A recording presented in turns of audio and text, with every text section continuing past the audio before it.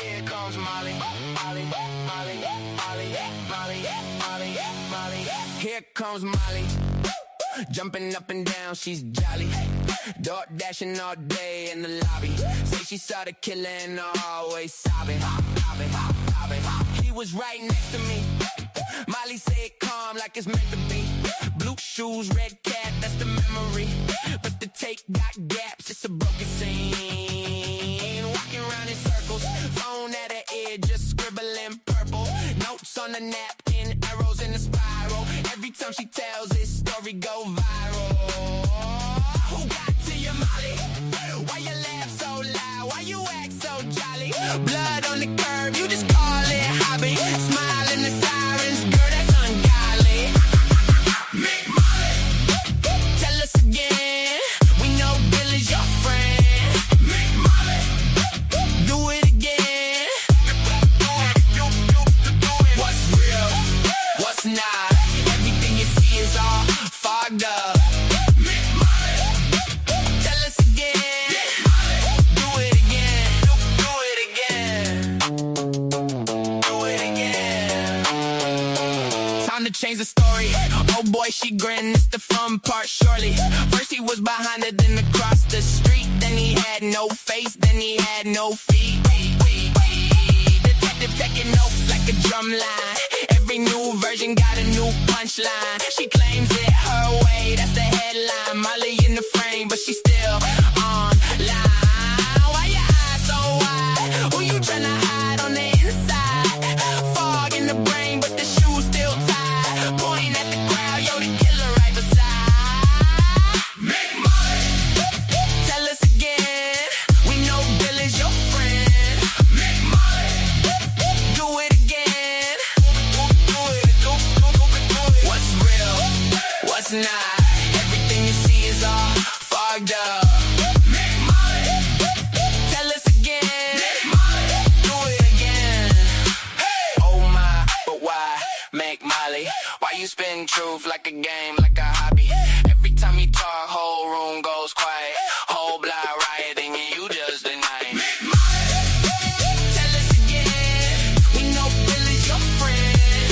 Make Molly. Do it again. Do it. What's real? What's not? Everything you see is all fogged up. Make Molly. Tell us again. Make Molly. Do it again. Do it again.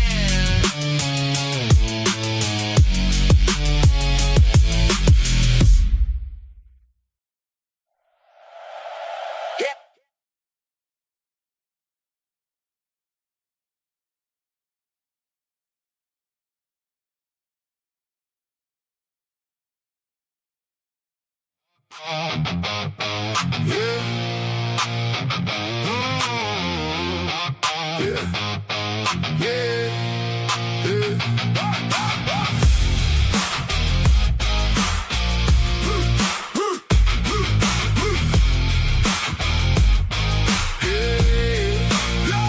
She walks in cold, wearing somebody else's face, lying through her teeth, trying to poison every place. Tongue like a blade, slashing at the weak. She smiles at your back, then talks when you can't speak.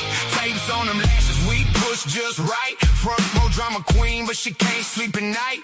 Jealous of the room, man, when it don't bend. She burns every bridge and calls her being a friend. Every room gets dark when she starts her games, pointing at the whole world to hide her own shame.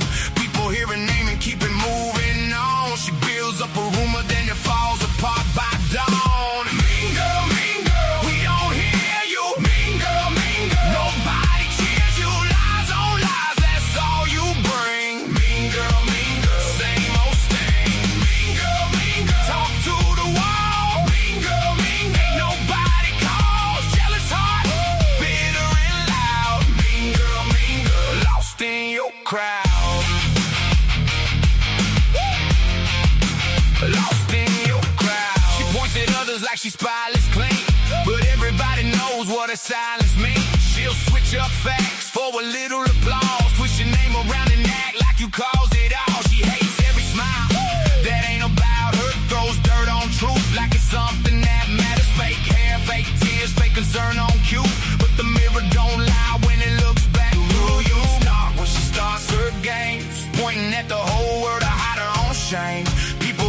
name and keep it moving on. She builds up a rumor, then it falls apart by dawn. Mean girl, we don't hear you. Mean girl, nobody cheers you. Lies on lies, that's all you bring. Mean girl, same old stain. Mean girl, talk to the wall. Mean girl, nobody calls. Jealous heart, bitter and loud. Mean girl, lost in your crowd. Lost in your crowd. You can tape it up, you can cover that crack, you can swap them stories, but you can't take it back. Every face you burn keeps a mark on you. All that hate you throw comes right back through. Mean girl, we don't hear you. Mean girl, nobody cheers you. Lies on lies, that's all you bring. Mean girl, same old stain. Mean girl, talk to the wall. Mean girl, nobody calls. Jealous heart, bitter and loud. Mean girl, lost in your crowd.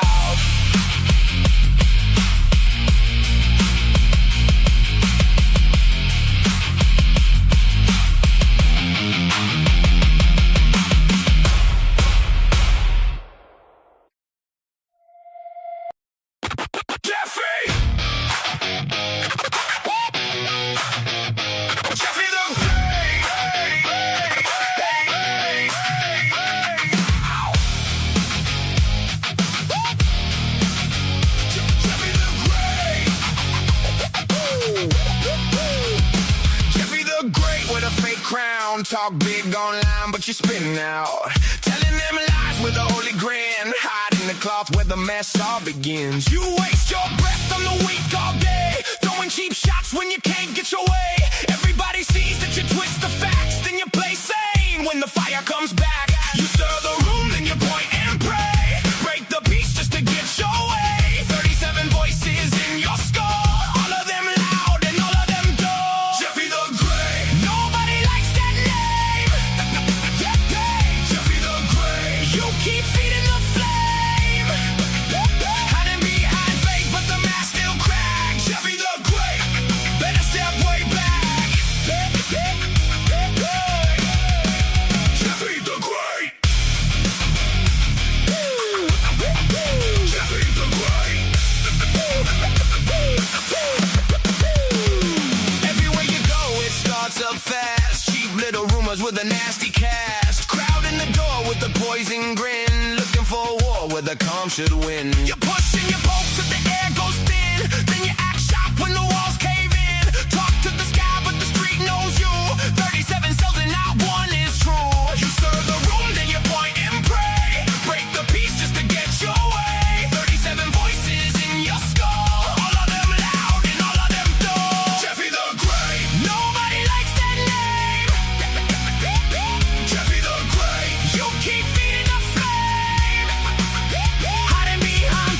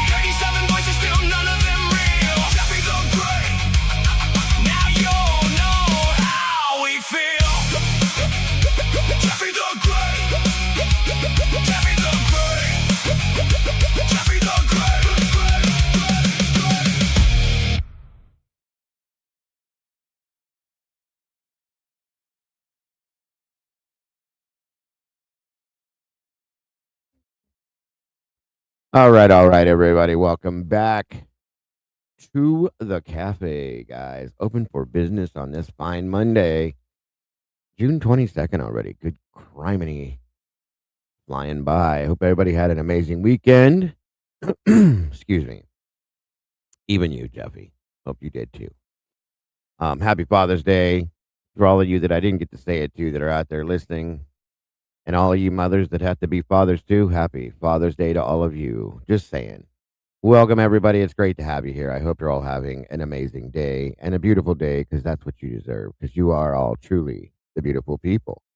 So thank you all for being here, guys. Part 4 of Back to the Basics in the Idaho 4 case. We're going back towards the beginning and breaking some of this stuff down to see if we find anything in there that we may have missed based on the knowledge that we have now. And of course, we're going to break it down and discuss it as well as other things in the case that we've come to the I guess you could call conclusions with now recently after my little rants and blow ups over the past few days. So, hey, it is what it is. Great to be back. I missed you guys yesterday, and I hope you're all doing amazing because you truly deserve it. That being said, excuse me, I'm sorry. You guys, I know where we go next. Let's do this thing and let's get this show on the road. Here we go. Here we go.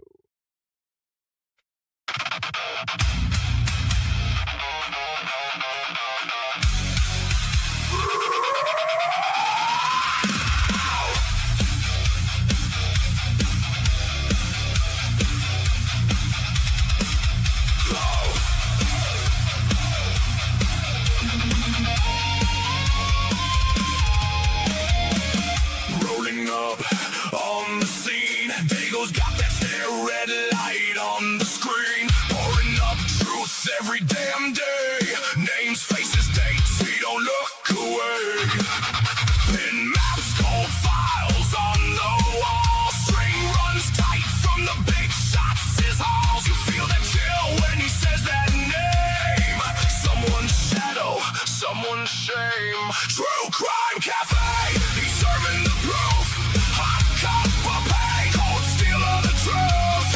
Seeking justice, seeking reality.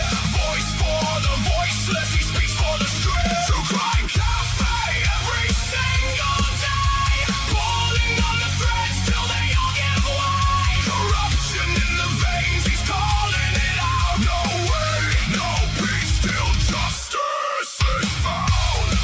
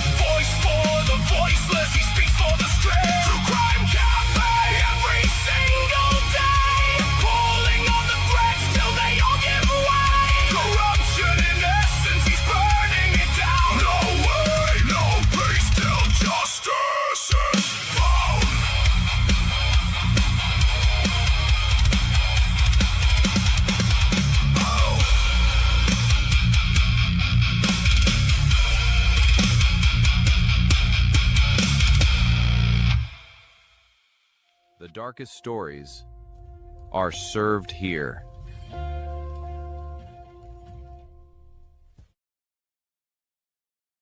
All right, all right, all right. Welcome back, all you beautiful people. It's great to see you guys back in the house today. Thank you for joining me. I did miss you all yesterday. Unfortunately, my children said, no, you're not touching the computer. We're here. You're here. Leave it alone. So they forbid me from jumping on here yesterday at all. None of them left until late last night. So I even thought maybe after everybody leaves, I'll jump in, all that. Nope. They made sure. They were like, you need to take a break and do something different. And I said, okay. So I did. So that's why we did no conspiracy or cafe conspiracy show last night. My apologies. I will make it up to you guys somewhere, somehow, for those of you that wanted it. And we're back today doing our thing. So, yeah. Part 4, back to the basics in the beginning of the Idaho court case. Moving forward, I'm looking forward to it. I hope you guys are as well. I do have a link pin for those of you that want to join me to break it down and discuss it. We're going to do that. And who do we have joining us? Miss Rose in the house. Sweet Pea, welcome back to you. Moto Man, it looks like Moto Man's going to be joining me already. It looks like Miss Tiki Bar, good to see you back in the house. Karen Polka welcome. Miss Jenny Fiorentino, welcome back to you. Sylvia Hurley, welcome, welcome, welcome. Italian Girl, 76, great to see you. Mackenzie Ray, welcome back to you. Eddie's in the house, One Maiden Nut, good to see you. Scully Skull, gang, gang, good to see you, brother. Thank you for being here. Scully's the one that created that awesome intro that you guys just watched. Sweet Pea, welcome back, great to see you, dear. Let me see. Accomplished Day, welcome. Accomplished, by the way, for those of you that were not here the other day when we were breaking down the timeline. Accomplished is the one that put together that amazing timeline that we were using. So thank you for that. That was amazing. Very much appreciated. Let me see here. Hot Grandma's in the house. Good to see you. Thank you for joining us. The North Carolina Mountain Man. Happy Father's Day, Diego. Thank you, brother. Same to you if you have children as well. Appreciate you very much. Pretty much Finland. Good to see you today. Miss Becca, welcome back to you. Truth Not Redactions is in the house. Great to see you. Pixie Dust, welcome back to you. Ms. Margaret, great to see you today. Mikey's in the house with the last 24. Good to see you, brother. Hope you had a good weekend. Thank you for those of you that joined us for the verdict room on Saturday night. We had special guest Mark B join us. It was a great show. I really, really enjoyed that show. A lot of how can I put it? A lot of education there in some senses. I really appreciate Mark's work out here. He's a great resource and he's definitely helpful to the community. So I'm grateful that he's part of our crew out here in the YouTube world, in the true crime community. Great to have you, Mark, in the community, and great to have you on our show Saturday night. It was great show, guys. Really was. So let's see here. Lottie Rants, welcome to you. Great to see you today. Enod, welcome back to you. Burrows down Minute, welcome to you. Blue Devil, good to see you.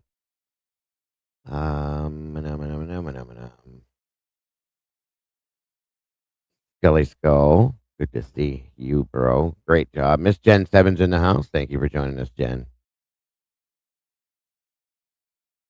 Thank you, Mikey. I did. Jamila, good to see you, dear. Thank you. Superman's grandma, welcome back. Miss Shauna M, welcome and good afternoon. Kelly Coker, great to see you today. Michelle Reeder, welcome back to you. Oh, la la la la. Miss Gracefully Salty, great to see you today. Na, na, na.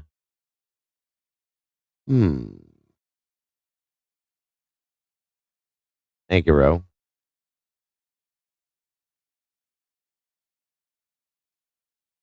Thank you, Miss Jen. Thank you very much. And happy Father's Day again to all you fathers out there and all you mamas that have to be both mama and daddy. God bless, and I hope you all had an amazing day. Let's see here. I think I almost got everybody here. I think. Maybe. If I didn't, I promise you, as always, I will catch up with you. Let's see.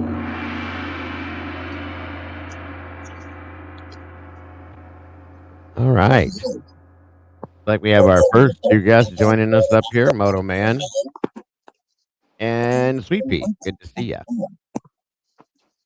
Hey, what's up? What's up? LMNT, welcome to you as well. Randy Fur, good to see you, brother. Renee Cerruti, welcome back to you. Thank you very much, Camilla. I saw that and thank you for that. Very much appreciated. All right. How you doing, Moto? Hey, Dago, how are you doing? I'm good. I'm good. The kids tied you to a chair yesterday, or what? What's that? The kids tied you to a chair yesterday, or what? Basically, they threatened me. Oh, yeah? Yeah, they threatened me. They said, if you go anywhere near that computer today, I'm telling you. So, yeah, there was no. Even late, I tried. I was like, all right, everybody. Most of the other people that we had, because we had just had a cookout. And they left, and the kids were still here. People were playing cards and stuff. And I was like, well, and I started walking this direction. They looked at me, all of them. They were like, don't even think about it. Sit down. I said, okay. So, yeah, they tied me down yesterday. But that's all right. I needed to take a break. I had a good day yesterday. It was nice. They wanted to spend time with their dad. Basically. What'd you say, Moto? My nephew keeps forcing me to play Minecraft with him. A little bugger. Like, I have no idea what I'm doing in that game, and he just kills me every chance he gets. The game is it's wild. It's interesting. I wish I knew more about it. It's kind of cool. Slay the little bugger. Yeah, right. I like building the things you can build in it. What's up, Fox Rooter? Good to see you. That's pretty neat stuff. But yeah, I used to play with my youngest one back in the day. But yeah, it's interesting for sure. But I don't know that much about it either. I would just start building buildings and stuff. And he's like, "What are you doing?" I was like, isn't that what you're supposed to do?" He laughed. He was like, "No, there's goals to things and stuff." And I'm like, "Okay, whatever." Did the best I could. Beats the heck out of me. I want him to start playing games like Call of Duty or first person shooters, right? But my sister just won't have it. She just doesn't want the violence. No, I get it. Yeah, I didn't allow Caden to touch that stuff till he was probably 13 or 14. And even then, he's really was never really much into those. He's more into the Minecraft, or he liked all the Lego games and stuff like that too. So luckily, but my other ones, like my twins, they were hardcore gamers playing COD, and they still play Fallout and all stuff like that. So Fallout's an amazing game. Yeah, one of my twins is like a master at that game. I don't know what. I mean, that's all he does when he's not working. And then the other one plays. I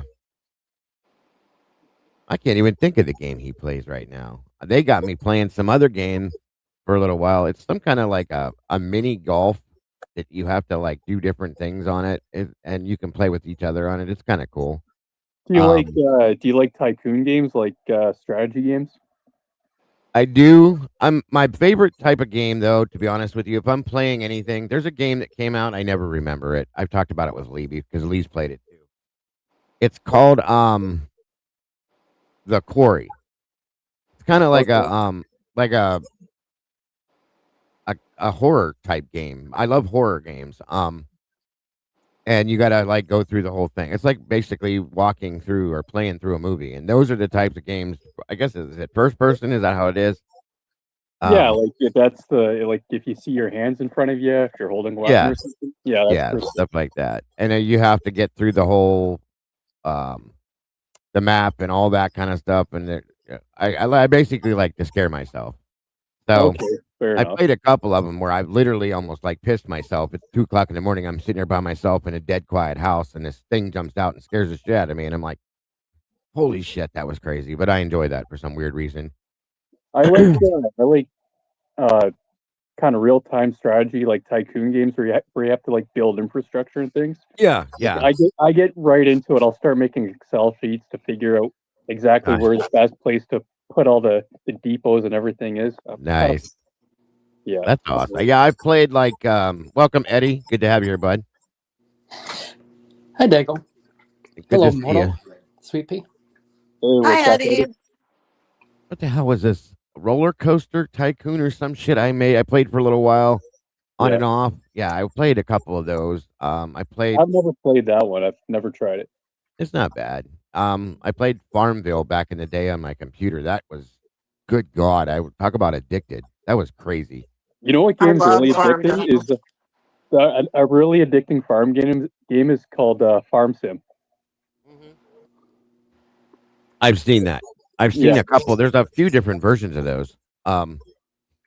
There's one on my PS4 that's it's Farm Simulator. Yeah. Yeah, and you actually have to farm the whole plow, all that crazy stuff. It's wild. Yeah, it's pretty cool because you can get mods and stuff, so you can like use construction vehicles and stuff, flatten land, and yeah, it's great. Dago. Yeah, yes, sir. Oh, I interrupted that. You finished. No, you're good. I was done. You're good. Okay. Can I get us on course? Is that Of course. Absolutely. I have a list to share with you all. All right. I want to share it with you while it's recent and relevant. I watched your Friday night foolery. You guys call it something else, but this is the daytime show, yeah. so we'll just call it. Where I was going off and screaming and yelling and all. Yeah. Yeah. I really enjoyed watching that. I can sympathize with you and relate. I can imagine, sir. And this is kind of where I'm going with this. So just trust that I'll see us through to that. But I'm going to start with this list first. Absolutely. Welcome, baby. I don't have a title for the list. Yeah, I'm hoping you guys can help me with that. I'm sure we some can. of you have vivid imaginations, but there is a consistent theme. I'm sure you will all pick up on it once I get reading the examples, the items. Sounds like a plan. So might take a minute, but here we start. All right. Good stuff. The first, this is going to be good. He speaks with emotion. Steve isn't good with times and dates. In my opinion, Dave has some accuracy issues when it comes to the times. Rushed judgment, botched investigation, target fixation, tunnel vision, inexperienced, incompetent, small town detectives. Here's one from Bryan Enton. Misquoted. That's in quotes, by the way. That is what he's saying. Yeah. Got you. Someone was misquoted. Here's some more. Responding emotionally, traumatized, excited, upset, making snap decisions in the crime scene. Remember, they're not experienced homicide detectives. No experience, lack of training, too much adrenaline. Someone got excited and distracted. And of course, lastly, systemic failure. That word, yes, that's the trigger word right there. What do you guys think of that list? What is the common theme? What should I title this list? Let's see. Idaho 4 descriptive knowledge.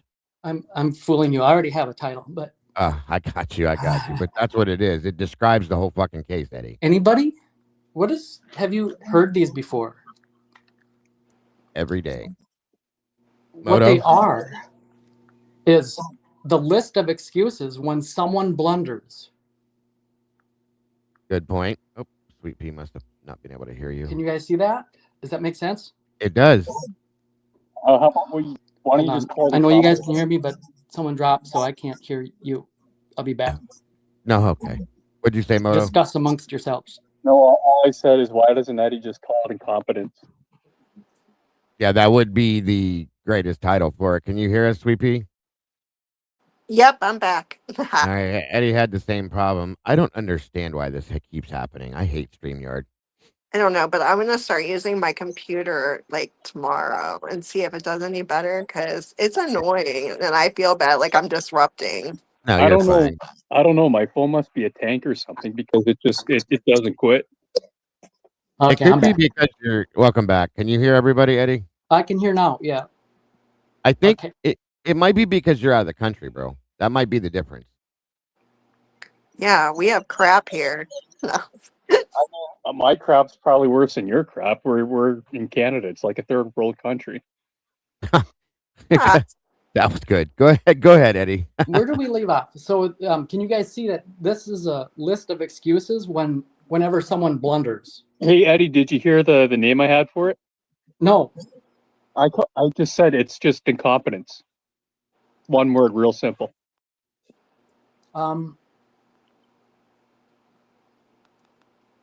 I'll consider it. If But you can believe that they're incompetent, that's the problem. right. Yeah. This is I'll give you one word. Fix. As in, There you go. this is the fix.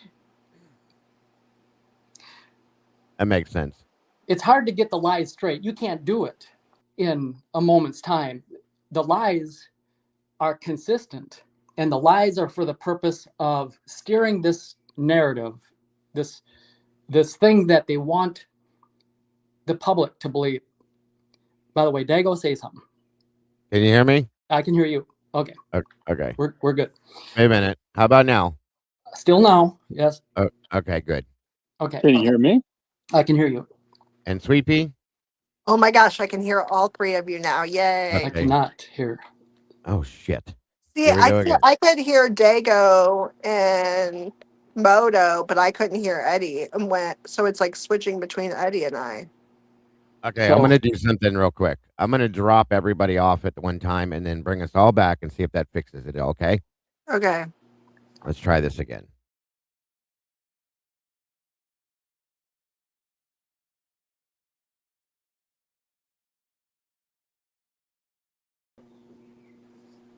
Okay.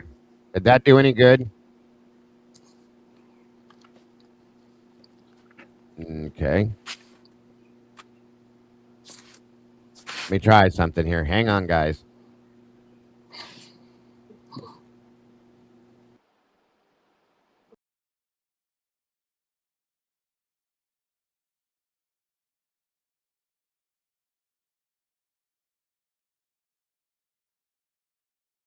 Okay, can you hear me? Absolutely. Okay, those have to come back in. All right, here she comes. Now I need him. All right, can everybody hear each other?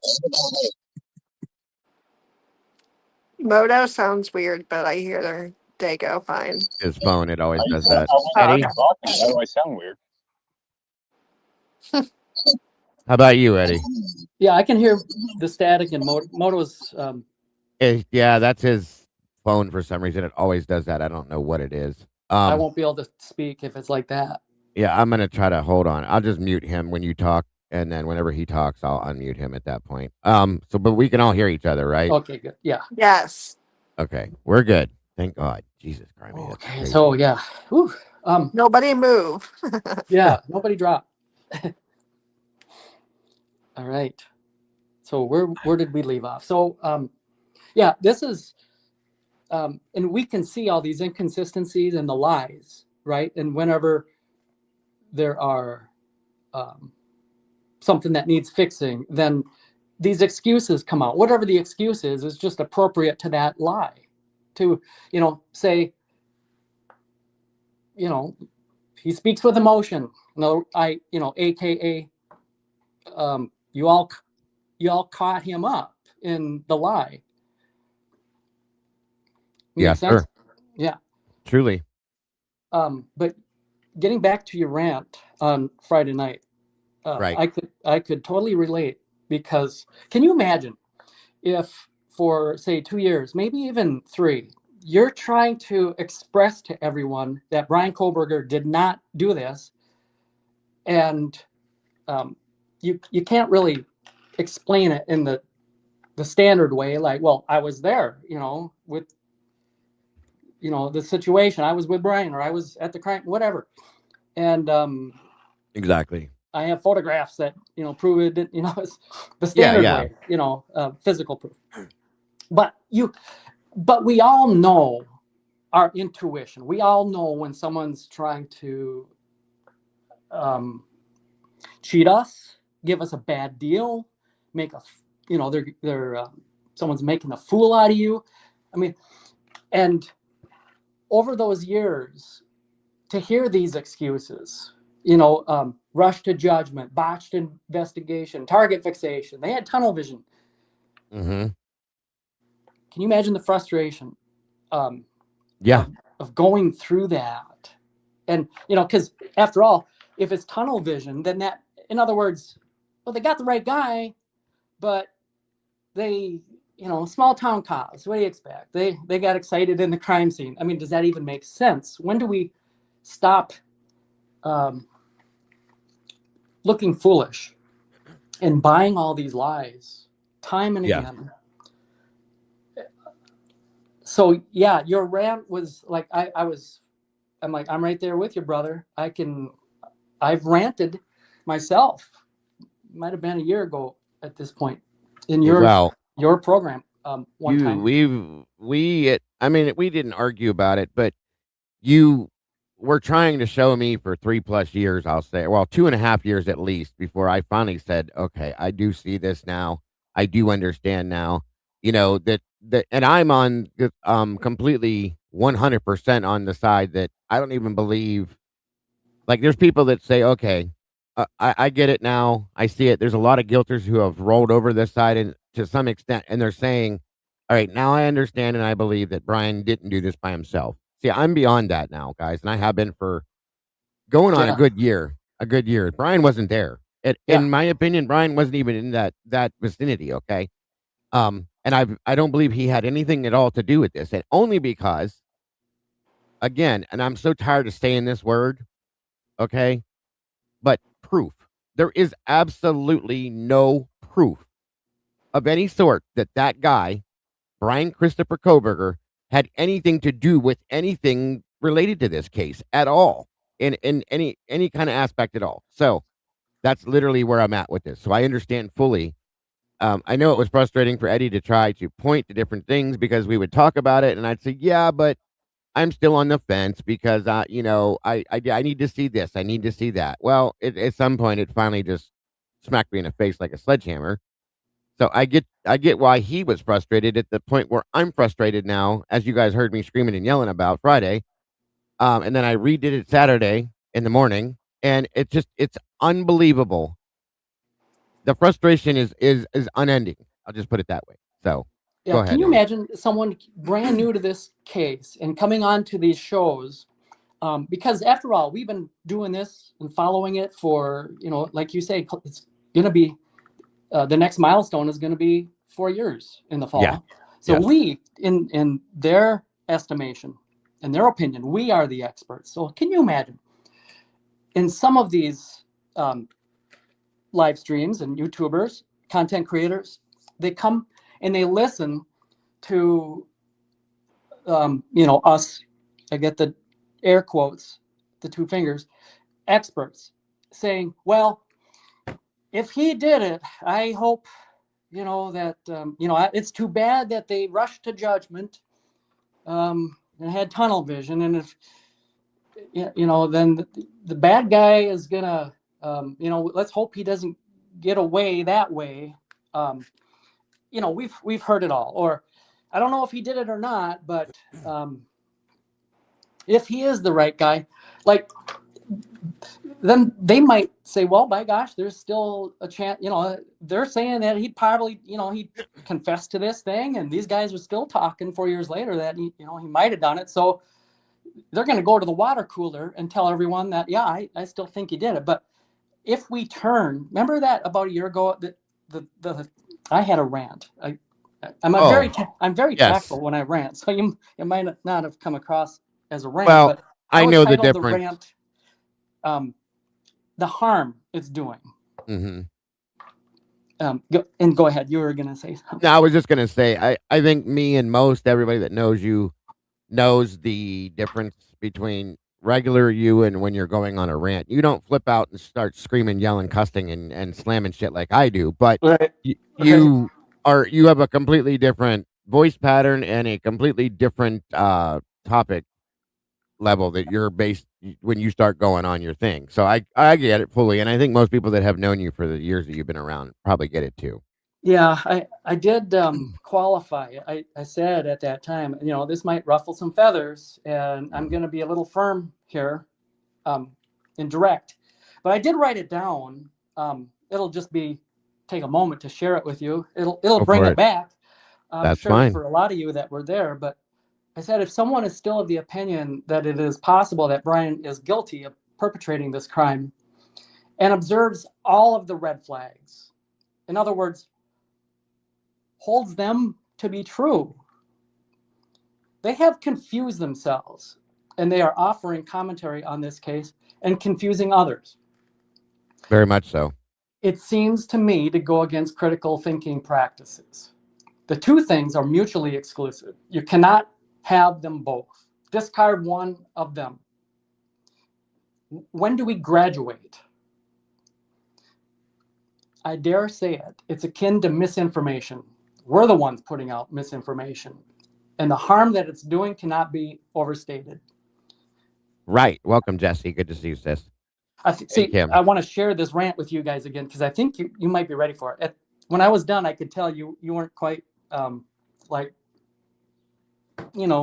get it. Yeah, ready at that point to accept it all. I understand. But I'm almost finished. I hope those who hear this can reflect and see that what I say is true and important, and come around to correct this oversight and see that it is necessary. In other words, necessary to stop I'm 50-50 on the fence. I just need more information. Once they show the proof, I'm waiting for the proof. This type of, talk. Right. Or mindset. Matter of fact, it was about by the way, this is me talking and not reading the notes. About a week or so after that, if I recall, Casper West, you shared a Casper West video. He said it basically what I was saying. It kind of reiterated the thoughts, but he might have been a little bit more tactful. But yeah, he said, if you can't see how this case has been set up to frame him, you've already been conditioned. So that's why I say, stop being conditioned. Use your brain for once. See it for what it is. Or at a minimum, please stop following this case. There, I was a little bit firm there. But it's necessary at this point. When do we graduate, sense. Right? When was a brand new person in this case come onto these shows, and instead of hearing, well, if he did it, blah, blah, blah, blah, when do they hear he didn't do it? And here's the proof. Because we do have the proof at this point, and it's not just, sadly, it's not just one simple, item, but it is there for us if we have intuition and we have the eyes to see. Right. I think Moto has a question for you, Eddie. Oh yeah, go ahead, Moto. Yeah. So Eddie, if that's your stance on that, and you know what, I somewhat kind of agree with you, but imagine running with that mindset and then pursuing a lawsuit with it.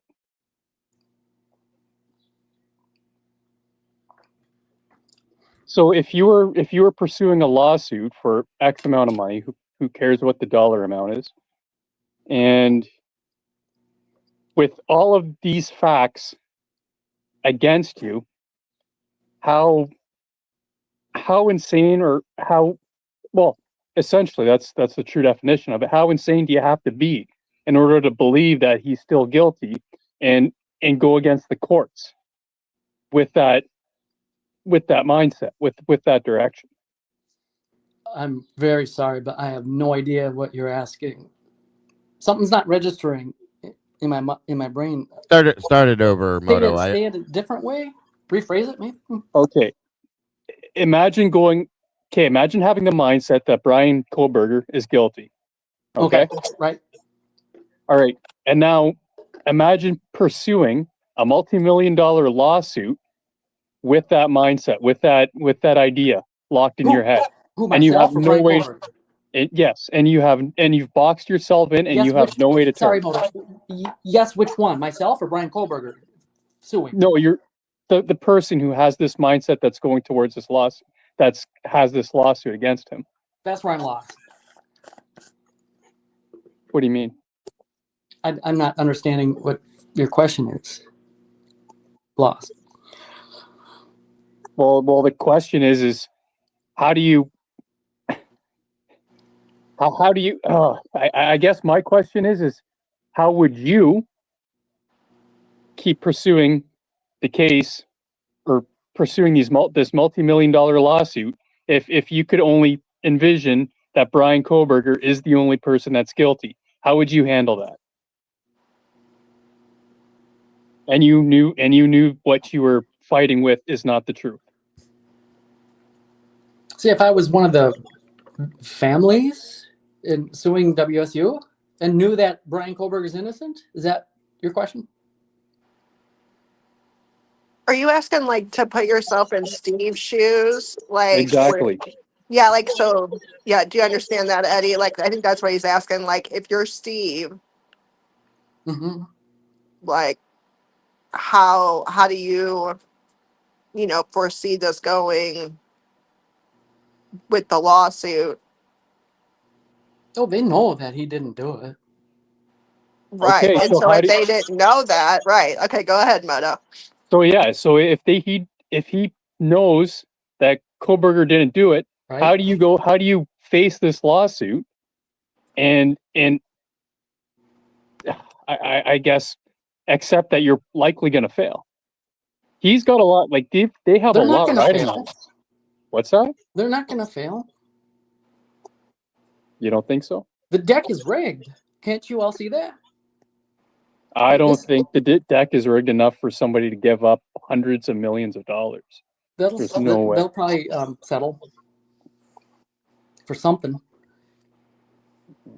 I sure hope not. That would be really unfortunate. This whole thing is rigged. I know. I hear you. Yeah, it's like so maybe this will help you understand. So like I hear so many people, to include Jesse Schul, say, when it comes to Brent Turvey, why would he do that and jeopardize his career? That doesn't make any sense. I've said the same thing. And here's the thing. How do I say it? That's not. He's on the winning team. He's not going to jeopardize his career. Well, and here's the thing, though. I still don't understand. I mean, it does, and it doesn't, because I know what you're saying. I still don't understand why somebody that does what he does, because it could jeopardize his career to some aspect. If you're saying things that, let's say, for instance, I got it. I got it. Good? Yeah, I can explain it. Go ahead. But I interrupted you. I can hold the thought. Continue.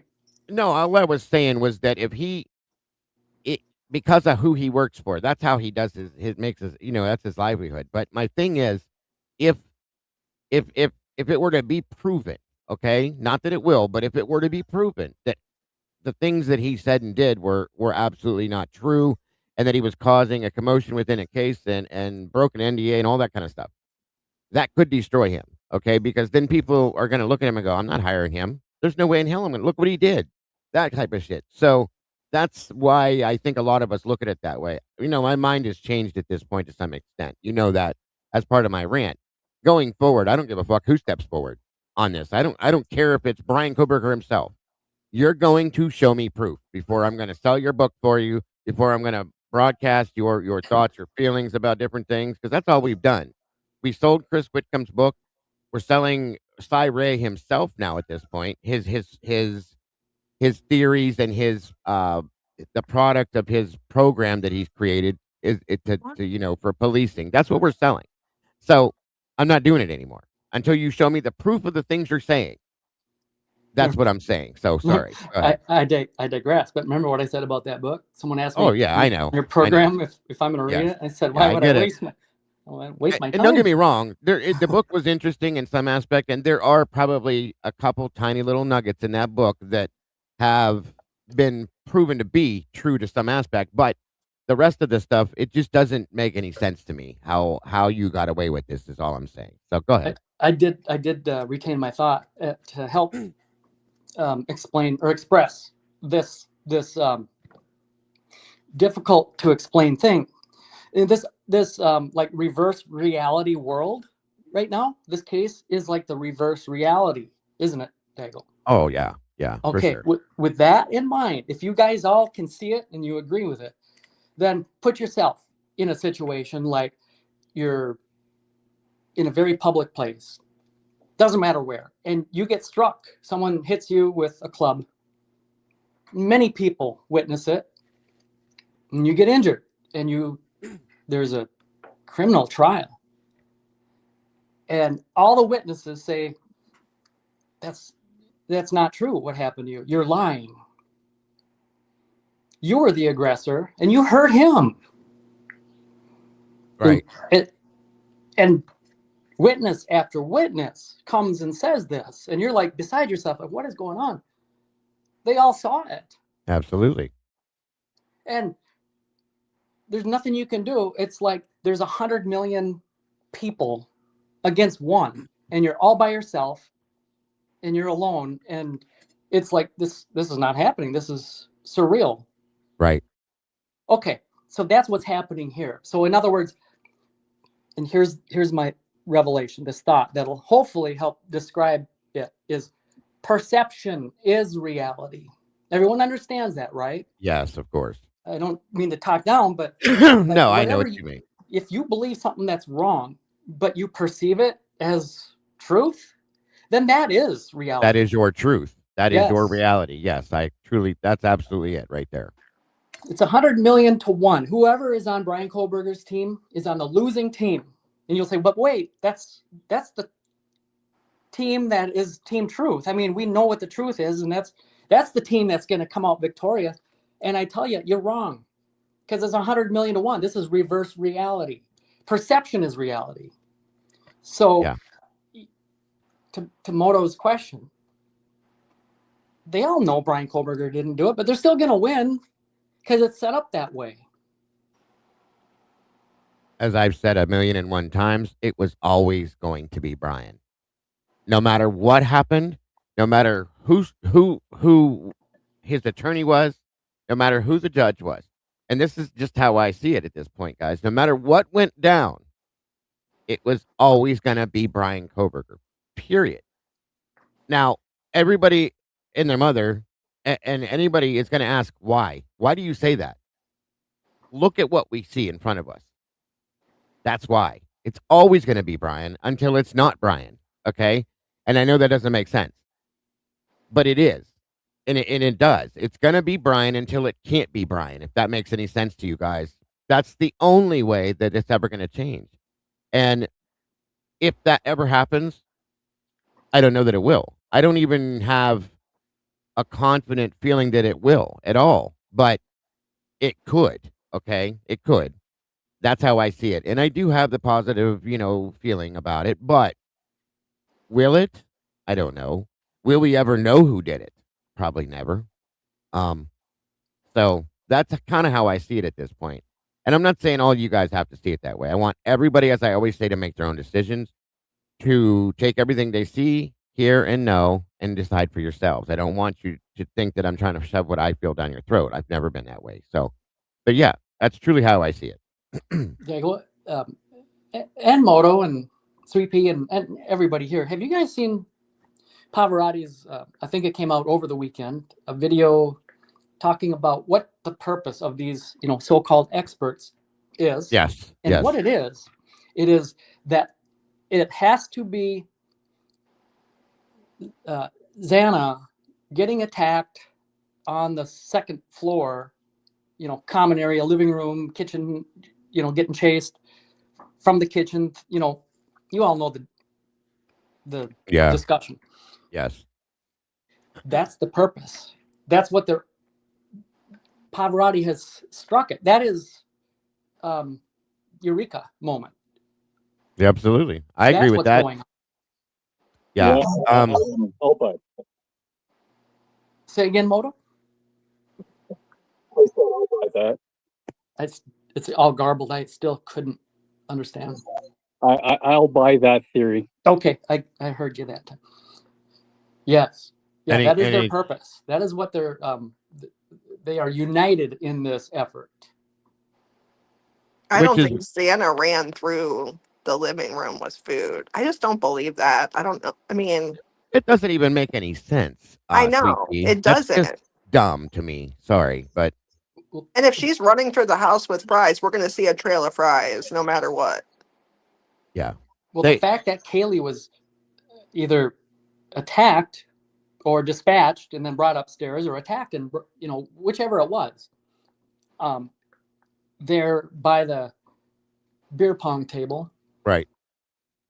Or even who knows? There was a cleanup, so maybe even in front of at the landing of the stairs that goes from the second to the third floor by Dylan's door. Who knows? It could have been in a couple places, actually. Yeah, right. So, and then later brought up to her room, because of course, if she's laying there by Dylan's door, then how can Dylan be blissfully ignorant? Because we know she's not. Yes, agreed. Yeah, the narrative falls apart. So, that's why she was brought upstairs. So if everyone learned that, knew that, think of what that would do to their case. 100%. Real quick, Eddie, I don't want to cut you off, but I do want to real quick say thank you to Sleuther. She dropped 10 new memberships. Cassie Hackett, Tallulah Ruby Monroe, Kiki Can, Teresia Lemaster. What's the LA? Tammy Lee, RS Woe 2 Hour, Bryan Rambles, Pammy B, and Eeyore's Blues. Congrats and welcome to the sauce. And so much thanks to you, Sleuther. Love you so much, and I appreciate you as always and all your generosity. That's amazing. Thank you again. Go ahead, Eddie. Well, he also had another video. It was a different video, but briefly, it went over some of the latest unsealed documents that we have. Right. Talked about, one of the biggest takeaways in there was that, well, although it doesn't say it in these terms, I'm going to put my, I guess it would be how I interpret what I'm reading. And what I've thought for quite some time is that law enforcement are the ones who cleaned up the crime scene. Yeah, I agree with that. Something Lana had pointed out a while back, actually, when it kind of, I guess, solidified that in my mind for me as well. So, and of course, that's the only way it makes sense. I agree. And by the way, I can still hear you. I can still hear you. Well, I hope that helps, because if Moto's going to come back up here, then we may have to do the whole switcheroo thing again. Can you still hear us, VP? Right now I can. We'll see when Moto comes up. Okay. What's funny is I've been watching and not taking the here we go link lately, but I've been watching this happen to Sweet Pea. I believe it's been Sweet Pea, right? And correct me if I'm wrong. Yeah, she's been up here a lot lately. And she dropped. I mean, when she can't hear. No, I can't hear. I have the same issue as you. I the exact same issue. Yeah, that's what I'm trying to say. Can we all hear each other? I can still hear everybody. Moto? Sweet Pea? Go ahead and talk again, Moto. I can hear everybody. Okay, I can hear everybody too. Holy shit. Wow. Look at that. Welcome, D. Smith. Good to see you. It's working. Why no vibrant pics of the bedroom ceiling showing anything? It's a good question. No idea. No That is idea. a good question because there would have to be spatter up there, right?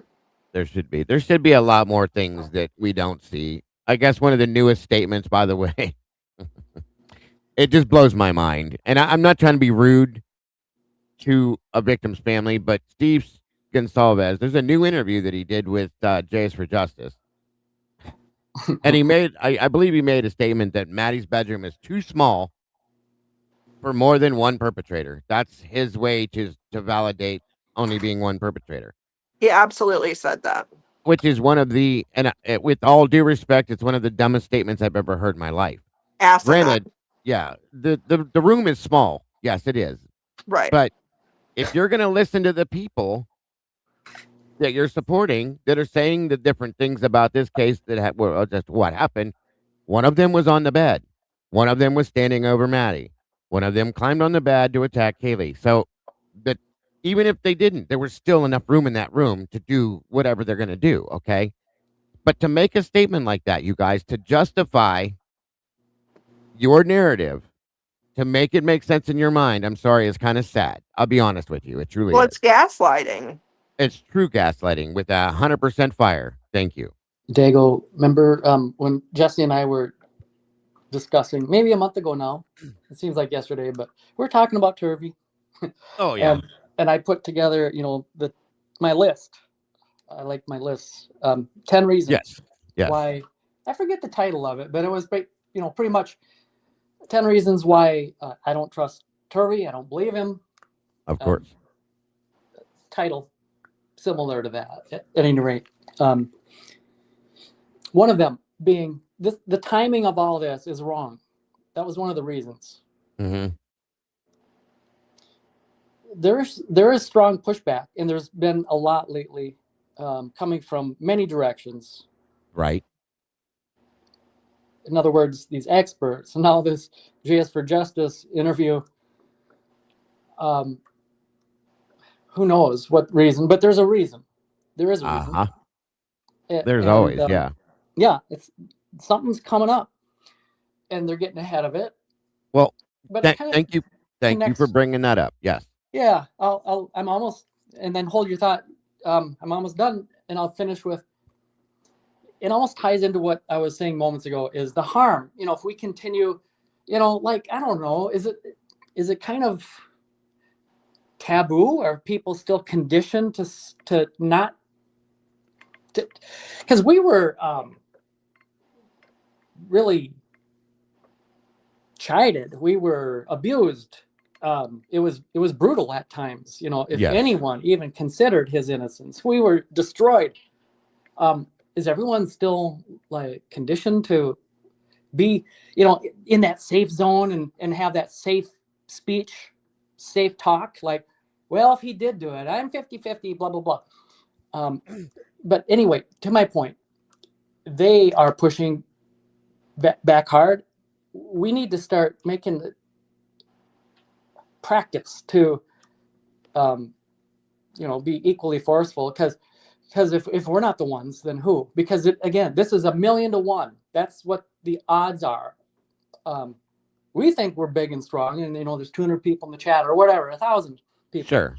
But how many are there that believe otherwise? What's the population of the United States, of the world? How many? Exactly. So we have to be the ones to, I guess, start the new norm, the new way of,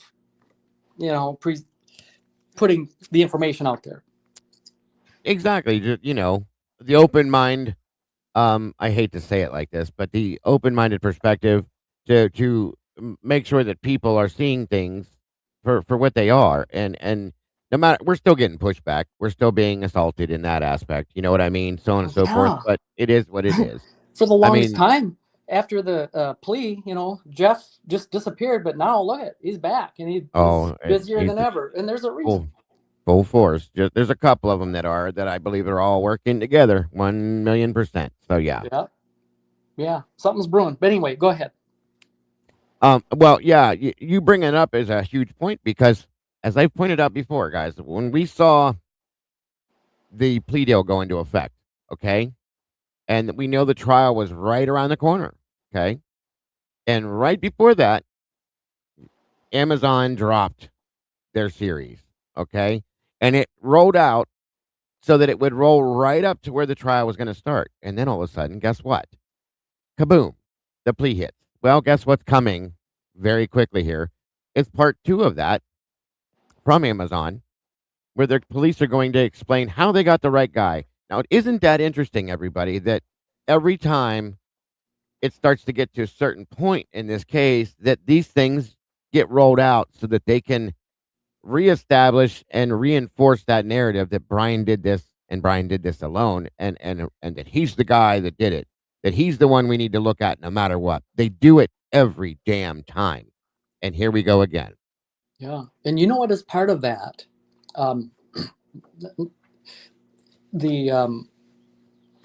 It's their attack is they have a couple different fronts. One of it we just discussed with it has to be Xana, make everyone think it was Xana instead of Kaylee.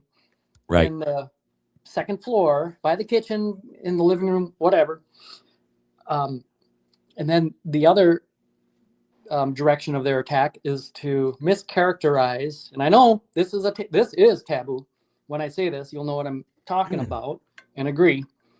The other front of their assault is to mischaracterize Ann Taylor. Yeah. Yeah, I see it. And I have seen it. It happens every time as well. And that's why they're jumping all over these other people. And again, like I said, I have questions about the defense, but I told you guys, you're not going to get me to throw Ann Taylor under the bus. Okay. I have questions. I have serious questions. I want to understand how things went and why they did. I said, but that doesn't mean that I believe that she did something nefarious. Okay. That's all I have to say about it. I'm not going to change that until something else changes that for me. So to go at her and go for her throat and you are one of them and that kind of stuff, I can't do that, you guys. I just can't. So where do you think that like what do you think about the plea? Like, if you think that about Anne, what do you think about the fact that she had this exculpatory evidence? What do you think happened? Like, Can I Well- pause you right there and have you explain, because I'm not sure what you mean by the exculpatory evidence. Which specifically are you talking about? Well, for me, I think the chain of custody of the knife sheath is an issue for me. I agree. And also the fact that we have discrepancies about was found on the floor, it was found in the bed, I remember back, it was found between Maddie and Kaylee. I remember that from way back in the day. And So, hold right there, Sweet Pea, because I'll Yeah. forget this if I don't say this. This is No, go important. ahead. This is important. We just had Steve again made another statement that Detective Mowry, he asked them about the whole thing about, why was the sheath on the floor? Why are we hearing it was on the floor and not on the bed? And Mowry came back and said to him, no, that's not true, Steve. That's just one more thing they're trying to do to manipulate the situation and to cause bullshit. This is what they're doing, is what I'm saying. I believe fully that the sheath was on the floor and somebody picked it up and put it there. Whether it was nefarious or not, it doesn't matter to me. It happened. I agree. Opinion. The fix, right? There you go. Yeah, The fix. exactly. So again, This is what we have. This is like, we have this plain black and white right here. This is the one thing we actually have. It literally, you can't mistake the sheath on the floor. Yeah. Well, that's what I'm saying. So, like, yes, we have been given recently some little nuggets of information that I believe are true. The way that they're manipulated is what I have the issue with, for lack of better terms. But Gilbertson, not Mowry. I'm sorry. Thank you, Bubbles. I always get their names confused. But anyway, again, this is the lead detective, okay, saying this. No, it's just them playing their game, Steve, to manipulate the situation. We were telling the truth. It was not, which tells me here again, in some aspect, that the families are still questioning. They went to Jeffrey Gentry and asked him questions about the blood DNA and all that kind of stuff. So they're asking questions out here, but they're still running that same narrative, you guys. So that's where the explanation is needed, I think, and that's where people are confused. They're still asking questions about what went on, but at the same time, they're still running their same narrative. That's the problem with the whole case. Can I ask 3P a question? Sure. Please go ahead. Okay. Oops, sorry. Thank you. Regarding the chain of custody of the sheath, and I'm not trying to be too, like, what's the word? Specific, critical. Critical. I'm not trying to be too critical, but would that be exculpatory evidence, or to be more like just pointing out, just like a quiver, arrow in the quiver that they can use as another, like, I guess, item to show how the crime scene was handled poorly. I know what you mean. Type of thing. I get what you mean. Well, for me, what I would say is, with all of this, the knife sheath should have been thrown out. So, because nobody knows where it was, nobody knows anything about it. We can't confirm any of that. So, if we remove the knife sheath, then what do we have against Bryan? In the mainstream, obviously, narrative, The same thing we have always had. Nothing. nothing. So, they're clinging on that knife sheath. So, if we get that knife sheath thrown out the way it should have been. And correct me if I'm wrong. Okay, please, anybody, because I know Vibby the Putz or Jeffy the Great will. They were, if I'm correct, the prosecution was going to, they were going to rescind that from their testimony or from the evidence that they were going to show anyway, if I'm correct. At some point, I had remember hearing that they weren't even going to use the sheet. So No, if you're they not couldn't going to use it. Yeah, Right, they couldn't right. use it as they could use. What they had to do was use it as a tip. So but I feel like the jury. Don't you think they would have picked up on that? Like, I but feel like but as a juror. But yeah, you're right, and that's what I'm saying. But then at the same time, the whole remember Hitler saying what he said about, well, we're going to do this and this, and Yes, you two get together, and I'm putting this in my own words, not his, but you two get together and come up with a lie to tell the jury about the tip. That's what his plan was. Okay, that was exactly what he said. basically, without saying the word lie, is what he said. So they're in turn, guys. What does that tell you? I mean, And that's my issue. That's why I always go back to the knife sheath. and I'm of the mindset now. Okay. You guys have heard me say this before, and I will scream this to the world from the highest mountain I can stand on. Othram did not solve this case, okay? And I do Oh, not heck believe no. you could pen me $1 million. I'm not going to tell you that I believe that the DNA on the sheath is Bryan Kohberger's. I don't. It's not his. As far as I'm concerned, it is not his. They haven't proven that it is. And they're never going to because they can't. They It's not can't. his. It's not not his enough. DNA. It's not whatever. They couldn't. Yeah, there's no way. And so what I'm going to tell you, in my opinion, guys, and this is my opinion, understand that this is not a fact. This is not, and it's not misinformation either. The blood DNA that's on the sheath belongs to the people that committed the crime. That's my opinion. And I know that they know that as well.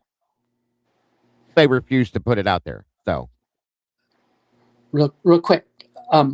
Still on the topic of the sheaths, however. Yeah, go ahead. I get the impression that some people haven't seen. It's in Pavarotti, one of Pavarotti's Turvey reaction videos, where he breaks down, some of what Turvey has put out, and he did talk about his theory on how Ann Taylor might have handled the chain of custody regarding the sheath. I would have no ability to, sitting here and give an impromptu recap of what that is. It would be better if I said nothing about it and let that portion of the video, speak for itself, because I wouldn't be able to do it justice. But it's interesting. It's his theory. It doesn't mean that that's the way Ann was going to do it, but it's possible. Do you know at all what I'm talking about, Dago? Did you see that? Does it ring a bell? Has anybody seen that and have heard that? About Ann Taylor? About, no. Like in a trial setting, how if a chain of custody on an exhibit was, Mishandled? mishandle how they go about, what's there's a process of how they handle that, and Yeah, the he way she discussed it, presented it. and a lot of people may not have seen that, so don't have, their mindset is like focused on there Ann Taylor goes again. She doesn't she doesn't understand the significance of Right. the chain of custody snafu regarding the sheep. But if they haven't seen that video, then um, that way of handling it is not in their mindset. So they might not understand that they may be just only seeing one Yeah, possible. And I'm struggling to explain I know what you're what. saying. I get it. I think they do too. They're focused on the wrong thing, the negative thing. The Ann Taylor. It's like confirmation bias. It's another way that Ann Taylor did it And wrong. and at this point, that's not what it is. It has nothing to do with her. How she would have presented it if it would have got to that point, which again, I think I've told you, and I know Eddie has said it, and many other people have said this as well. This was not going to go to trial, folks. I debated that in my mind back and forth. Sarge and I both talked about that one time back and forth. Could it? Will it? Maybe. I don't know. And at some point, I realized after the fact it was never going to go to trial because they couldn't.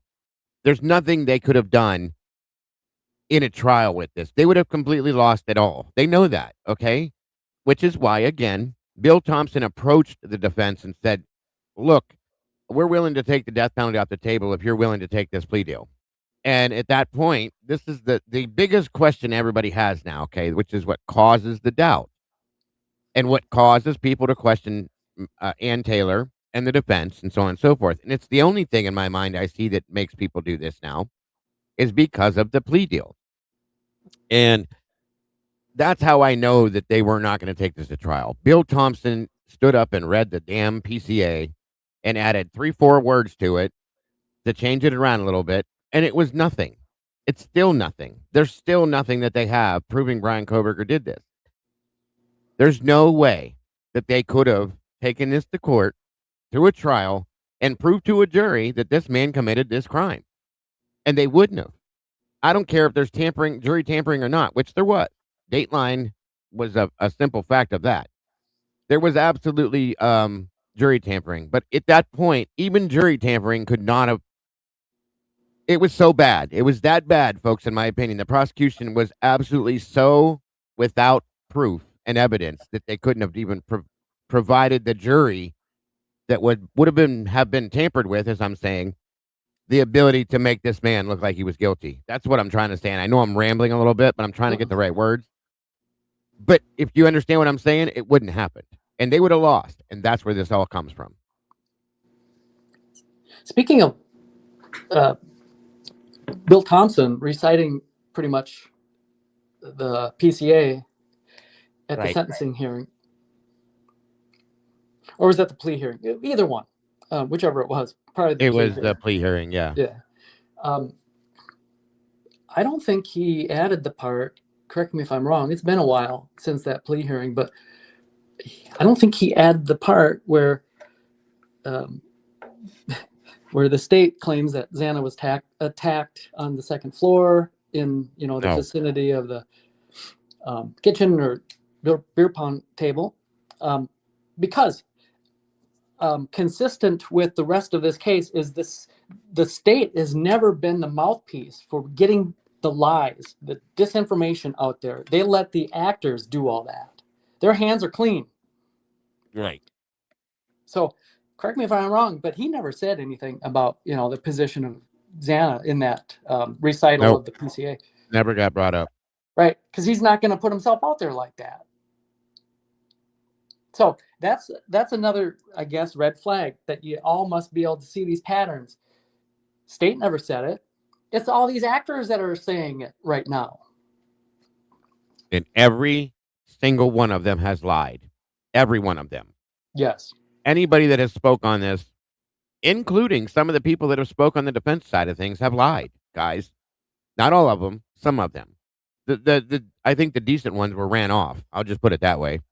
Um, if and that's all you need to know. I mean, if you agree with what Dago just said, then like, okay, so if I took you for a sucker, if I gave you a bad deal, I sold you something and it turned out to be a lemon, and then you saw me again and I got another item, here, buy this from me.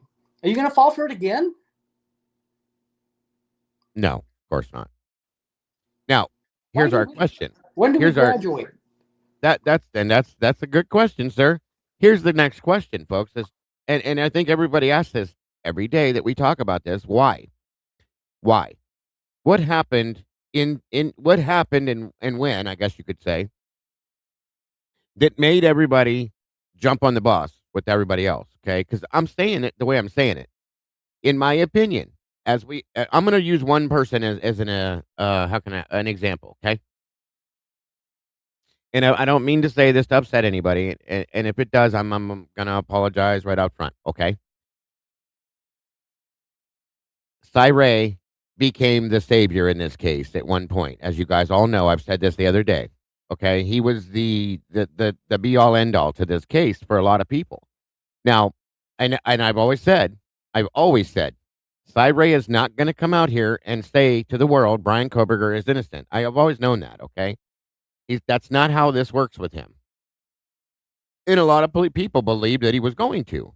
And I explained, I said, the only thing Cy can do with what he does is he can show to you how, and he says it in his book as well as the affidavit and other things like that.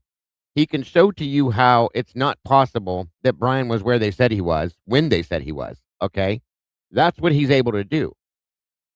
Even with that information, Cy is making statements now saying that Bryan's always been guilty. He took the case knowing that he was guilty.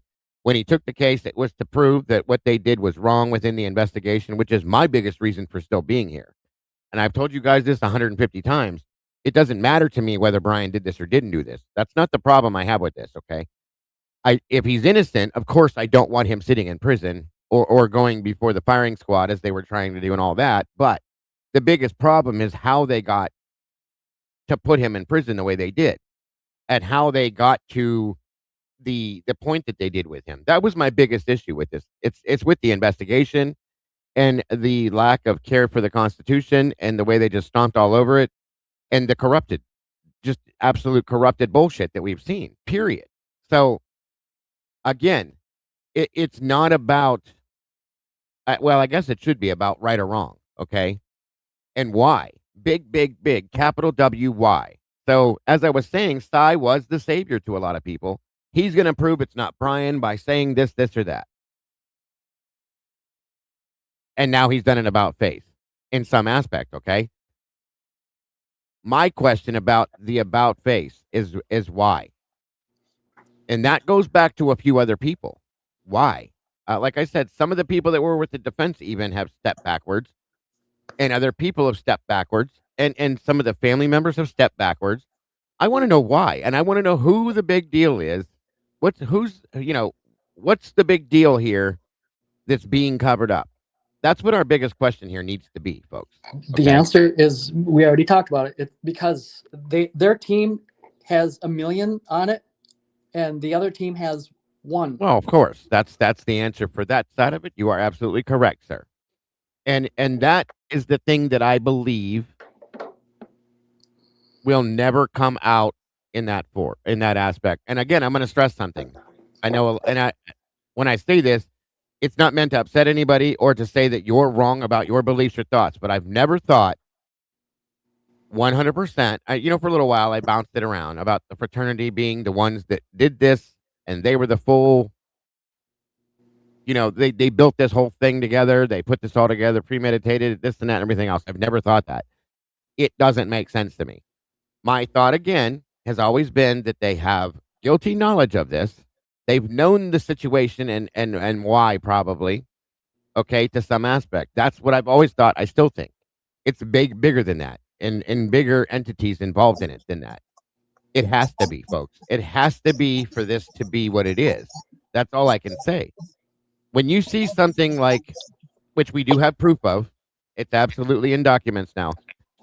The lead detective hold on one minute. One of the lead detectives in the investigation being hired in by Latah County Prosecutor's Office as an investigator. That's all she wrote for me right there. Because now he's on board with Latah County Prosecutor's Office. Now you tell me why you think they did that with him. Anybody in here, please. I just want your your ideas as to why you think Brett Payne is now working for Latah County Prosecutor's Office part-time as an investigator of all things. Oh, I can answer that one. Go for it, bud. It was simple. I said it when we first watched the interview of the police walking the bodies out the door. Bill Thompson turned to Payne and said, "Number these, like we talked about. There's the promotion. There's the new job." Say that one more time. I said number these like we talked about. Yeah. And he's there protecting the narrative, folks. He's protecting, working with the prosecutor's office. He's making sure as an investigator that he can protect what we have in place as of now.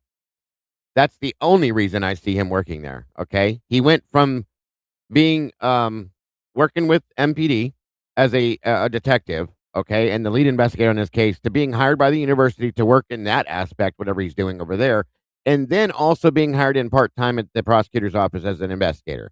You've got to be kidding me. If you don't see this for what it is at this point, I got a good a good ophthalmologist that'll probably get you some good glasses, guys, because that's the only thing I can think of. Like, it's right in front of our face. It's right there.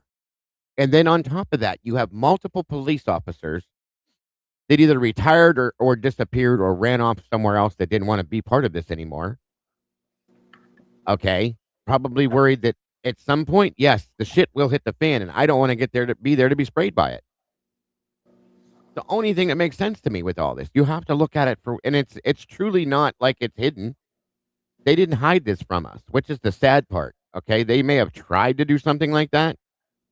They did a bad job because everybody sees this for what it is, that understands it. It's in front of our faces. And they don't care because they know they're going to get away with it. And they have gotten away with it. Sorry. Yeah, they don't care, all those mistakes. Because, again, there's this pattern, that list that I shared with you when we opened the show. Whenever there's a blunder, there's the fix, the cover for it. The discussions and the narratives that will fix it all afterwards. They're expert at this. And that's what they're doing. Eddie's right, because at this point, guys, we're way past, the cover up. There's cover-ups covering up the cover-up, if that makes any sense. Okay. And covering sense. That. It's just, it keeps climbing. They're repeatedly covering up the things that they're doing to cover up the things they've done. So it's just absolute insanity to me. And the fact that I'm so disappointed and disgusted with the fact that I'm sure I'm not the only person that sent an email to the Department of Justice and said, please look at this. As a concerned citizen of the United States of America and somebody that it believes and wants to believe in our justice system, please look at this and look at the problems that I am seeing with this, that many of us are seeing with this. They didn't even respond to negative, yay, nay, kiss my ass, or fuck off. Nothing at all. It was just left and said, your email has been received and someone will get back with you in a due time. That's the answer I got to it. That was it. And that bothers the shit out of me. Okay. Because as I've said, we've all said, anybody has said, it can happen to anybody and it will happen to somebody again and again and again and again. It has to change. It's a horrible thing. We lost 5 people. In my opinion, my solid opinion, we lost 5 lives. We lost 4 lives forever. Okay? Forever. They no longer exist on this planet. It's horrifying because they could have been amazing and were amazing people. And you don't know, one of them could have been president of the United States at some point. We don't know what their future held for them, and they're gone for no reason. And then we lost a man, a very intelligent man, that could work in the field of criminology to the prison system for no reason again. Which is why I come out here and have this conversation every single day. It's unbelievable to me that it's okay and that they won't look at this and shut this down. I don't understand it. And it's interesting because unfortunately, well, I can't even say that it doesn't make sense because it's happened. The Letcher County situation in Whitesburg, Kentucky that I've talked about with Mickey Steins, Kevin Mullins, the sheriff that shot and killed the judge. They know about that. The Department of Justice absolutely knows about that. Okay. The federal government knows about that. The feds themselves know about that. And there is something slightly being done about it. Not enough because people are still dying over there. But again, why is it okay to just allow the justice system to fold up into 17 million tiny little pieces and be thrown into the garbage as it has been day after day after day with this case and many, many others? Because the corruption runs so deep and it reaches such high levels of government. And that's the sad and scary part. Yes, sir. You cannot have a corrupt prosecutor unless you also have a corrupt judge. I agree. And like I said, a lot of people have said Judge John Judge would not have allowed this to happen. You know what, you guys? I don't believe that. Bullocks. I don't believe If that. I can say something there, Dago. Go ahead. So you would think the first judge they had, Judge, you think he would have been the worst because he was the one that would have worked locally with Bill Thompson most of the time. Right. But they specifically teamed Thompson up with a judge that was even more corrupt than Thompson. I agree. It's sick. I've talked about this before. Because of the content, the things that they were covering at those hearings, and because simply the way I've described it in the past is Judge is just better at playing the clueless dope. So we can't detect it as well. But he was so in on it. It's either, yeah, I agree. And it's either that or he at some point, maybe his conscience actually got to him and he was like, I can't do this. Because he very well could have followed that case to Ada County if he wanted to. He had that choice. And I think that's what it was, Dago. I think that's exactly what it was, in my opinion. Well, he was like, this is gone. This is too much. Well, and the only reason why I even give that option at this point is because of that May 24, I think it was, hearing where he said, when Ann said, Your Honor, you have no idea. I go back to this all the time. You guys. It bothers me. Okay? Yes, me too. She said, you have no idea what I've been dealing with, how things have been not, been being done the way they're supposed to, blah, blah, blah, blah, blah, blah. And he said to her, yes, Miss Taylor, I do understand. I have seen it and I feel for you. When he made that statement, I had to wonder, did you realize how bad this really was there, John? And say, okay, I can't do this. I'm not going to be part of this. I want to retire with a little bit of, dignity. Dignity. Thank you, sir. Yeah, because that's the only other thing I can see. Otherwise, he could have walked this all the way into Ada County, stayed the judge, been the one that convicted Bryan Kohberger, blah, blah, blah, if he believed in it.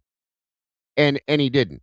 So that it's just a thought I have. It doesn't mean it's the truth or the absolute, answer to the question, but it makes me wonder. That's all I'm saying. So, well, and not only that, the evidence was being trickled out. So who knows at what point did he say, "Oh, wow, this is bad." Because like at the beginning, he just had what everybody else knew. I fully agree with you. Fully agree with you. Do you did anybody have anything else to add? Because I had a video I wanted to run to show kind of like what we've been talking about here since we're going back. And I wanted to go back and bring some things forward for you guys. For those of you that haven't seen this, that don't realize how deep this goes and who's all involved. It was something I wanted to run through, if you guys didn't mind. I'm game. Yeah, let's go. It's not very long, but Yeah. okay.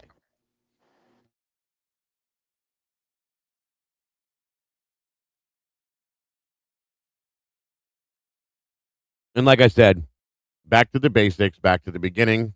This is an older video. And it's funny, you must be in my head or something, Eddie, again, because this is by, believe it or not, Casper West, that I had sitting here waiting when you brought him up. I was like, wow, yes, I know exactly what you meant. Hold on a minute. I have to move this down. Town of Moscow. Damn it. There it is. All right. Now, this is from, I like to make sure you guys know where these come from and when. February 3rd of 24. And again, the creator's name is Casper West. The link is in the chat. If you haven't subscribed, please do. He's done a lot of great stuff in this case. And here we go.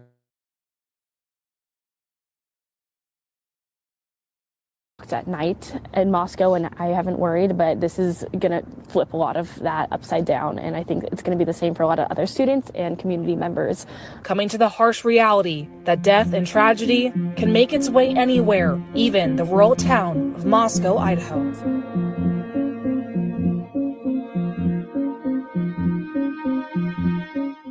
That Ethan Chapin suffered a slash to the neck, but I have to say that both of these details are in direct conflict with what the coroner had originally told us right here on this program exclusively. And also, they conflict directly with what police have said as well. In order to figure out the root, you have to look at the fruit. The University of Idaho has not produced good fruit, and there's a reason behind it that I will examine today. From murders to assaults, there's been a lot of crime going on inside of this tiny town, and almost every single incident seems to go through these three individuals. Now, these people here is what this is about. So pay attention to who they are and why they're important. This is what I like to call the Dark Trio. Similar to the Bermuda Triangle, which is a region in the western part of the North Atlantic Ocean, in which ships, planes, and people have vanished. In this case, we are not in water, and the students are the targets. Latah County is listed as one of the safest and best counties to live in Idaho. That all changed when the 4 college student killings took place. People started to look into the history of the surrounding towns nearby. The crime data record of being the safest county in Idaho didn't seem to make much sense. After hearing about multiple deaths of college students, something seemed a bit off. I decided to investigate and created 3 installments on the University of Idaho's Greek life horrors. I knew that there were more to these Idaho murders. My investigation started with Latah County Coroner Kathy Mabbitt. The town knows her for working at the Gritman Medical Center in Moscow, where she served in multiple director of emergency room positions for 42 years. She attended the University of Idaho, completing her degree in political science. Then in 2001, she graduated from University of Idaho Law School, earning both of her degrees. When asked for her reasons for attaining both degrees, she stated, "I wanted to be a nurse for a long time, and law school was always a dream." In 2006, Mabbitt added coroner to her list of occupations when she won the Latah County coroner election, beating David L. Hutton by almost 1,000 votes. Juggling this busy life as a nurse, lawyer, and county coroner, hypothetically, someone with these roles might exploit their access to sensitive information. This could include manipulating legal processes, tampering with evidence, or influencing medical findings. The coroner is the ultimate decision maker in ruling the cause of death of an individual, which could be a conflict of interest. One woman who looked into the underfunded system of coroners found that 2,000 officers across the country determined the cause of death of 600,000 cases per year. Some death investigators work for elected sheriffs who try to avoid controversy or owe political favors. Others own funeral homes and direct bodies to their private businesses. This goes so deep, I can make a whole other series on this topic. In this case, Kathy was appointed to be the county's coroner, but doesn't necessarily have the educational credentials for the role. The role requires a PhD. especially if you are examining bodies and influencing the cause of death of individuals. So essentially, in Idaho, it's whoever runs and gets elected that gets that position. The Idaho coroner is basically a lawyer who was appointed to be the coroner. Mabbitt stated that in her role as a coroner, she would try to determine and organize organ donations for anyone who dies outside of a hospital. And in her first 6 months into the position, she responded to 7 deaths. She was awarded the Sight Life Shining Star Award for her support of donor families and her assistance in the cornea donation program. Sight Life is a nonprofit eye bank that obtains corneas donated by individuals. In Mabbitt's first 6 months, she assisted in the cornea donation process for those 7 individuals. She stated, "I feel very blessed to be in a position to help people." What really stuck out to me was when she stated deaths outside of the hospital. Coroners have the power and authority to determine the cause of death. As you may remember, there was a dispute between a former coroner in a different state because Coroner Kathy said the toxicology reports aren't relevant to this case. It adds that she does not believe the toxicology report on each of the 4 University of Idaho students will be relevant to the manner or cause of death. Now, Mabbitt has been the county coroner for 16 years in Latah County. And those 2 facts that are in conflict are that all of the victims were in their beds, according to police and the coroner. And according to the coroner, all of the injuries were stab wounds and not slash wounds. So I just want to play for you exactly what it was the coroner said in her words. Were any of them slashed? Were any of their necks cut? Or were these all puncture wounds? Well, it was a pretty large knife, so it's really hard to call them puncture wounds. And they were definitely stabbings. Can you tell me, when you say that they might have been sleeping, were they found in beds? Yes. So those were the facts that the coroner told us. And like I said, it is in direct conflict with what these 2 sources familiar with the investigation are now telling us as well. That obviously needs to be sorted out and likely best in a court of law as well. In this scene, Kathy stated there was lots of blood in the home, and all students were likely sleeping. However, sources said that it appeared Ethan Chapin stepped partly into the hallway before suffering a slash to the neck. This made me think back to when Dylan stated that she heard a male voice say, "It's okay, I'm going to help you." Now, hearing that, let's think back and listen or remember what we just found out not too long ago about where Ethan's blood was. Okay? 1 second.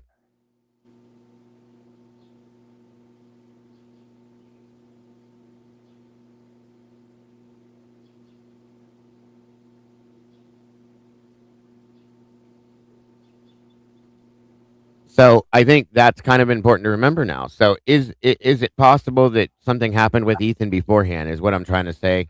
I mean, the important thing is not the specifics of this right now. I just want to point that out as well, because once again, we've been lied to by these people multiple times. So, Well,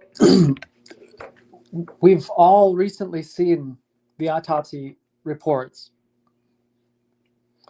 Hopefully everybody has had a chance to watch Pavarotti's breakdown of them. Right. If not, you're really doing yourself an injustice. Yeah, and Logan created the photographs, okay, so that we could actually get a visual of what was done. So it was very helpful on that aspect from both of them for what they've done with this, for sure. Not to excuse me, spend too much time talking about autopsies, but regarding Ethan's, it's very evident that Ethan was overwhelmed with force. He was in his bed. I believe that. And he has minimal wounds. More than likely, the initial wound when he was caught unawares was the most brutal one, to put it It was meant to take him out permanently right away. To put the end of the fight as quickly as possible. So that I do believe. So he was not out of the room. I don't know why initially they felt the need to put out the misinformation about he was, whatever they just said, he was attacked while standing up or out of the room or whatever. Right. I forget. Well, but that's I think, to explain these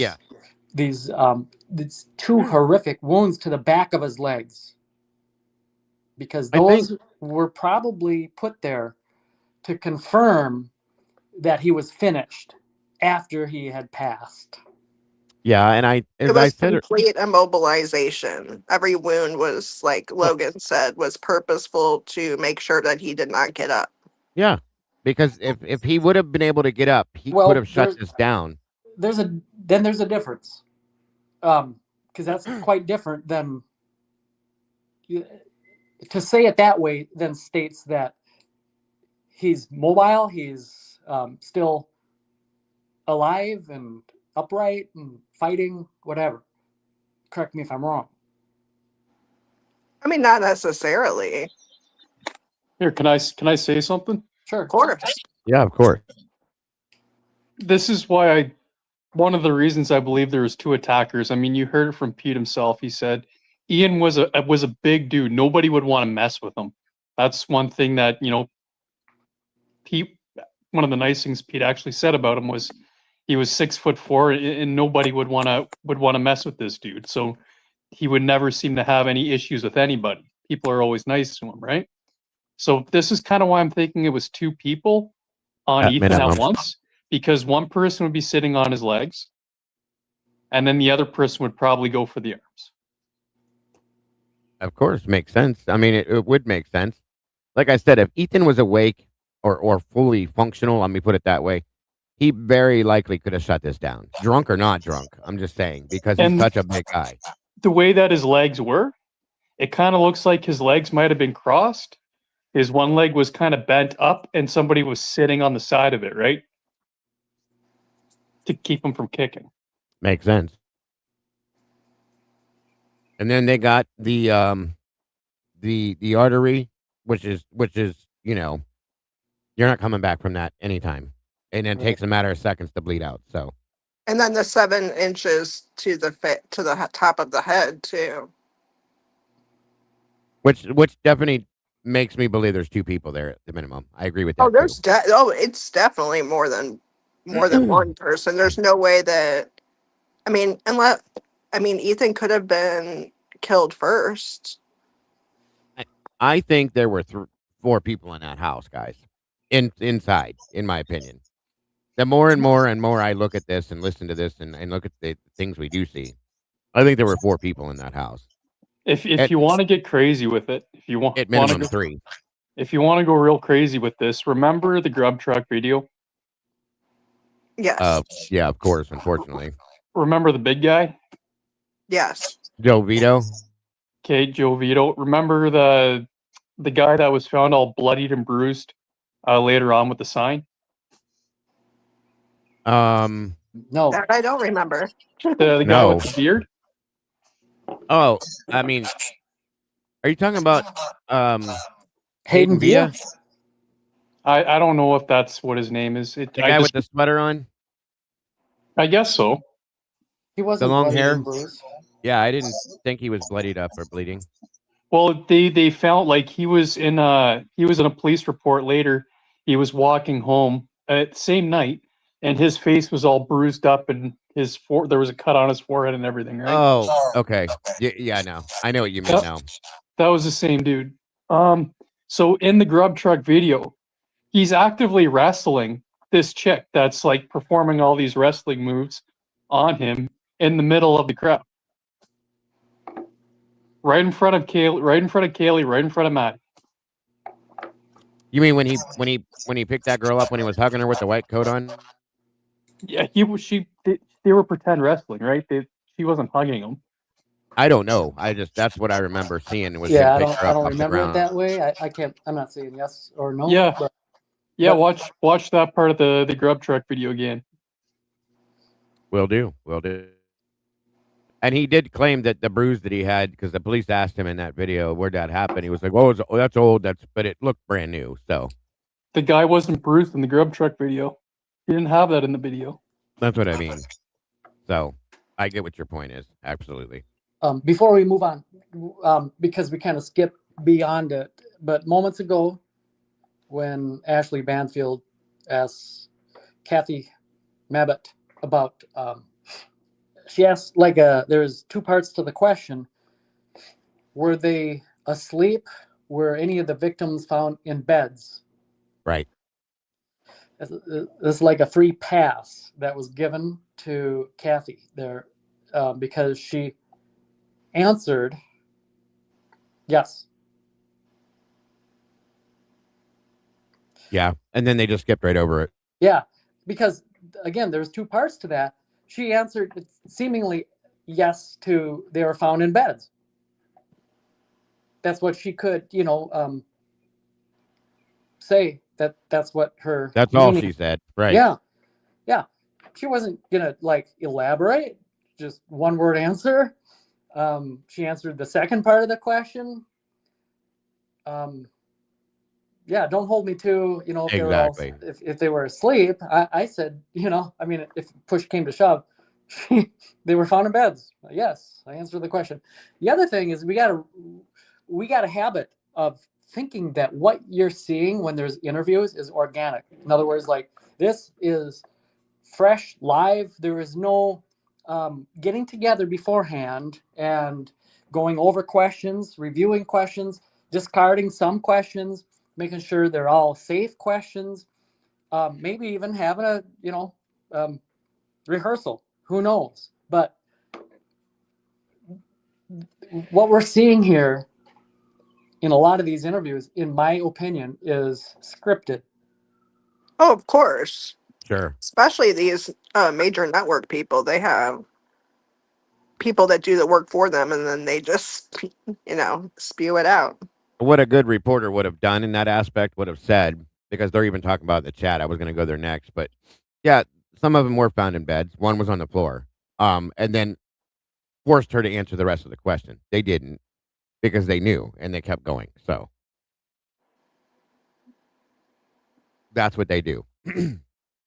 But very good points. And they're pointing these things out that we already know now going forward. Looking back on this stuff, it's quite interesting how this is all plays out at this point. She straight up didn't tell the truth, really. I He mean, lied through everything. yeah, Completely so lied. that's absolutely appalling, and she's not being held accountable for that at all. One of the biggest things that she has stated many, many times, okay, that we've heard it from the beginning. It was a very large blade. That's Right. not a 7 by 1 3/4 inch. The knife that I can't think what the hell it's called now. K-bar. Thank you, K-bar knife. That's not a very large blade, folks. 7 by 1 3/4 is not big at all. I'm sorry, but she says it's and she's always said it was a very large blade. One of them might have been a K-bar. Sure. The one she's talking about's not. So that's something to keep in mind. So she did tell the truth in that aspect for one of the weapons. Just saying. Welcome, Karmic. Good to see you.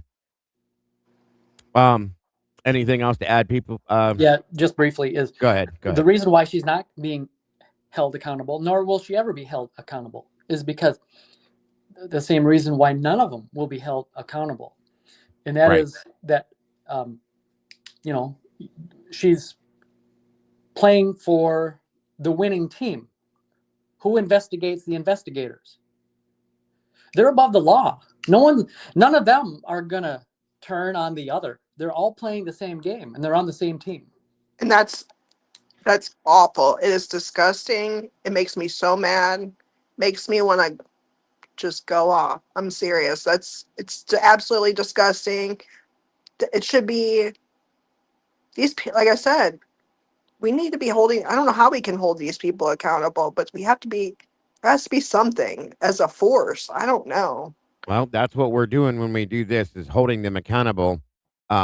We're nobodies, of course, but by talking about it and pointing it out, that's us holding them accountable. It's the best we can do at this point. And we need to keep Exposing, doing yeah. it. Yeah. That's why we need to continue doing it. That's the only accountability they have to hold now for right now. So hopefully the real deal will happen at some point. Hopefully. But very good point, Eddie, with what you were saying as well. And you too, Sweet Pea. Yeah, it's at least documented in public record. Good point. And I think that's it. On we go. And yeah, my butt. Babbitt this was always going to be what she was given her script to follow as well. I'll just put it that way, folks. It's obvious. Many people thought this was Ethan saying these words to Xana, but how would he be able to say that with a slash on his neck? I also don't think a killer would say this. It just doesn't make sense to me. This only leaves a few options of people. Someone they knew, either a friend who left the scene that was actually trying to help them, a professional, trustworthy individual, such as a police officer, or neither. And Dylan made it all up. Who could it have been? So what exactly is the role of a coroner? When does someone call a coroner, and what is a coroner death investigator? I'm going to call it a coroner for the episode. That's fine. Okay. What is a coroner? So a coroner is an elected position, but what we do is we go out when someone dies, or we're called every time someone dies that lives within our parish. Okay, or county. Or county. In Louisiana, it's parishes. So we're called if it's a natural case, or if it's a homicide, suicide, any of the manners of death. Anytime it's an accident or just your general natural death, it comes to us. Okay. And we have to pick up the phone and decide, is this natural causes or is there foul play? We work closely with police. A few murders happened in Idaho, and guess who's always around? Chief James Fry. In a developing story now, Moscow police say that they just pulled a body out of Paradise Creek over the weekend. They say the body is that of 19-year-old Hudson Lindau. He was pulled from the water around 11 a.m. Sunday morning. While police have not announced how he died, they did not suspect foul play was involved. We'll keep you updated as we learn more. Let's look at this. University of Idaho student freezes to death after fraternity party. University of Idaho student froze to death under a bridge after leaving a fraternity party this weekend. Moscow police found the body of Joseph Whitterick, 18, of Haley, Idaho, under the Paradise Creek Bridge about 4 p.m. Monday, according to Moscow Police Chief David Duke. He sought shelter under the bridge, where he likely died of hypothermia. His roommate called police upon waking up Sunday afternoon and discovering Whitterick hadn't returned to his dorm room in the Theophilus Tower. Police awaiting toxicology results to determine Whitterick's level of intoxication and whether any other substances may have contributed to his disorientation. Authorities do not suspect foul play and do not anticipate filing any charges. An unforgettable day for Jerry Schutz, the day his partner, Will Hendrick, went missing. He was pretty much the light of my life. The two were together for 5 years, up until the night Will went missing from a party 23 years ago in Moscow, Idaho. Will was declared murdered when his skull was found 3.5 years later in the woods of eastern Latah County.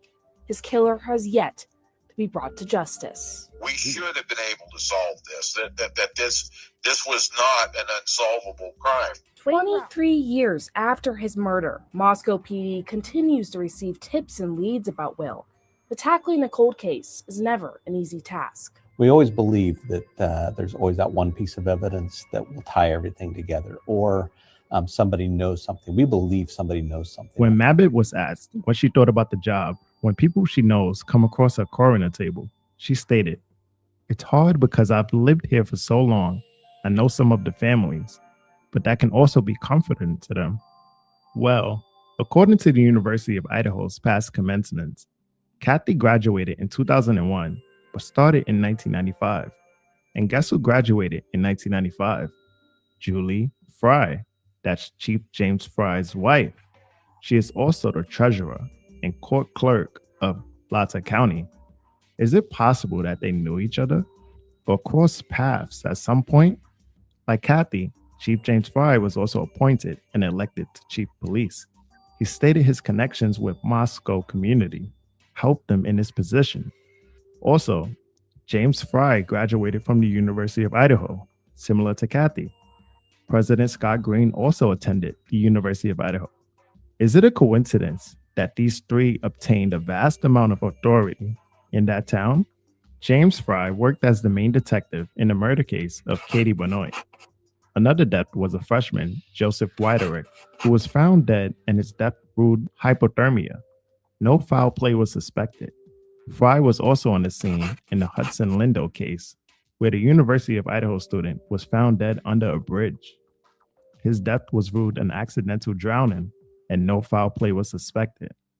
Here's a photo of Hudson posing with the 1122 King Road home in the background. The incident happened just 6 months before the Idaho murders. On the other hand, in the Hannah Clay case, where she was supposedly roommates with Maddie, rumors circulated that she was allegedly bullied and moved out of her home with Maddie. She died shortly after from an alleged OD. The timing is suspicious, but when investigated, Hannah's dad came out to say there's no evidence of foul play.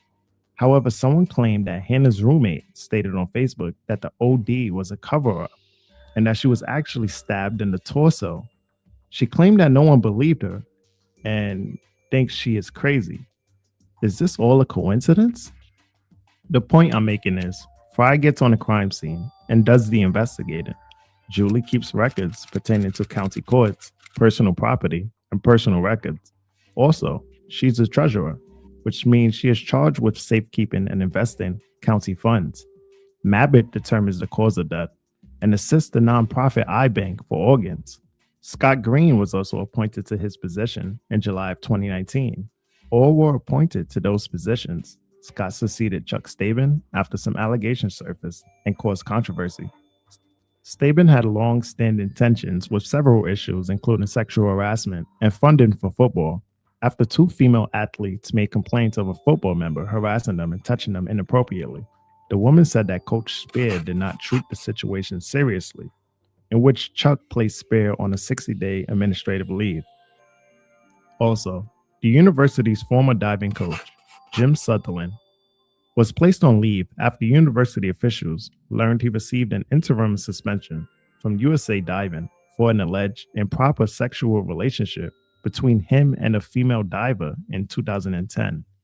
Spear, the athletic director, ended up being terminated and sued Staben, claiming he ran a smear campaign against him. According to court documents, Spear alleged that Staben retaliated against him because he had voiced concerns to several people about derogatory remarks Staben was said to have made towards women. Spear alleged the statements made by Staben were false and misleading. Idaho ended up settling with Spear for $94,756.57, plus attorney fees. Idaho spokesperson Jody Walker stated that the offer of judgment admits no wrongdoing. However, Staben and Spear declined to comment on this judgment. If this happened to Spear because of retaliation, who else could this happen to? As Staben left the seat, here came Scott Green to take his seat as student body president. He was also a fraternity member of the Kappa Sigma. Vandal community, please help me welcome the 19th president of the University of Idaho, Scott Green.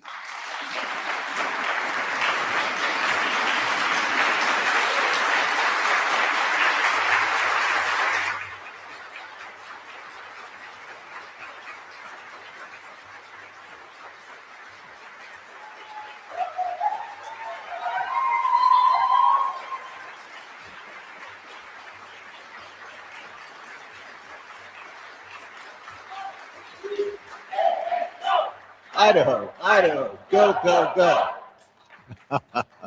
Similar to the Bermuda Triangle, there's a triangular lock on this town and university. So many students missing, suspicious deaths that are listed as no foul play, lies, and many more. If one finds themselves in the crosshairs, there's no telling what they can do. When a group of physicians gathered in Washington State for an annual meeting, one made a startling revelation. If you ever want to know when, how, and where to kill someone, I can tell you, and you'll get away with it. No problem. I will explain more in part 3. It's Casper West here, signing out.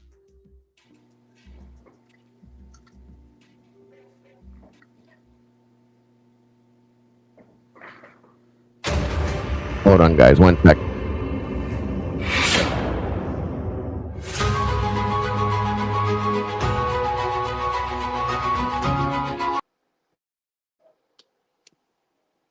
Well, that was interesting. What did you think about that video, Eddie? I can hear you. Hopefully, I can hear. Oh, I think Dago said he had to step off for a second. Okay. Yeah. So I was like, what did you think of the video? Well, it's easy to see that they're all doing their part. They all have a part to play, and Kathy Mabbitt is just playing her part. It actually works perfectly with how you started this whole thing. Actually, Yeah, it kind of ties all together.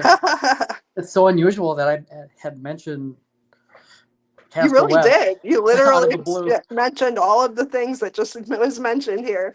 Yeah. It's awful. It's sickening. I must be in Dago's head. You were, apparently. Yeah, I mean, what do you think that was pretty eye-opening, I would say. I didn't realize the stuff about Fry for his wife, was, also stirring the pot in there.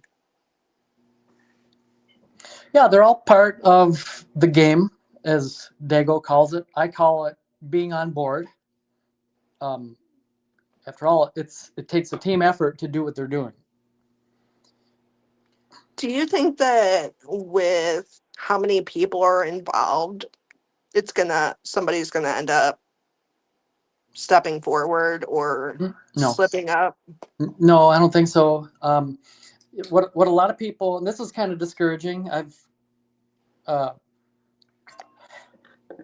for almost 4 years had to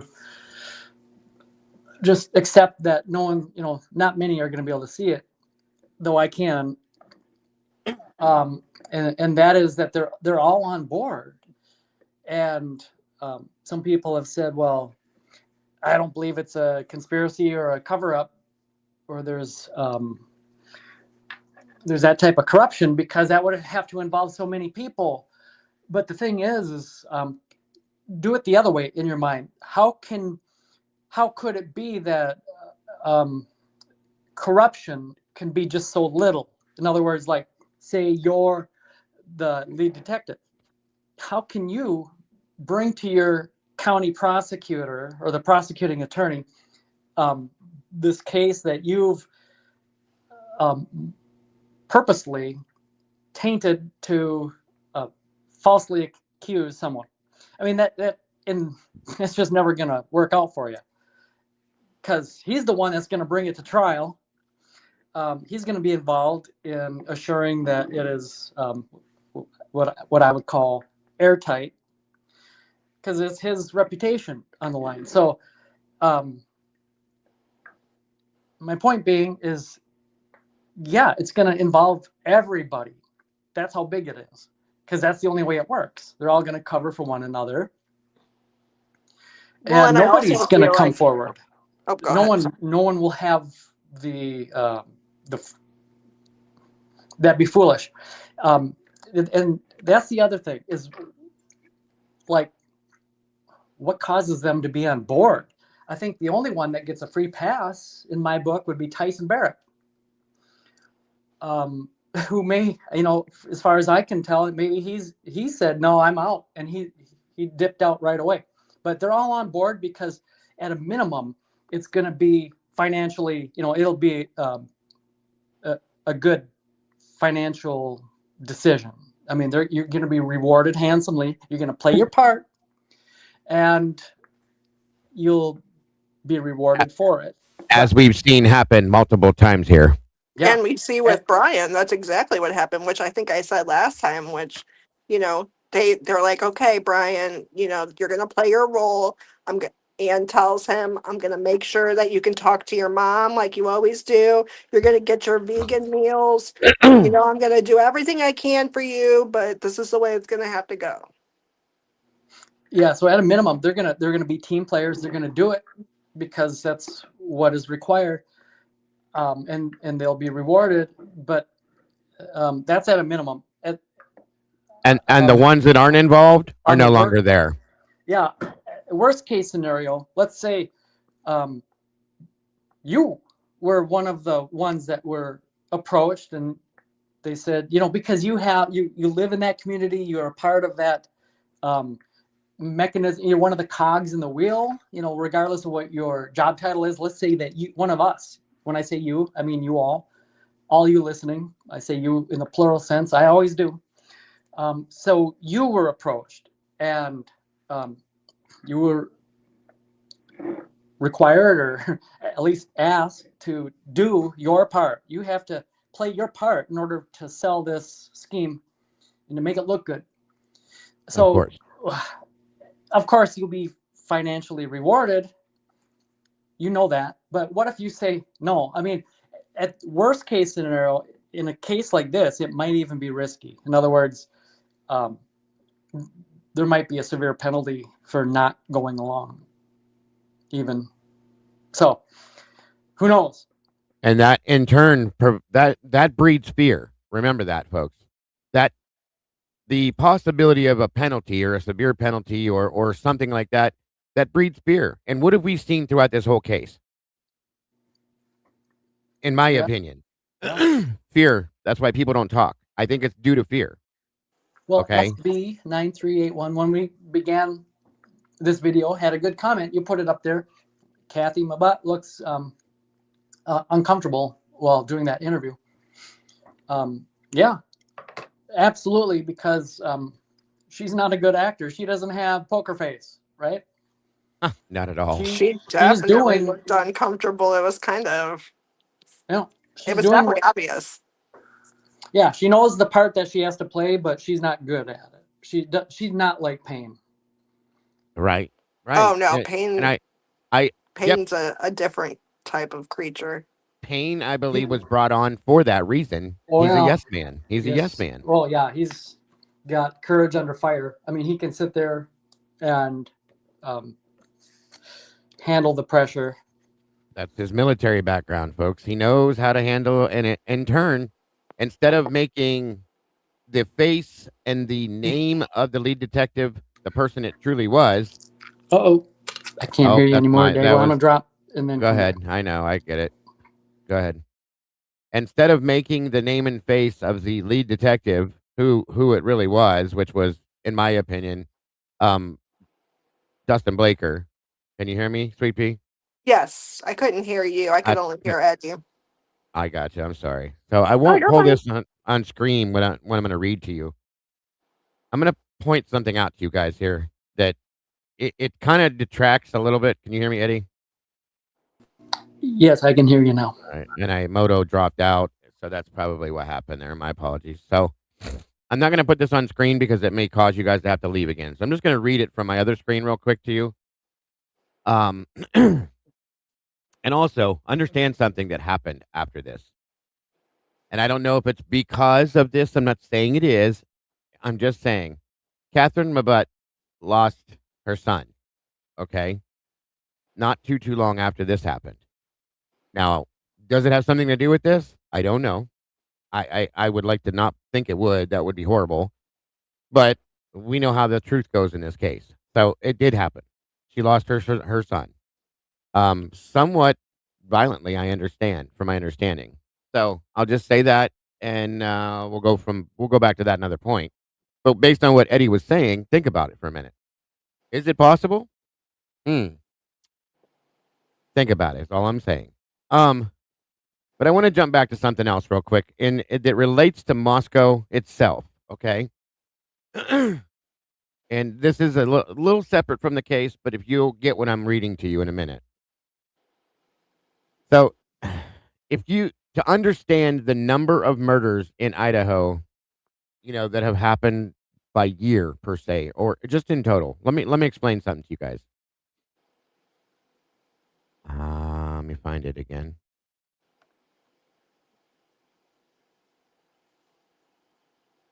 In any other state, several law enforcement organizations have information and reports that are published on their websites that are accessible to the general public.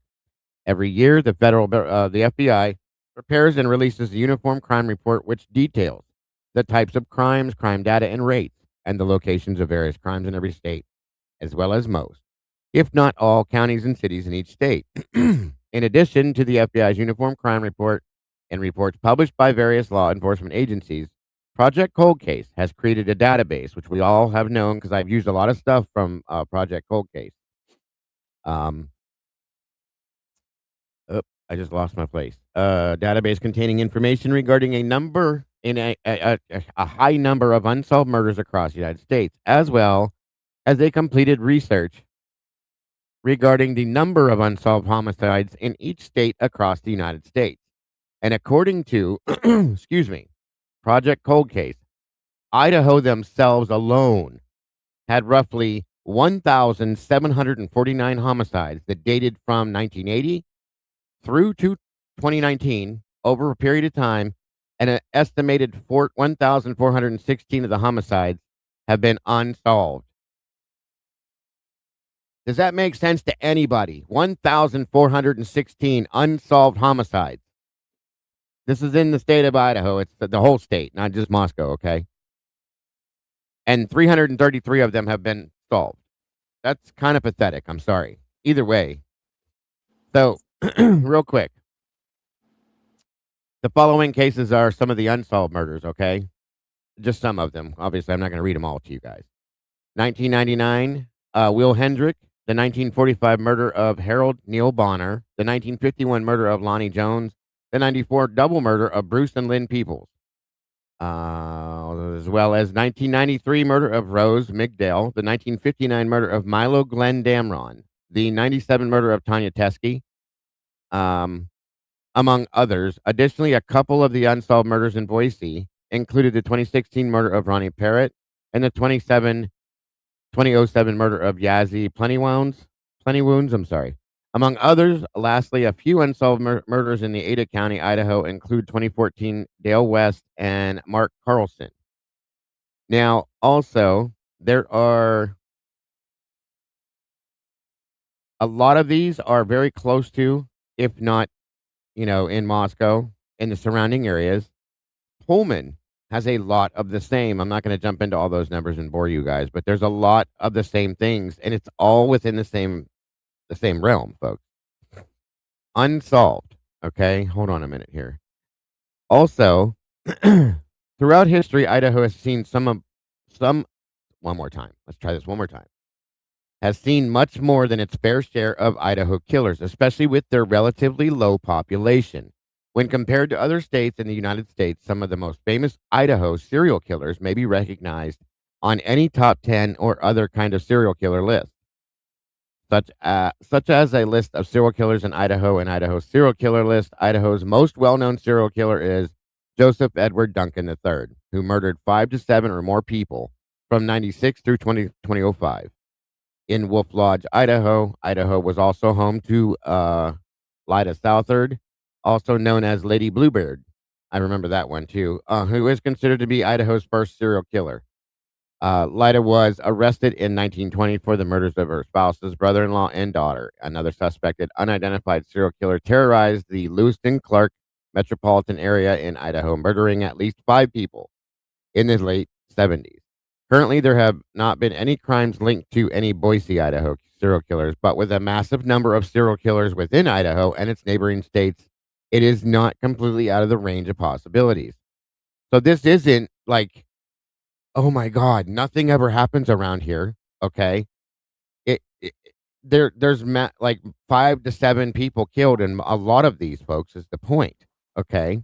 And they go unsolved. Some of these, okay? Quite a few of them, to be honest with you.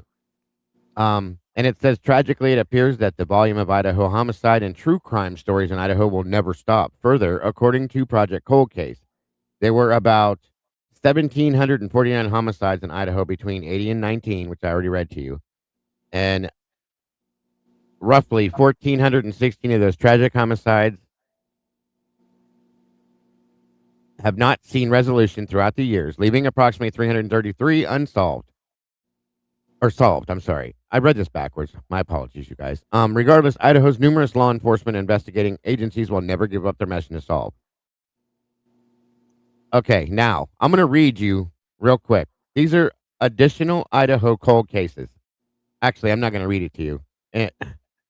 I'm going to show you. These are names of victims that are unsolved, that are cold cases. You see this? Hold on. This is very, like, this freaks me out. I'll be truly and honest with you guys, okay? Truly and honestly, it freaks me out. Starting from here, okay? Look at all these names.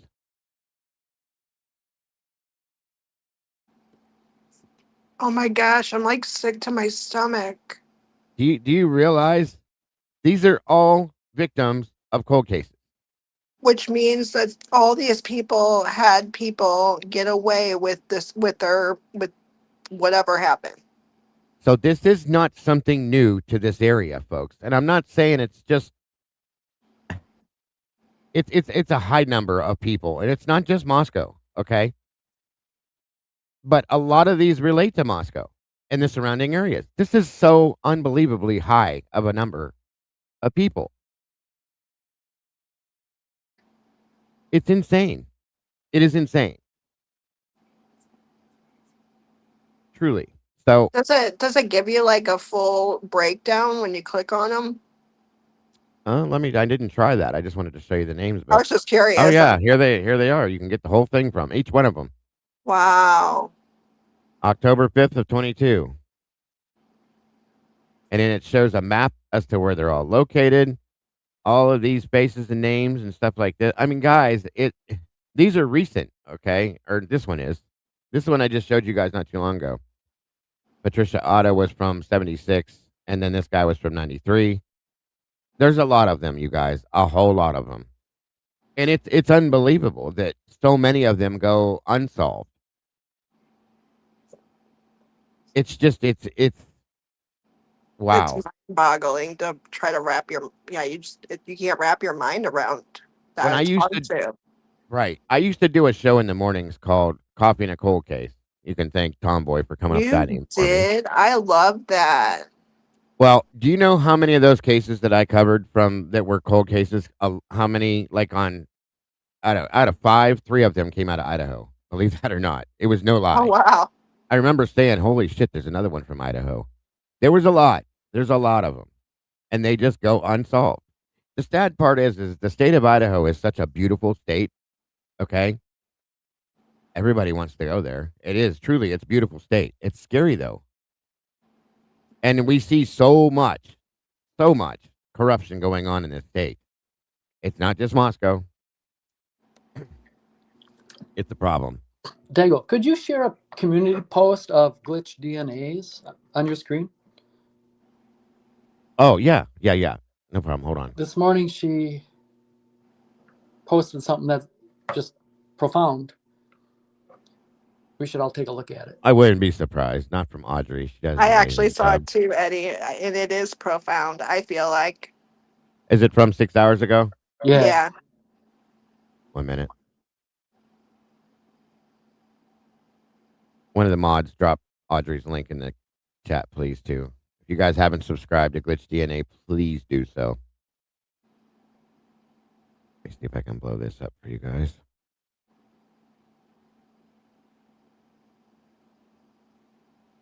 If the state doesn't have the means or resources to identify a specific vehicle, then the vehicle has never been identified. If the state doesn't have data to support their claims, I can't put any weight on the allegation as being true. In addition, the state has to support the allegation the vehicle is associated with the crime itself. There is no data to support the vehicles in the question are associated with any crimes and vice versa. And that is a fact, my friends. That is an absolute fact. Boom. And that's an amazing statement. Thank you, Audrey. Yes. Amazing. And Boom. it's a fact. It's a fact. Thanks for saying it, Audrey. Oh, yeah, Witchy, I'm sorry. I'll find it again for you. I didn't see your statement, but yeah, it's crazy. Honestly, guys, all you got to do is go to Google and type in unsolved cases or unsolved murders in Idaho. It'll take you right to it. It's the first thing that pops up. If you want to look through it more, but it's a fact, folks. It's a fact. And that it makes me so mad because we can literally pick apart the PCA, the probable cause affidavit, and pick apart every single thing, and that's how they got to him. So if we can discredit all of that, why were we even here? You shouldn't be able to pick apart anything in any kind of an investigation as a And you can civilian. one by one, sentence by sentence, say nope, nope. Thank you, G. Appreciate that, hon. But yeah, you are correct. You shouldn't be able to pull apart any form of a police investigation, folks, because we're not police officers. We're not investigators. We're not attorneys. We're not lawyers. We're not judges. We should not be able to do that. And every bit of this case, we have sifted through, tore apart, pulled apart, every bit of it. That is insane to me. I've never seen anything like it, actually. Well, because this is a case where the state has taken all of the facts of the case and they have hidden them and replaced them with false facts that they have disseminated into the public.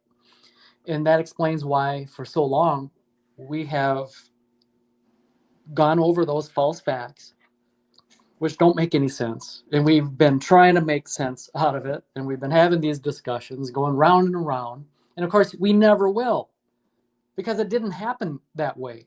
And they know that. That is why it's been such a struggle.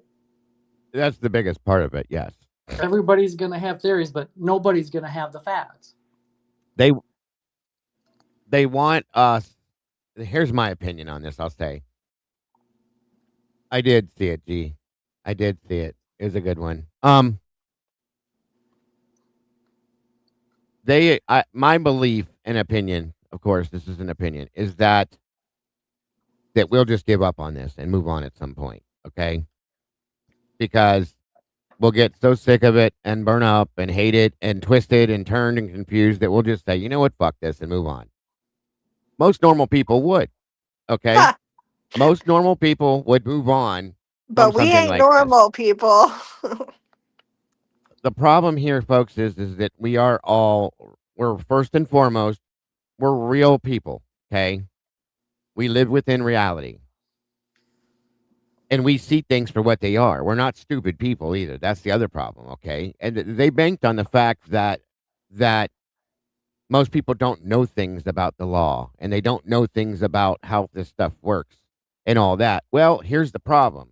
Because of this case, we've all learned these things, okay? We've all taken the time and the effort and the gained the ability to understand what court documents mean and say and what it means to do this and do that and so on and so forth. You know, a lot of us have become what you would call, at least a lot of creators have become investigative reporters with this, so on and so forth. And a lot of the people that are in here watching this have gone into deep, dark holes looking into things and become investigative in that aspect as well. And we've learned what's right, what's wrong. We look up things, and thank God for the tool of the internet nowadays. Otherwise, we would have no idea what is going on here. 1 second, everybody. My wife is calling me. I'll be right back.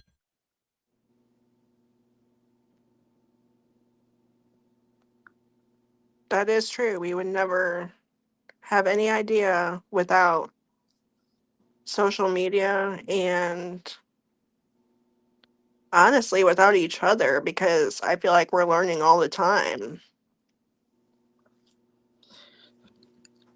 Yeah, this surely isn't their first time doing this, but this is kind of, in a way, on a grander scale.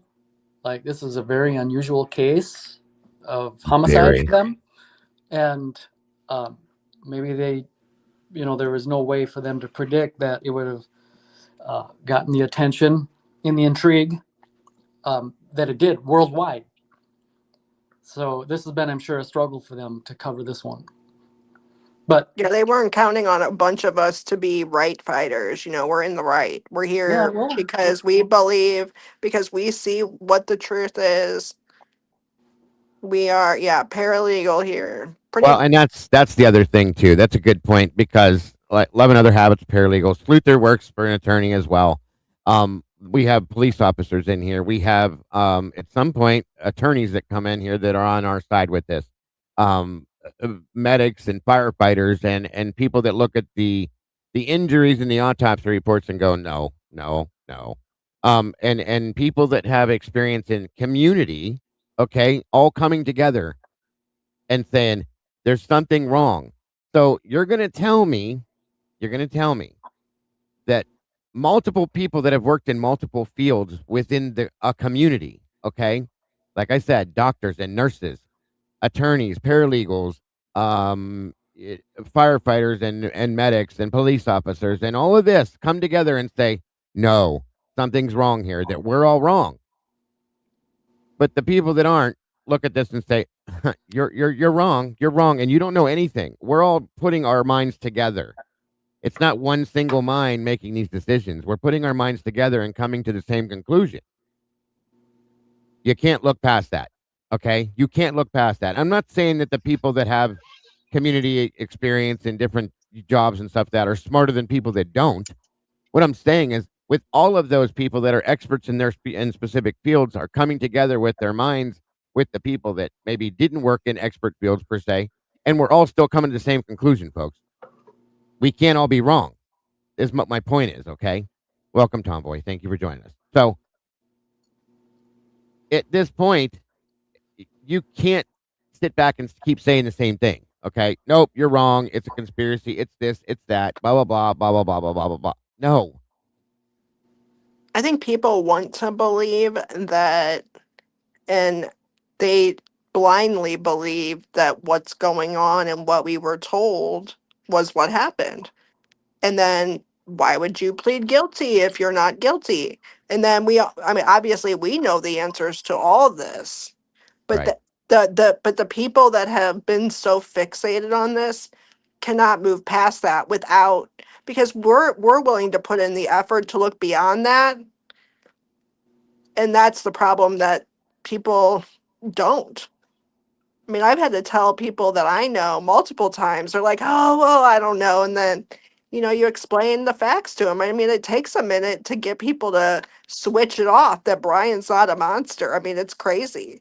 I don't know if you've ever talked to other people about this case, but they're all like, "Oh, yeah, Brian, yeah, he was bad. He was a stalker. He was this, he was that." And I'm like, wow, you guys are really misinformed here. Right. Yeah, I feel you. I have neighbor over here that is one of those people. Still have There's neighbor, no huh? convincing neighbor otherwise. It is, and it's scary. You try with, I mean, you can even put the actual documents in front of people, and they don't. They're like, "Oh, well, that can be explained away." Yeah, you're right. They have all the answers. No matter what you say, they have the refutation for it. Or they just start calling you names and a conspiracy theorist, because they can't refute once you get to that point. Here's a statistic for you guys. 79% of people that plead guilty in the United States every year, 79% did not commit a crime. There you go. Well, That's there wouldn't be such thing as an 20%. innocence project. That's insane, you guys. That is absolutely insane. That statistic blows my mind. Okay. And It's awful. there's another real quick here. This other stat says about 95% of felony convictions in the United States are obtained by guilty pleas, and at least as many misdemeanor convictions, but only 15% of known exonerees plead guilty. Innocent defendants who plead guilty have an exceptionally hard time convincing anybody of their innocence. We all know that already. Right.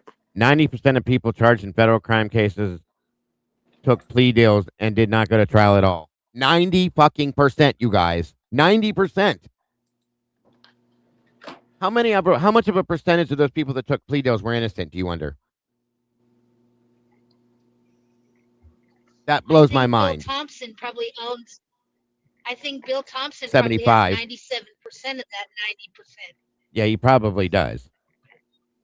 Has anybody done a deep dive into all of his, like, into his cases Yeah, and we like have. the results? I need to go back and look at We that. have.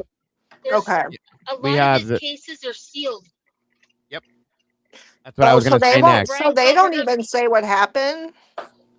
After Bryan can't get into 'em. Kohberger's case started, Judge went back and sealed a whole bunch of Bill Thompson's cases. Ask Oh, yourself the why. corruption is Ask real, yourself people. why. Including the murder case that Molly McMichael was a part of before. Small town people, everybody knows each other. This is your classic case of just like what Eddie said, everybody's playing their part. Everybody knows everybody. You know what you need to do. But why? What is happening is so big. It's bigger than any of the individual players. I mean, if one, it'd be like dominoes. If one fell, then it would open Pandora's box. There would be, it's just, it goes too deep. It reaches too high for any one of them to be exposed. It cannot happen. It will not happen. Oh, and go ahead. This is where I can't get my thought process doesn't even come close to the frats at this point, because this is so big. You've got almost this entire town shutting up and being quiet. You think they're going to do that for some frat kids? It's for the reputation. I mean, I don't know. It could be a reputation thing, like for the university. I don't know. They're not even in those. None of those people were even in the frats anymore that were killed. Really, right? For the most part, yes. Yeah. So for them to cover, I don't know. It has to be big. But I did see on here, I think it was Trisha wrote, that why do you think the Innocence Project is not helping with this case? Funding.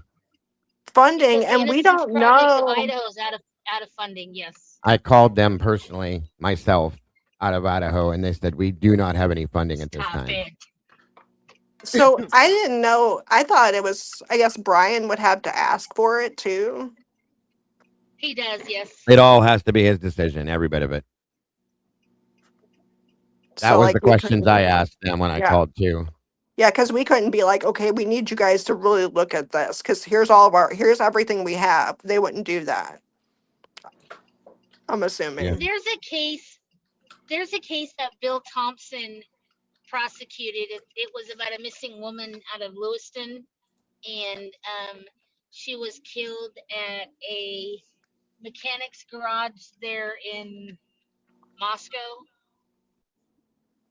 and he prosecuted it. They took a plea deal, but this man has a certain issue with him telling the entire world something got dumped in the river. He said the knife got probably thrown in the river. We'll never find it. The lady's body, they couldn't find it. So they said, oh, it must have been thrown in the river. Quit driving like a maniac, Tomboy. I can hear you. I'm not driving like a maniac, dude. I'm going 45. I just heard you gun it in your truck. Not me. You're hearing the semi next to me, not me. No, ma'am. I know what a semi sounds like. They don't make that sound. I know. I hear you drive all the time, so stop your lying. Dude, okay. Just because you're from Idaho, don't make me think you're going to believe your lies, ma'am. Just kidding. I heard your truck. I know your truck. Just be careful. That's all I'm telling you. Oh, you must have heard when I was accelerating to get onto the freeway. Okay, if you want to call it that, that's fine. But yes, I heard It was you. definitely an acceleration happening. She Because if I has. was having road rage, you would be hearing me cuss. You already know that. Yes, I know. Anyway, do you guys realize how many murders went unsolved regarding the Snake River? Oh, don't get me started. It's a Oh lot. no, It's a really? whole lot. It's a whole Man, lot. Okay. I have a huge rabbit hole that I haven't even gone down apparently. I didn't Yeah, they're even know we doing. I think it was 2018. I'm going to say this wrong, and she's going to correct me because she's from here. But um, Oro Grande. Is that how Oro you say it? Grande? Is that, did I say it right? Holy shit, I said it right. There's a whole thing. You guys know who Terrence Woods Jr. is, the actor. Yes. Okay, he did a whole thing in 2018 about unsolved mystery or unsolved murders within the Oro Grande area, so on and so forth. As a director and producer, Mhm. remember the one I brought you up. Jesus Christ, brought up. I'm saying this all wrong because I'm talking too fast. Okay, Terrence Woods Jr., the guy that went missing. Sorry. There's an actor that did a whole thing about him being missing and still unsolved. That whole thing. That's what I was trying to tell you guys. I just got all crossworded. Sorry. What were you going to say, Tomboy? Nothing. Because I don't want it to sound bad, but it's going to sound bad. But Say it. the two black guys. Yeah, no, I know. Right. Well, I mean, it is what it is, unfortunately. It is what it is, and that's sad because they are still not tolerated in almost that entire state. Yeah, it's very sad. And it's that was as soon as I saw that he went missing, my first thought was because he's an African American male. Truly and honestly.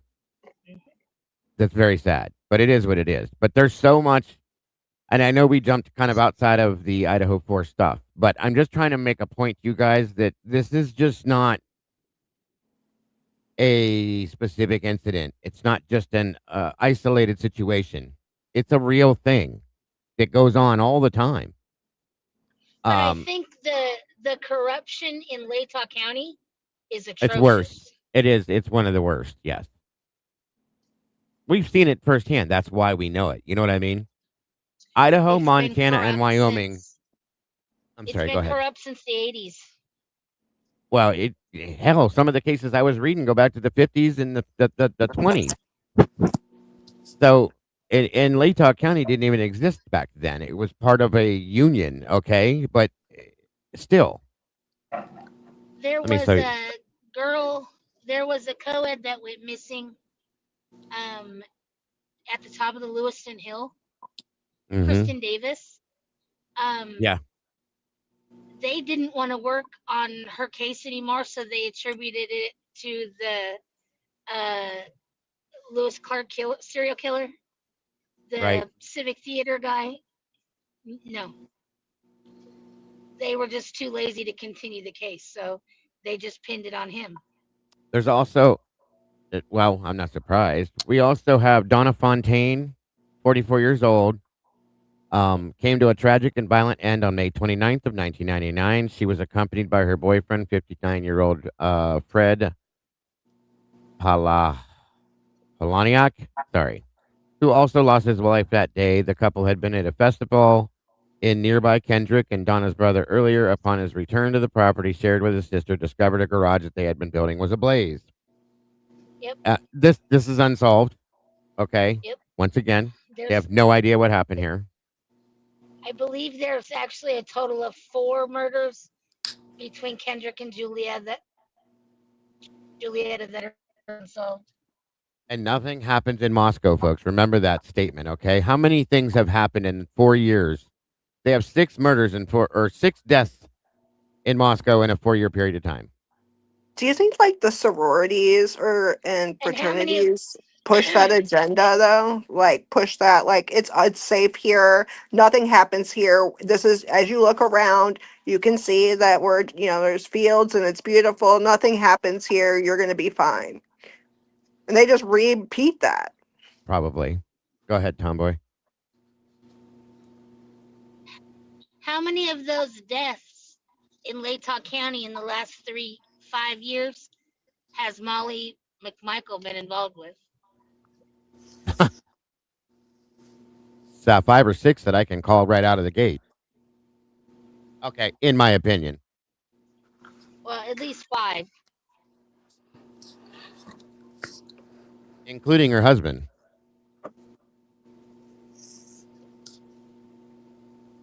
They do seem like real winners.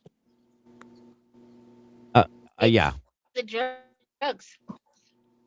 Oh You know yeah. how- Bad. And it's There's always, and when you're in that frame of mind, it's the hustle, it's the I'll do anything I need to stay. not to mention the missing persons cases from this area that are unsolved still. People that are just go missing, that just disappear. Where'd they go? This Latah County and the area surrounding these areas remind me so much of Letcher County with the government and all that, with the Mickey Stein stuff, people being killed because they talk, things like that. You know what I mean? Yes. It's so real, folks. It is so real. Hold on. Latah ain't that hillbilly. I don't mean that way. I mean, you know what I mean. A deceased. I don't know if I can honestly say I know of anybody that was killed because they talked, so to speak. That we know of. That has been put out there that way. They just had another one just in January. A deceased man discovered near the intersection of US 95 and Thorn Creek Road on January 29th has been identified as Joseph Bunnell Hall. He was reported missing earlier that day. Foul play is believed to be involved. Just found on the side of the road dead. In Latah County? Well, yeah. Latah County, Idaho. You know where Highway 95 is, so. Well, yeah, Highway 95 goes all the way down to Boise. But, I mean, it goes down, yeah, so, sorry. But Latah County, yeah. Deceased man found in Idaho near I-95 identified as missing person that went missing that morning, and he was found dead. So, anyway. I mean, it's just one situation. I'm just saying. That's a lot of craziness. Sorry, Eddie. Dago, I'm going to pull us in a little different direction here, if that's okay. Have you covered on your channel Dylan's grand jury? Yeah, me and Tomboy did it. We sat here and read back and forth as it. Yeah. Eddie, We got what we had of it. What we had of it, I should say. Yeah, her grand jury testimony, I guess. Yep. Tomboy was Dylan, and I was the attorney. Yeah, it was. We didn't give us the whole thing, Eddie, unfortunately, but what we did have, it was a joke. Right. Okay. Yeah, you're right. And I was there. So, the reason for the question is because doing all this discussion has caused me to reflect on that. It's been something I've been meaning to say, and I didn't have a chance to add it until now about that. Did you guys know, or at least this is my opinion, I'm kind of stating it as fact because I believe it is. So I don't want to say in my opinion because this is really fact. The purpose of that whole display was to exhibit that she, Dylan, is going to be hostile, so to speak, or an unreliable. Unreliable. Throughout these many years, people say, I can't wait until Ann gets Dylan on the stand. Well, that they already took care of that. There's no way Ann could put Dylan on the stand. Right. And that was as a result of how they had her act during the grand jury hearing. That is, her, I was drunk. I don't know if it was in a dream or reality, blah, blah, blah. All of that, she had never, ever said before in any of the interviews prior to that. So it is the state having another one of these, we're talking about these partnerships or who's on board. Dylan is just doing her part. This is not organic. This is reverse reality. She is, and she's, by the way, she plays her part to a T. She's nearly as good as Payne. I fully agree. Everybody thinks that Dylan, in my opinion, that Dylan is not a very smart person. And by way of I I don't guess, think so. well, and here's the thing, folks. By way of what we've seen, I know why people say that because I said that. But think about this, okay? To do what you did in the interviews, you have to have some form of knowledge and be able to retain information that an attorney probably told her. She plays, in my opinion, she played so. I don't want to say the words plays dumb, but like she played so out of it. Okay, with all her she answered her questions with so many different answers. You can't choose just one. Okay, for instance, did you see the man dressed in black? Did you see his face? Well, I think I saw his eyebrows, but I'm not sure because I thought I might be dreaming. But then I was super drunk, and I pretty much remember that I thought I saw this, but I don't remember. I don't think I did, but I might have. Right. That's how she answered multiple questions, folks. I may have Now, been behind that glass wall too. Who knows? yes, the glass wall. Don't forget that. But if you were an investigator doing an interrogation and somebody answered you like that with one question, let alone 300 different questions, I would just walk away from her. I couldn't even handle it. I wouldn't know what to write down as an investigator. So People there you are go. gave her a pass. I know. For 2.5, almost 3 years, they were given. It was taboo to talk about them, to call out anything. When you have people like Jeffy the Great saying, "Well, she did the best she could," Dago. See the part that she No. was playing in that grand jury, was the part of the unreliable witness. So, right. In other words, absolutely. This is going to, yep, absolutely. No matter what, she would be. It would be impossible for Anne to cross-examine her and get any truths out of her. Matter of fact, the role that Dylan had in this whole thing is that against all odds, I mean, somehow she made it out of there alive. Hallelujah. Who knows how she did it, but she did. And on top of that, she remembered enough, even though she was out of it and she was, of course, drunk, and she has dreaming. Some stress issues from from past traumatic experiences, etc. She's got all the problems, in other words, but against all odds, you know what she did? She was able to pull through and identify the lone perpetrator who did this, and that was enough to give to the investigators so they could take what limited information she could recall and apprehend the bad guy. Thank God. Now, one thing I got to say to you guys to think back on, 4 years ago, November of 2022, November 14th, the day that I started covering this case, okay?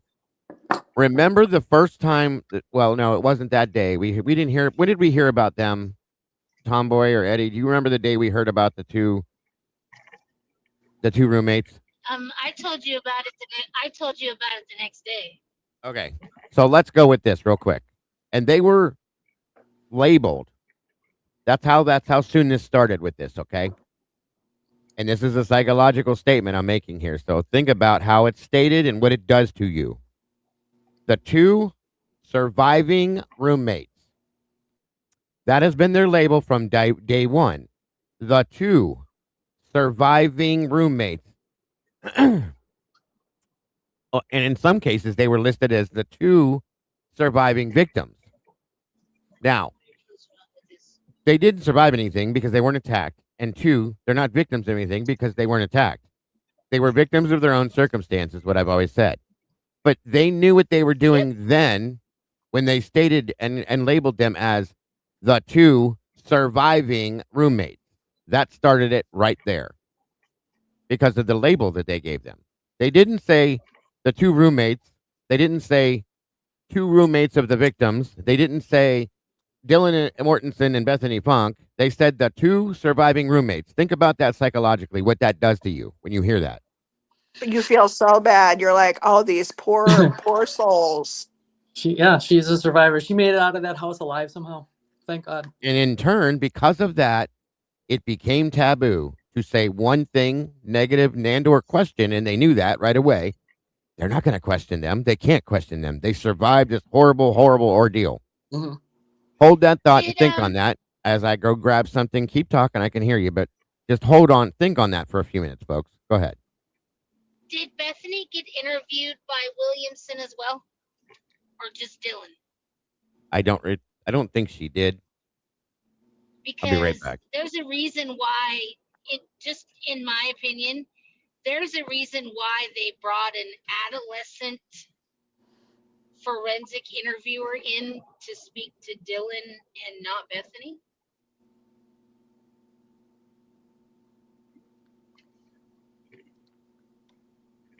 Yeah, I don't know what their purpose was. I don't know if this was the lady that was available and this is what right now. I don't know. Well, yeah, because by no means were either one of those two girls adolescents. Oh, by no means.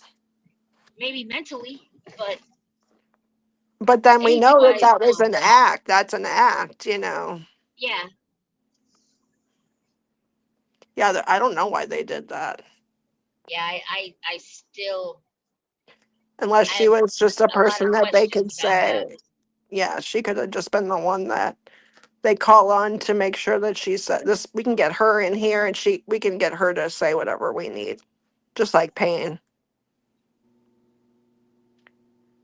Yeah. Notice, throughout her many interviews, notice the evolution of what is added along the way. I won't itemize them all. We all know it. They're they're the ones putting Oh yeah, together her we statement. didn't hear we didn't hear anything about eyebrows, okay? Right. Like at all. Eyebrow. And then we have a mysterious floating eyebrow. A bushy eyebrow. One. And yeah, that right there.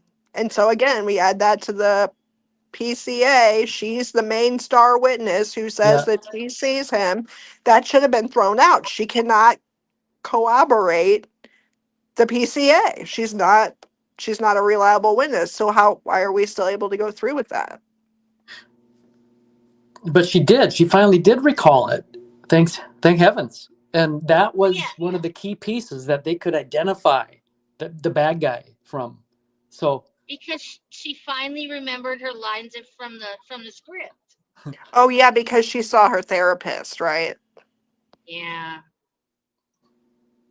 I wonder if she saw that through the balaclava behind the glass wall. Exactly. Just saying. Was it rose-colored glass? Was it smoky glass? I don't know. But I hope people can see, because I still see a lot of people saying, look at Dylan, she's lying.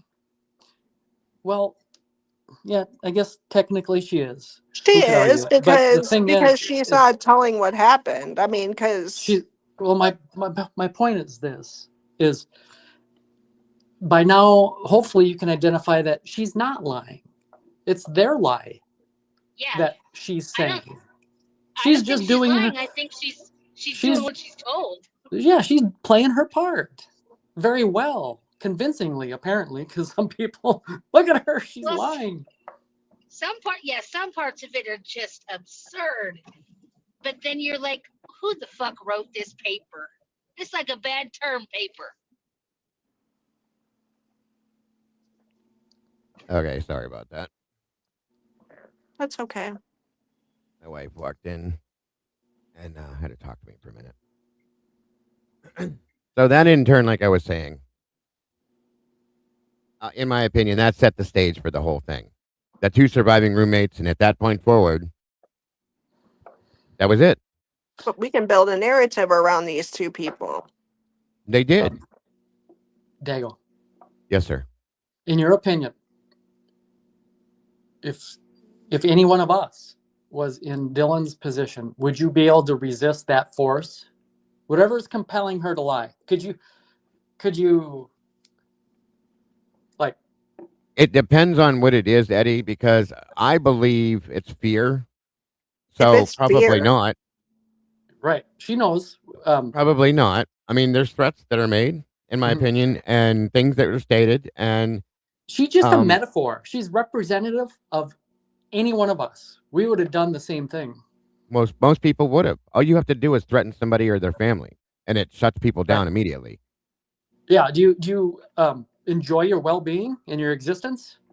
And you saw what happened to those 4 people over here. So do you want to be? Do you like the breathing next oxygen? one? And like we discussed, and you'll be rewarded. So it's a win-win, right? Well, and some people. I truly believe Bethany has never been back because she's like, oh, hell no, I want to live. I agree with that too. That's what I said before. I think she was the last part of this pulled into it. Okay. I don't think that she had as much information with it. I think she was forced into it truly and honestly because she didn't want to be and has never gone back. Well, or she does go back there, but under the eyes of no one. She does it quietly and privately, in my opinion. Okay. And I believe that, as long as you keep your mouth shut, you'll be okay. That's exactly how I see it. So, yeah, that's exactly what it is.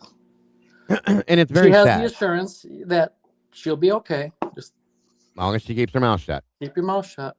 She knows. It's that simple. They'll never say whatever they have said in their statements. They're holding to that to the end. Oh, 1,000,000%. It's never going to change. Never going to change. The only time I see anything of any knowledge coming forward in a situation like that is on somebody's deathbed. Okay. Right. They're 75 years old, ready to lose their life. And then they'll say, well, by the way, you know what I mean? Yeah, then it's possible. That's what I see happening in that type of a situation. Put Truly. their, their witness statement in a safe deposit box. And after they pass, then it can be opened and shared to the world. Yeah. Yeah. Something like that. 100%, Eddie. I agree with that fully.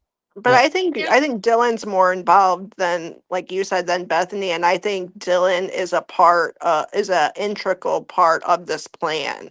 She had. Yeah, I absolutely. She knows something more, and yeah. Yes. SB 9381. I never said she has nothing to do with it, but what role she has, who can know? What? And she's absolutely very deeply involved, in my opinion. She knows something, and maybe she did something like, I don't know, allow entrance, unlock a door. She's not right in the head. Like, I mean, I have my master's degree in social work, so I mean, I have a little bit of knowledge about this, and there's something not okay with her. Same thing my wife said when she looked at the drawings on her wall and the things that are in her red journal. flags, red flags, all red of them. flags. My wife was like, nope, something's wrong. You know what I mean? Yeah. I agree with that. There's actually been pictures of Bethany back in Moscow on a lot of the major holidays that college kids tend to party on. Right.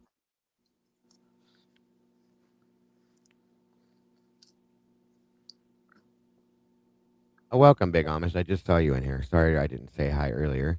Dago, by the way, you had taken off right after the Casper West thing, and then me and Sweet Pea were discussing, but yeah, you're right. It was just so unusual that I would have mentioned Casper West. I know, yeah. In your show, and when's the last time we all reviewed anything of his, and then here we are. And that was funny because I planned to pull that up to show some of the Scott Green and Fry and Mabbitt and things like that, and the way that where the manipulation comes into effect with them. And I thought this is a good one. And then you said that, and I went, no way in hell he knew that. You know what I mean? Right. It all kind of ties in together with our discussion and everything. Absolutely. I guess great minds think alike. Yes. Have you ever seen Primal Fear? If yes, yeah. Oh yeah, very good. That's a good way to categorize it, Angie. Good point. Or you have like Fatal Attraction. I mean, women. We have there's Snapped. The show Snapped. We're on season like 55 because women Yeah. snap. Okay, women are not innocent. Women can manipulate. I mean, and especially when you're young and cute. You know. I mean, My nephew's stepmom is on that show. yeah, you told me that before. Yep. Yep. For sure, for sure. Now, one other thing I wanted to point out. How long is this? I think the eyebrows were mentioned because they did see the photos on Dylan's wall. I agree with you. I don't think she saw anything like bushy eyebrows, but they saw her photos and they're like, okay, let's just add this in here. Here, read this. Well, we know, okay? We know that was law enforcement created. We all know that at this point. We thought it was before.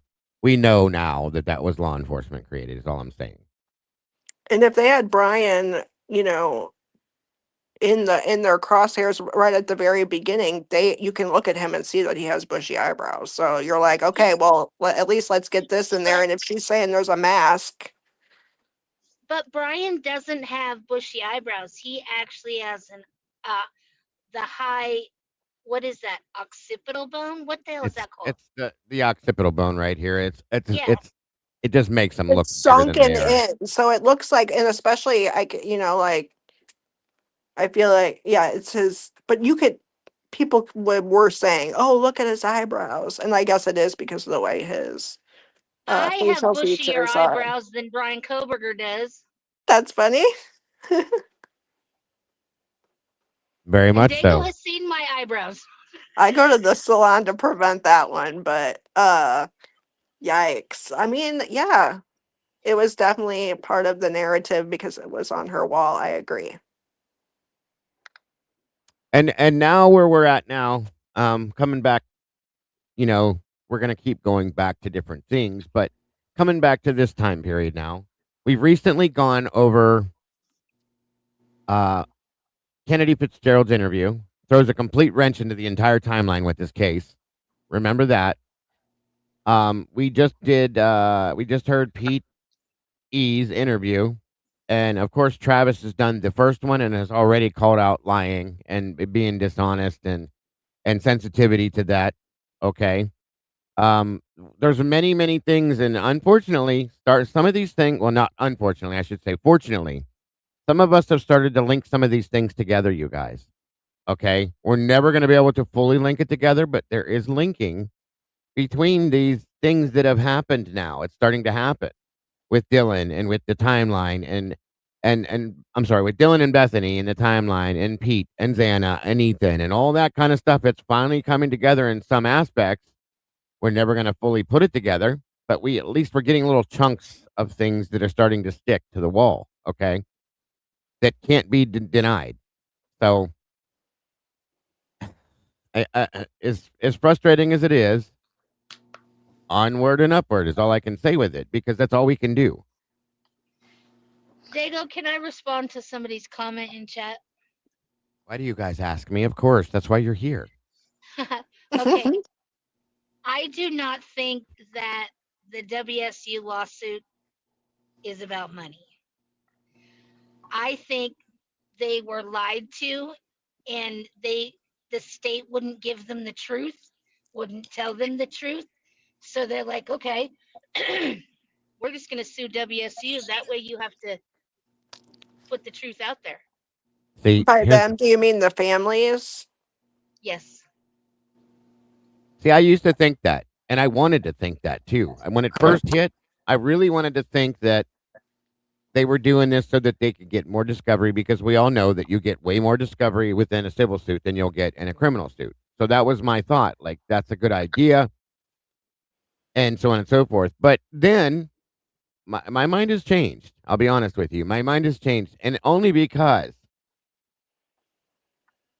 there's things that have been being put out on the table now that have proven certain narratives to be wrong and certain statements to be wrong and certain facts to not be fact.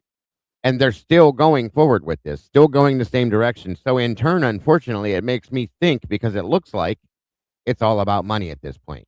That's what I think. I think we're I'm going to try sorry. to milk this cash cow as much as we can, because we need to make everybody we can feel accountable for what And happened.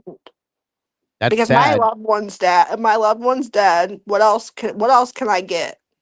Yeah. And I don't want to believe that, guys. I've never wanted to believe that. I always wanted to believe it was about discovery. Okay, so that they could get more truth. But But they as you have watch, not they haven't changed their tune. They've given no reason for us to no, believe that they believe that no, there's something wrong here. right. So unfortunately, I mean, I respectfully, she knows it. I disagree with her theory on that. I used to believe it, and I wanted to. I did, just as much as I used to believe that they were going to prove to me that Bryan was the one that did this. No, I just don't see it anymore. Now I could still be wrong, and if for some reason we get told all this new discoveries released and they show all this new stuff and they get all this information and they come out and say we did it, okay, my mind will change. But until then, at this point, it doesn't look that way to me. It looks money related. So that's just my opinion. Not everybody is going to think the same way, guys, and that's okay. I hope Tomboy's right and I'm wrong. I do. Oh, I do too. I really hope so. Well, I'm going to gang up against Tomboy. Tomboy, you're in for it today, because I'm going to back us up to the bushy eyebrow. She don't care. I know. I want to point out that the first time Dylan had mentioned bushy eyebrows was on the 11/17 interview. So she had already had 2 interviews on 11/13. Correct. So that tells me that the reason for the state requiring Dylan and forcing Dylan to mention bushy eyebrows is because they already knew who it's going to be by that date. Oh, I totally, I 100% back you on that, Eddie, because okay. I Then, do. my bad. Because I believe they have had a person picked out since the 16th of November.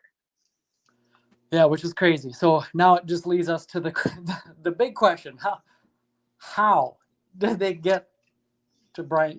Why does it have to be Bryan Kohberger? He was chosen, just like Ian said. Yeah, how was he chosen? Why? That's a good question there. If we can get to the bottom of even that would be.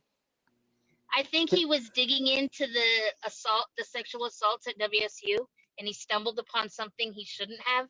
Mm-hmm. And I think WSU cops targeted him.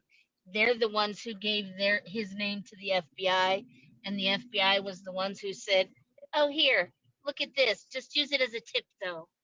I could truly understand and believe that too. Me too. Going back a little bit, guys. I agree, Tomboy.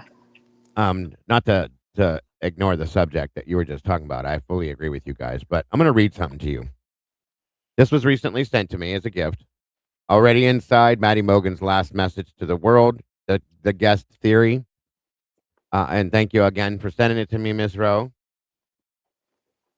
I'm going to read part of this chapter. Okay, it's chapter 15 in this book, if you'd have it or don't have it, but it's interesting. It's called The Surviving Roommates. Hold on. I have to be able to see this shit first.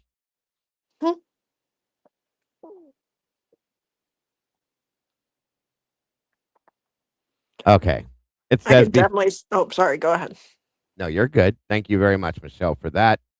1,000,000,000%. Yes.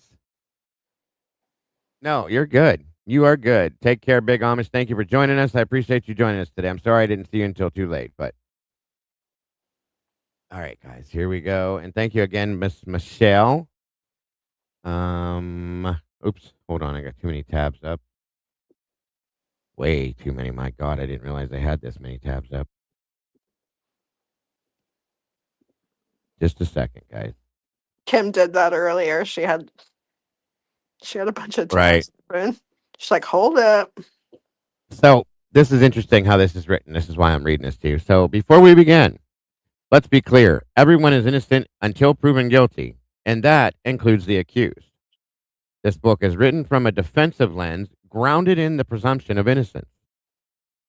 While surveying roommates are not on trial, that doesn't mean that their accounts are far beyond question. Surviving, not surveying. I still can't see. Jesus. There we go. It's a little dark here. In a case with so many contradictions, it's only fair to examine every angle, including theirs. Surviving a tragedy doesn't automatically make someone a victim in the legal sense. And yet, in this case, two people who walked away untouched physically, Dylan and Bethany, were instantly wrapped in the language of victimhood. Let's be real. Being nearby is not the same as being targeted. Let's take, for example, the actual definition of a victim. Legal and social definition of a victim. The traditional definition, you guys, is someone who suffers harm, physical, emotional, financial, as a result of a crime, accident, or event. Criminal justice usage is almost always refers to those who were directly killed, injured, or assaulted. And a broader use sometimes extends to family survivors or even wrongly accused people caught up in the machinery. A victim is a person who has suffered physical injury, death, financial loss, or direct psychological emotional harm as a result of a crime or event. So if we strip away the layers of the court language and media framing and just stick to the basic definition of a victim, then Kaylee, Maddie, Xana, and Ethan are clearly victims. They lost their lives. The families of the four are clearly secondary victims. They lost children, siblings, and loved ones. And Bethany and Dylan, no physical injury, no financial harm. Emotional harm is arguable, and even clinical trauma is questionable. They weren't physically attacked, and their bonds to the victims were not at the same level as parents, siblings, partners, and or even long-term friends. In fact, Dylan told police several times that she never perceived any real threat when the incident occurred. So what does that mean, you guys? In reality, the surviving roommates were witnesses. However, the state classified them as victims, granting them protection under Idaho's victims' rights laws. Idaho victims' rights laws are outlined in Article 1, Section 22 of the Idaho Constitution and the Idaho Victims' Rights Act, Idaho Code 195306. This act gives victims the right to be treated with fairness, dignity, and respect, to be informed about proceedings, to attend hearings, and to be protected from intimidation and harassment. It also allows courts to limit disclosure of victims' personal information and in some cases restrict direct contact or questioning, especially if the person is classified as a victim under the statute, even when not physically injured. So, going back to what I said from the very, very, very beginning when they classified them as surviving roommates. Okay. In this case, that classification gave the state power, and they used it. It let them block the defense from digging into the roommates, conflicting statements, or asking hard questions. Then the media picked up where the court left off, wrapping them in protection from public scrutiny. It's nearly impossible to find another case where witnesses were guarded this tightly, where questioning their timeline or credibility was treated as off limits simply because they were called victims. So the hard truth on that is the only true victims of the murders are the four who lost their lives and their families that carry that victimhood forever, living with the grief and the loss every single day. Romantic partners and long-term friends could also suffer real emotional trauma, so they can also be victims. As for Bethany and Dylan, by definition, align more with a witness, not a victim. In fact, many of us have lived through horrific things and never been labeled ourselves as victims, because to do so is a choice, a mindset, and sometimes, hear this loud and clear, even the people in the back, a tactic. Most people who survive a tragedy, especially one similar to this, don't instinctively see themselves as victims. Usually, you'll hear them say things like, I feel blessed to still be alive. In other words, they see themselves as survivors. What makes this even more striking in this in most cases like this, where multiple people are killed in the same house and one person survives, goes untouched, that survivor is usually treated as a potential suspect. Mm. And, oh, where'd it go? I just lost it. Damn it. At least early on, even minors could face scrutiny and questioning under these circumstances. In homicide history, there are very few, if any, documented cases that match the specific pattern seen in the Idaho 4 case. 6 people in one house, multiple people awake and aware, hearing or seeing parts of the attack, and 4 victims murdered, no immediate 911 call. And there are cases where survivors hid during an attack, like home invasions or family slayings, but those typically involve someone barricading themselves or being unaware until afterward, not hearing or seeing the event unfold, and then staying silent for hours. Let's just be honest, it's never happened before, especially in this day and age, when everyone has smartphones, smart devices, and constant connections. It's almost impossible to imagine several people in the same house hearing or sensing an attack and waiting hours to call for help? Oh, sorry. Yet. No one did. And I'll stop there. Interesting, isn't it? At least in my opinion, it is. Yeah, very interesting. They were instructed not to. We can be pretty self-assured of that by now. And yes, sir, I'll say one more statement. It's just a one sentence, guys. It says it all. Victimhood should never be used as a fucking shield against accountability. End of story. I kind of rephrased it, so. I wonder what part you rephrased or added. Well, the big F-bomb I added in, of course. Any thoughts on any of what I just said, Tomboy? Since you're so quiet. I wasn't quiet. I was coming in the house, letting the dogs out, all that mess. But you were still quiet. Oh, sorry. No, I was muted. Oh, okay. Yeah, I agree. People don't see themselves as victims. That's it. I mean, I would not. I'd be like, F you. I'm not a victim. Are you kidding me? F that guy.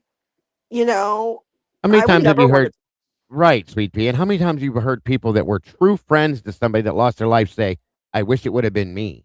I wish I would have been there instead of them. I can't believe they're gone. I should have been the one. Or something like that. Survivor's Guild. Survivor's Guild. Have you heard either one of these two ever say that? Never. Anything like that? Never. Or it could have been me. Like she always says, I just don't know why it wasn't me. I think $150,000. She has no survivor's guilt. No. And I guess the statement, I think they knew me. They were trying to protect me, says it all. And like, how does that even make sense? Why would they protect you? You must be important to them, whoever they are. Yeah, why do you think you're so important? And who is important enough to not do that? Well, Somebody if you that- didn't know Bryan and there was no connection, I'm pretty certain he wouldn't have, protected you. She was kept alive for a reason. That's my opinion. I agree with you fully. There has to be witnesses to the narrative, to create the narrative. Okay. And I think there was more to it. I think something went wrong somewhere too. And then they had to turn the heat up and change things up a little bit, in my opinion. So, and it's been changed up how many different times, in my opinion, too. Okay. I believe that they're now at this point now where we're at. I think they're covering up the cover up that they covered up for the cover up with the cover up about the cover up is what I think. If that makes any sense to you guys. They're like on stage number 4 on this now, and they're still going forward. Like I said, just wait. The Amazon series, the new series that's coming out, and it's all about law enforcement stating how and why they got the right guy. This is insane. I'm like in shock that they're making they're gonna double down on the bullshit. Really? What happens every time they do that, though, right afterwards? Well, They There's have no something. choice. Last There's time some. there was something something major happened. Well, we know that post conviction relief's around the corner, so I don't know. Well, they did it right before the trial. Like if I'm right, and one of you guys might be able to correct me, but I timed it out when the last Amazon series dropped, and if I was right, the last episode would have been the day before the trial was going to start, literally. So take it for what it is, or think about it. I don't know you guys, but I'm just telling you, it looks to me like we're getting ready for something else to drop, and this is what's going to happen first because they know what the outcome's going to be from that. Thank you, Miss Tara, for that number. Oop, wait a minute, maybe not. I think we might have rolled out of it. Thank you very much, dear. I appreciate that super chat so very much. It says you are an excellent source of discussion and investigation into this case. Please never get streamer greed. You and your community doing great. So I'm not that person, Tara. You never have to worry about that. And I promise you that my team and my crew would never allow that either. That's just we all back each other up and hold each other in accountability for what we do. So we are a true family and a team here, guys. It'll never happen. But thank you, dear, very much. I appreciate all of you and respect all of you too much for that to ever happen. So I really appreciate that statement and thank you very much. Wonders Deep, good to see you. So if I cut one of you off, I didn't mean to. I don't know. I think I might have been ready to add, Dago, you know, and many of you do as well, that whenever we're talking about what I would consider the list that I've titled All on Board, you know, these partnerships, Dago, I think you call it playing the game. Absolutely. All the it's the game. Yeah, all the ones who are playing the game. Sometimes when I talk about this, I mention in the past that they wouldn't begin something like this unless they were certain that they would be able to see it through. If that makes any sense. It's not a half-hearted effort. Whatever they set out to achieve, they're going to be able to do it.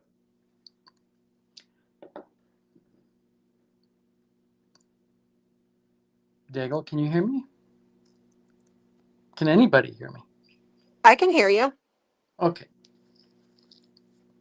Can you hear me? I can hear you now. Now I can hear you. Okay, I don't know what I had completed my thought, and then there was just dead air. So maybe say you the were end expecting part. me to You continue. cut out. I was waiting for Dago to comment. So. Yeah. Say the end part. Idiot cut out for I think the last minute or so cut out. Say the end part of it. Oh yeah. I just whenever we're talking about this, you know, these partnerships, this all on board, this all the ones who are playing this game, they wouldn't begin something like this unless they were certain they'd be able to see it through.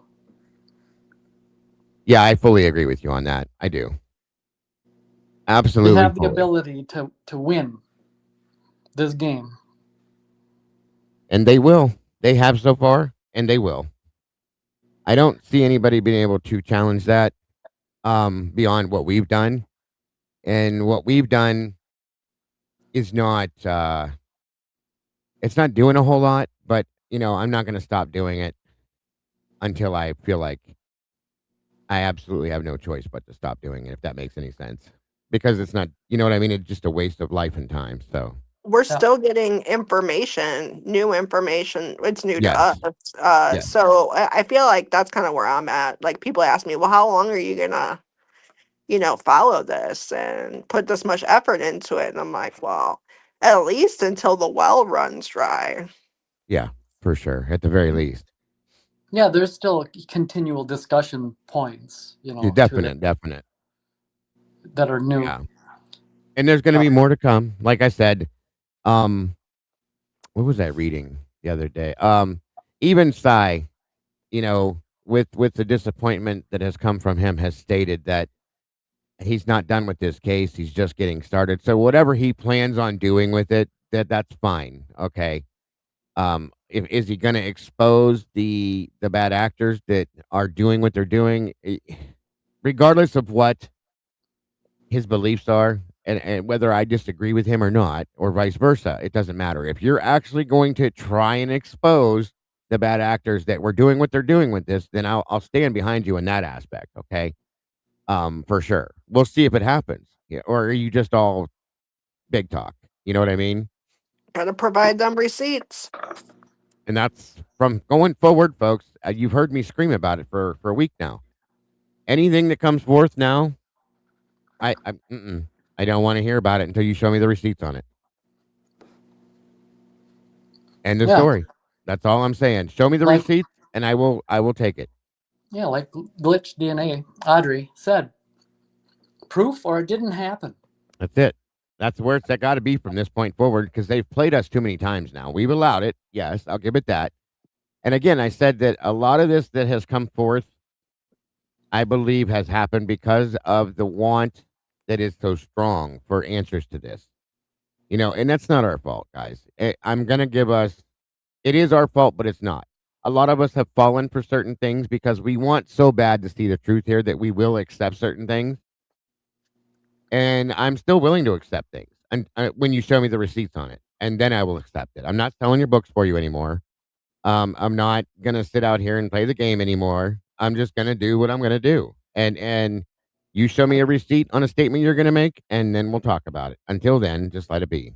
So I just have to weigh in a little bit. I mean, when it comes to, Ann versus Turvey, it's down to this. Either you're siding with someone who has already lied to you and we've proven that person has lied to you, or you're siding with someone, or you're siding against someone who has never once yet lied to you. Right.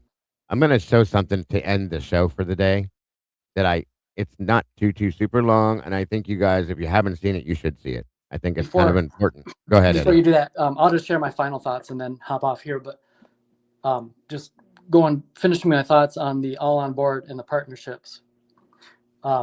Just everybody, it's necessary to remember you must have corruption at the top.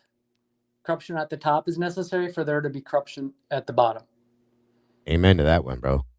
Top and bottom, yes.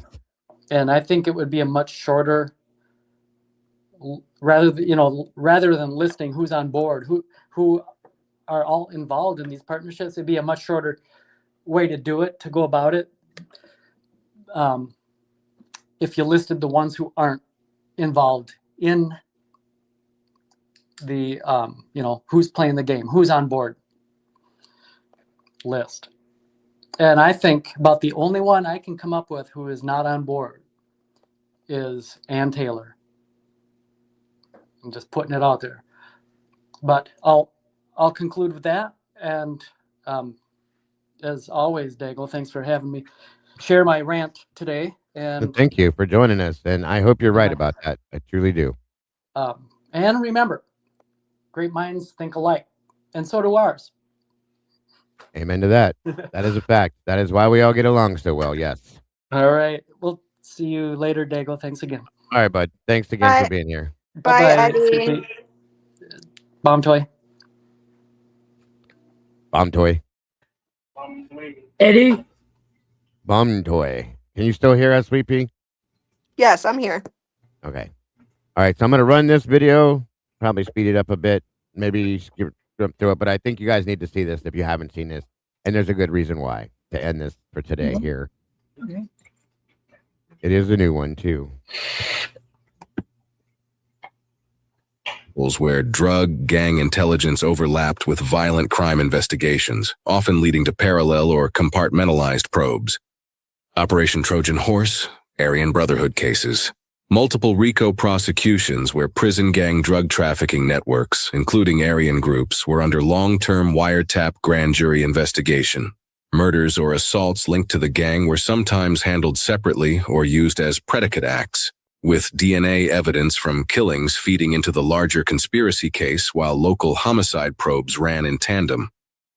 The feds often prioritized dismantling the enterprise over immediately solving individual killings. Local, state, and federal officials gathered in Tacoma this morning to announce a major victory. Massive amounts of drugs, guns, and money last Wednesday in a multi-state takedown operation. 27 defendants. U.S. Attorney Nick Brown says the operation was the result of months of investigation. So this here video, again, remember the video I showed you guys? When was that, Tomboy? Like a couple weeks ago. I've done it a few times. I've showed you this big drug bust that they had, okay? This is the same thing again. And look at this, the massive amount. Okay. It truly all relates back to it, guys. I showed this months and months and months ago. Actually, I think I showed it the first time a couple years ago. And it just brought me right back to it. When I started to actually think deeper into things that Bob had showed me, it brought me back to this again. And here we are. And he's showing it in his video too. So again, this is also the U.S. attorney that took over for Josh Hurwitz. right. That's a good point to make too. The guy that stepped in on the prosecution for Bryan's psychiatric evaluation. Bullshit. But anyway. To a drug ring with connections to the Aryan family, a white supremacy group active in Washington state prisons. Ladies and gentlemen, thank you. Listen to Pavarotti. This, because I've shared this with my members, and it can be taken the wrong way very easily. My whole goal in showing everything in this video is not to implicate Bryan Kohberger in any way. My goal is to show you, for the people that ask over and over, why would they think Bryan Kohberger had something to do with this? I'm going to show you what I believe law enforcement had to have known, and they've hidden it from everybody, and what they were really trying to do when they arrested Bryan Kohberger. Remember, everything in this video I'm going to show you is prior to the arrest of Bryan Kohberger, when they were trying to tie him to the crime in the probable cause affidavit. No way am I suggesting that Bryan Kohberger was participating in this crime. I'm just showing you the coincidences that this kid had around him that made law enforcement believe that he was a part of this crime. When you start looking at all of the stuff from WSU, here's where a lot of people get sideways in the investigation. They did not go and start looking at all the video from WSU until they got Kohberger's name on December 19th. Then it's in all the documentation. Then they pulled the video and they started looking at cars, trying to figure out which one was his. The cars that they found in the video at WSU were not Bryan Kohberger's. They had fog lamps. The car that they tried to make his at Floyd Cannabis Shop was that same car. It had fog lamps. Where people get sideways is they think that car still had something to do with the crime. It was just a car going from WSU over to Moscow. Had nothing to do with the crime, in my humble opinion, or else they would have video of the car once it arrived in Moscow making its way to the part of the neighborhood. It was just another car. The likelihood that WSU or anything to do with WSU has in this case is probably nothing. And one thing I'm going to throw in here is something Tomboy said earlier, and I do believe it too now at this point. And I'm going to say since we found this out, but I believe that they had Bryan's name by the 16th of November. People are going to think I'm crazy, but I don't. And I agree with, I fully think they knew his name at that point. That's just something I'm adding in my own opinion based on things we've learned. So take it or leave it.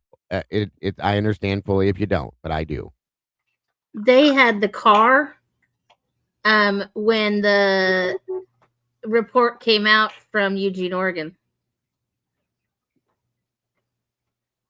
Oh yeah, if you want to be, yeah, they had them right. 100%, I agree with that too. Because after finding that photo I found the other day, I truly believe that was the car. So do I. So do I. I think we all do after we went through that car in Oregon. Because I even asked, I said, okay, I just need to know real quick. We were looking and Tomboy was looking for things. She actually sent me the pictures of it.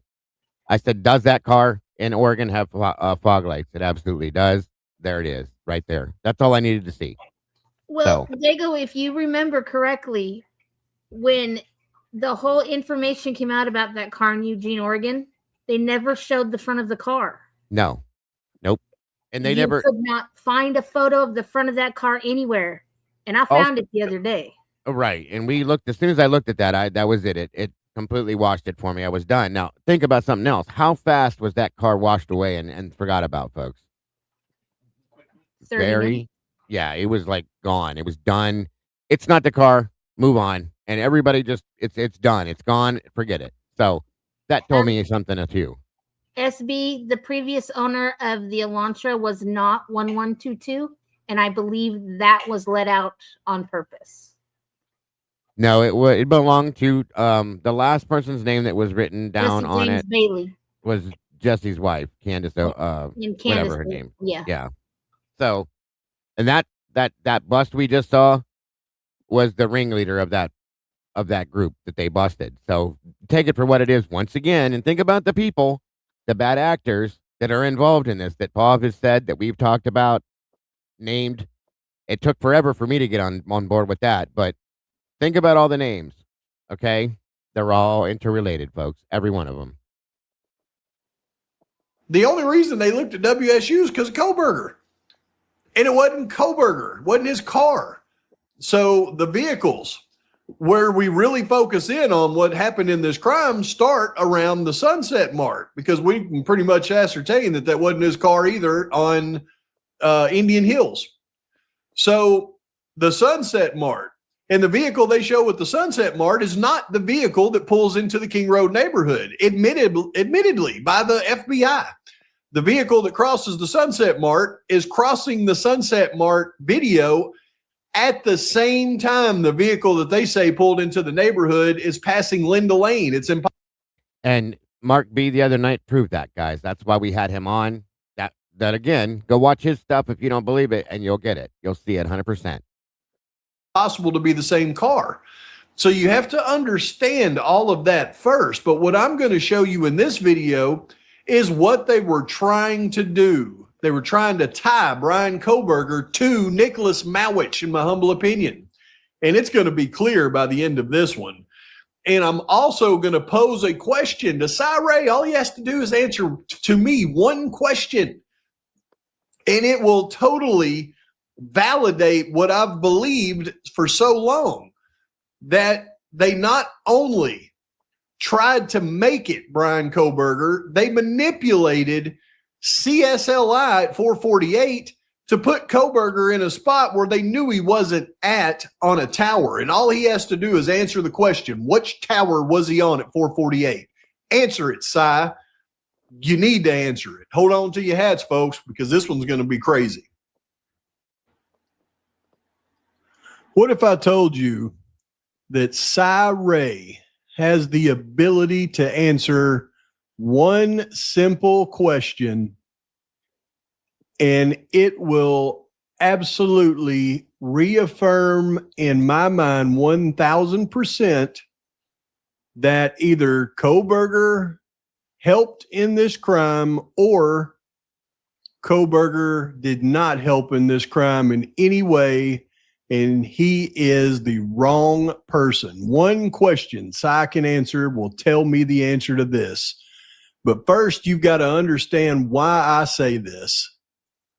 And to do that, you got to understand that Mowich is, in my humble opinion, the number one suspect in this case to law enforcement, and they know it. Likely Cy knows it. Likely the defense knew it. Likely everybody knows it at this point. And here's why. When you look at the dates, November 21st, when they first received a tip from the medical examiner about Mowich and the fact that he was found on November 15th, wandering the streets of Lewiston, life-flighted to the Spokane Hospital, later passed away on the 21st. The same medical examiner that conducted the autopsies of all four of the victims in this case conducted a full autopsy on November 21st, just 5 days after the autopsies of the victims. Somebody in their office contacts the FBI and says he's got cuts and abrasions that aren't consistent with a car wreck and are probably more consistent with the case that you're working on with the Idaho 4. They travel and pick up his autopsy reports, his pictures of his autopsy reports, and his DNA buccal swabs. They transfer it to the Moscow Police Department on November 23rd, 2022. check it into evidence, and never send it to the Idaho State Police lab. But a lot of people in this case say you can't trust these police reports. And I say the police reports will point out every single time when they're trying to hide something. When you notice right here, it talks about on November 23rd, Idaho State Police Detective Leslie Lehman retrieved the DNA swabs collected by the Spokane County Medical Examiner's Office for Mowich. The swabs were collected by pathologist Sean Ricardo during the autopsy. Due to Mowich's unusual behavior leading up to his death, Ricardo and his staff felt it necessary to secure his DNA sample and provide it for the Moscow homicide investigators. It seems so simple. Sean Ricardo thought it was necessary to secure his DNA sample and provide it to the Moscow homicide investigators. However, if you read this report very closely, you can see the discrepancy so easily. You see, before that date, November 23rd, the medical examiner's office received a phone call asking if I need anything further, or they made a phone call asking Detective Lehman if they needed anything further. Detective Lehman requested that they do DNA buccal swabs of Mowich's body. They told Detective Lehman they would, but an ISP detective would have to take possessions of the swabs once they were done. So who told the medical examiner to take the buccal swabs? Law enforcement. But what did they try to put in their next report? That Ricardo and his staff felt it necessary to secure his DNA sample. No, he didn't. Y'all told him to. So that's how you can find the lies in the actual police reports when they're trying to cover things up. But it tells me under no uncertain terms that by November 23rd, 2022, the FBI had identified Nicholas Mowich as one of the suspects, if not the suspect, in the crime. And the FBI knew it because the medical examiner's office, once again, are the ones that called in the tip to the FBI. Not only that, let's just look at this from a straight logical perspective. Once they looked into Mowich, here's what they would have known. Number one, they would have known that he was just released from the Idaho Department of Corrections, the penitentiary, in June of 2022. They would have known that he was a career criminal. He had served time in the Western District of Washington alongside those Aryan family groups for narcotics for many years.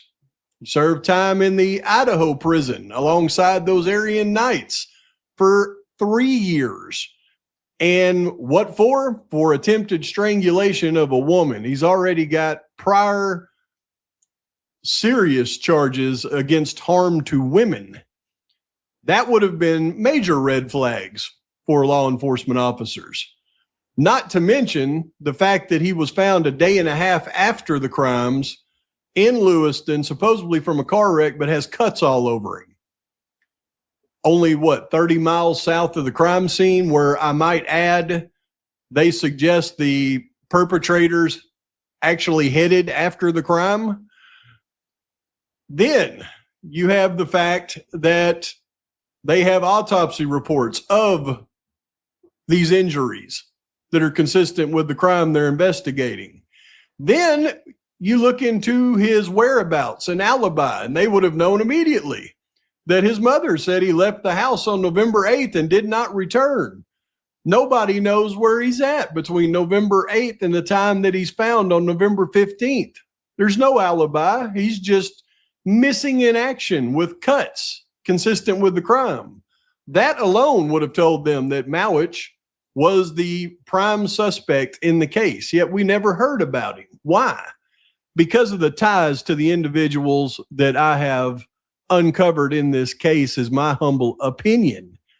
When we see Bryson Gill and Michael Slocum attending his funeral in Lewiston after he was released back to his family to be buried, And it just so happens to be the prime group that we've identified as wanting to harm these victims due to things that their parents have done is the final nail in the coffin on this. But I can assure you by November 23rd, 2022, the FBI, probably the ISP and the MPD all knew that one of their major suspects in the case must have been Nicholas Mowich. Not for these reasons.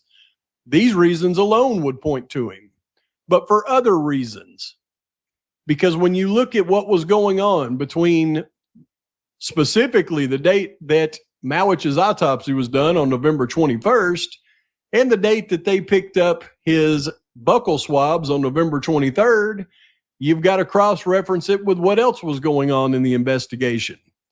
The first thing I'll point out is the MPD report where Vargas notices gun rack guy in the Linda Lane video. The wording around this would have been roughly the 21st. And what does she notice? She notices a figure clad in dark clothing can be seen walking towards the King Road residence from the direction of the Linda Lane apartments. So how does this figure clad in black just happen to be put into the mouth of Dylan Mortensen in her statement later in the PCA? As the time goes on between then and November 23rd, they thought that he was coming from an apartment, maybe Jack Showalter's. This is where they got it wrong at that time, and they know it because he wasn't coming from the Jack Showalter apartment. He was likely coming from a vehicle that had dropped him off. That vehicle likely belonged to none other than Molly McMetherton. And this could be easily proven by watching the 1320 Linda Lane video. However, magically, the exact window that would show Molly dropping him off is missing from the 1320 Linda Lane footage from 3:30 to 4 o'clock. The footage that would prove it is missing, and that is the biggest red flag we can point to. But not only that, because we know that based on radio calls about Janelle Braun running from the cops in Molly's boyfriend's truck, they literally say on the radio conference, let her go. The truck that she's driving belongs to a protected individual, verifying that both Molly and Jimmy are confidential informants for the Moscow PD, at least. Not only that, when we look at what else was going on during this time, when they had not identified Molly as the DoorDash driver, all they knew is from a geofence warrant from Google was there was Google identifiers in the area of the house at the time of the crime, and they didn't know who they belonged to, and they had to go through search warrants to try to get a phone number.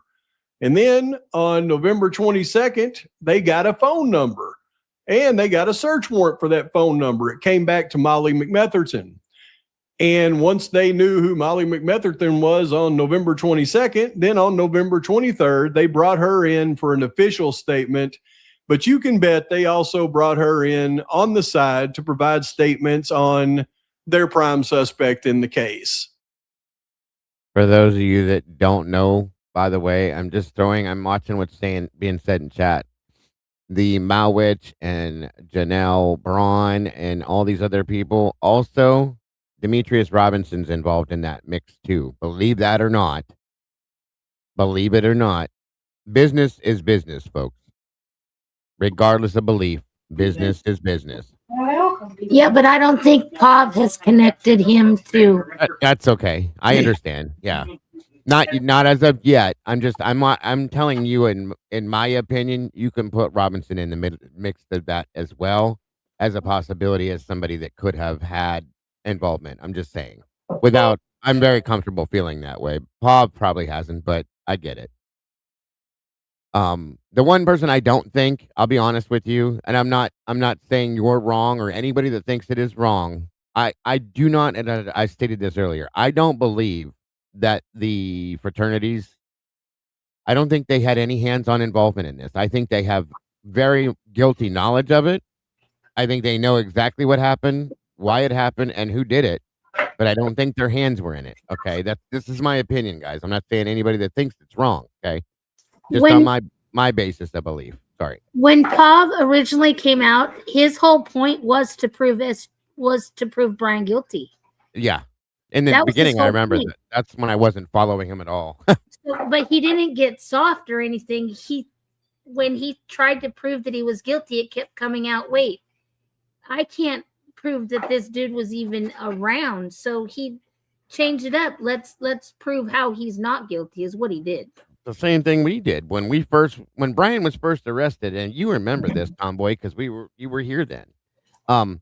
We looked at Bryan and said, okay, how did he do it then? We were looking for ways to do it, and you remember me saying, I want to prove and I want to see how Bryan did this so that I will believe it. And I tried, and I tried, and I tried, and I tried. It's never, and we would go back to the Discord, and I would say to them, like, I don't understand it. How did he do it? Show me where he did it. Anybody show me what happened, how he did it, and why it's him. And we all had the same outcome. It doesn't work. It's not him. It doesn't work. It's got to be somebody else. How's he related to this person? How's he connected to that person? It's never been able to come together. So at this point, we have to see it for what it is. Okay. I just want to make sure it's reiterated. I don't believe the fraternities did this hands-on.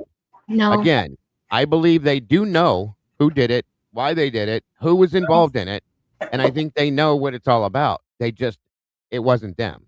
I think they found out after the fact when they were doing interviews, they were kind of given the same script. Sure. But there's no way you can have all these fraternities and all these sororities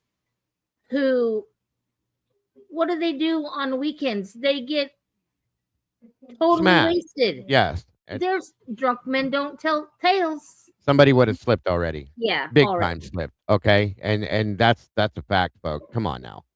So I do believe it's possible that Demetrius is involved in the midst of this, along with Emma Bailey, Janelle Braun, Nick Mowich, and others. Okay. I'm not going to go into the other names because I don't see them as much as I see the rest of these people at this point, but at some point I will. So I fully 1,001% support Pav on his theory on this. And I have for a minute now, guys. It's been a minute. So, you show me something different and we'll talk. Until then, you can't take me another direction. It makes no sense. Yeah. I believe Farley was involved, whether he was a lookout or whatever, but I think he took part in it? No. But the whistles, that's where the whistles come in for me. Could be. And Molly, don't let me forget Molly. She's fully involved. Okay. Whether it was that she was transportation to drop them off or pick them back up later on, because there's no car. Okay. Again, everything I'm telling you is complete speculative theory based on my opinions, folks. There's no car as far as I'm concerned. Okay. No Elantra, no nothing. That was involved in this. I think everybody was on foot, and I've told you guys that for how long now, Tomboy? It's been a long time. I don't think I ever believed in the car. So all of it. Hey, Tandy, good to see you, hon. Just saying, those are my thoughts and my feelings. Again, I want everybody in here to make their own, your own breakdown, your own opinion, your own feelings. Whether it's Pav or myself or Lana, Jules, any of us, whatever we say, you look into it, you do your own research, your own thoughts, and break it down to your own opinion. But those are my feelings and thoughts, is all I'm saying. And I fully agree with him on this at this point. It makes perfect sense to me. Then they go to their other informant that just happened to be arrested up in Spokane on the 22nd. And the FBI, Gideon, goes directly to Mr. Farley here, age 44. And again, I will tell you too, I have a very, this is the one that I'm the furthest away from within Pav's theory here is Farley. He's the only one that I'm not real convinced with. And again, doesn't mean it's not true. And that's the only thing that I kind of disagree with him with is him for now. Until I can find some more proof on it or something else that takes me more towards him. But everybody else we see down here, okay, these two for sure, in my mind, are fully involved. I'm struggling with him still, and I might get there. I might not. We'll see what happens. But I'm just, again, my opinion. Crime Tech, you're right. Malich's DNA would have dinged had they ran it. They Had never they ran it. That's the blood on the sheath, in my opinion. I'll be honest with you, or the glove, or any of both of them. Who knows? Who knows? But I believe that's his blood. I agree with you too on that one.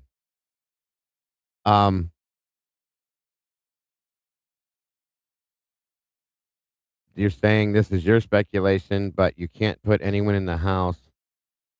My speculation is Bryan did so. Why do I have to show you evidence he did? Because there's no proof that Bryan went in the house. Nobody has ever showed me that.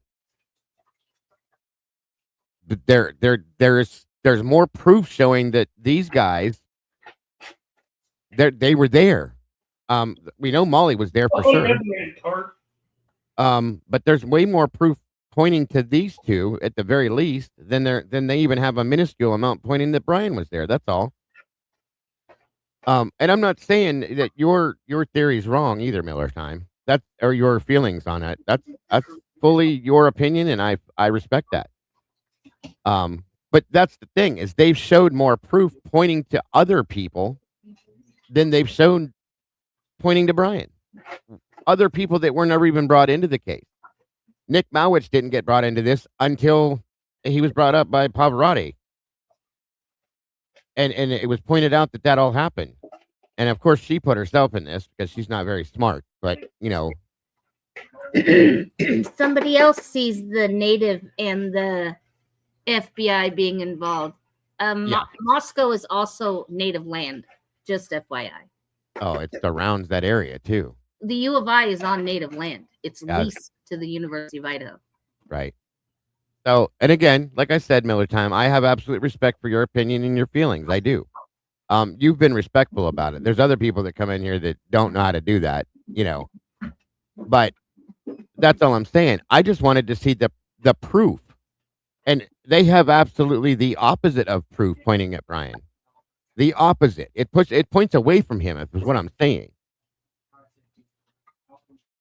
So, I'm just saying.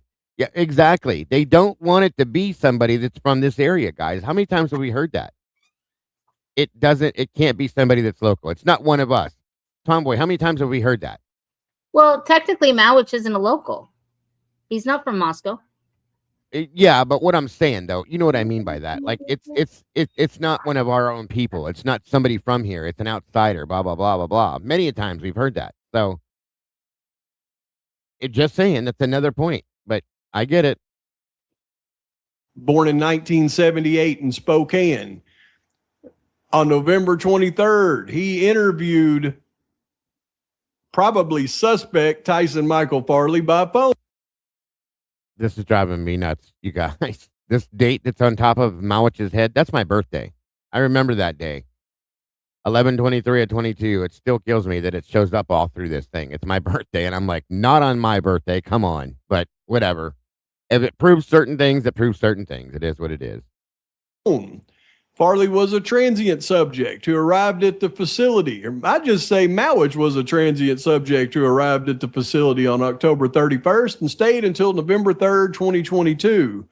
On the evening of November 3rd, somebody collected their personal items and left the facility in a minivan. We know Jack D has said that he saw a minivan scoping out the house, and he didn't know who that vehicle belonged to. So you're never going to see the real statements made by Farley and by McMetherton because they are known confidential informants. They are the ancillary people, in my humble opinion, that were part of the broader nature of this crime.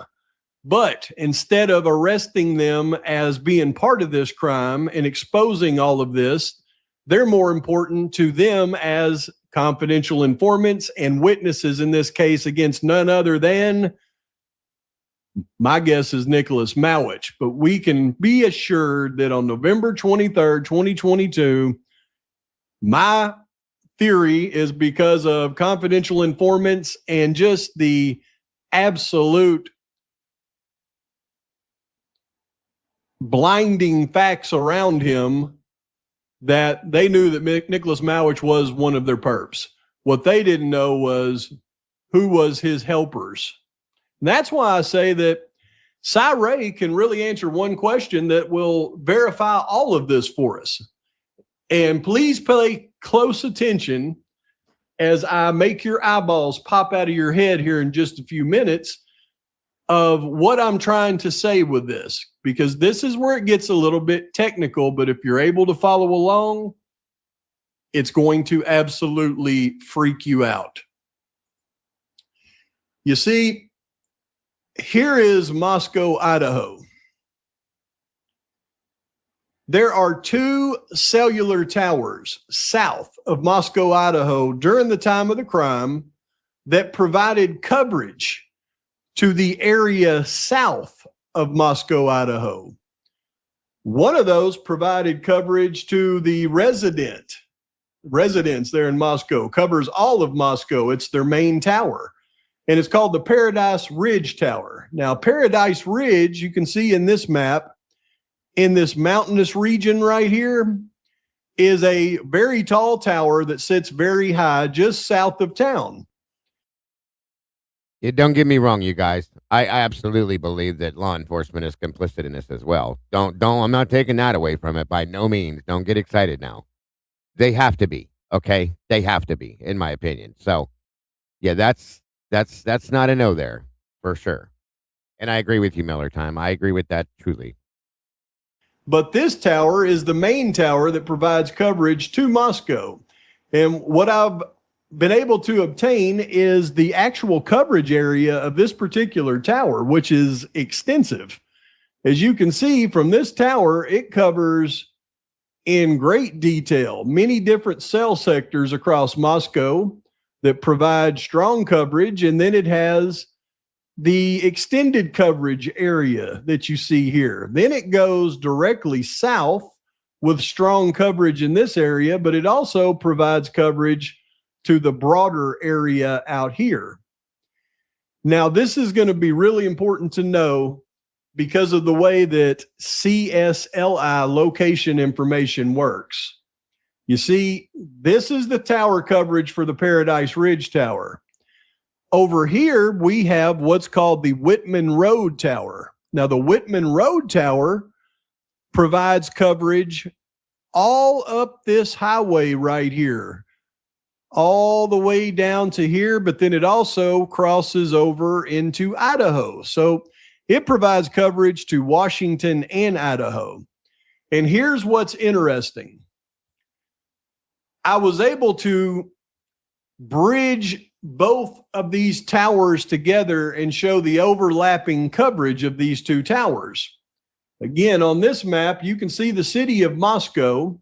Here's the tower at Paradise Ridge. Here's the tower on Whitman Road.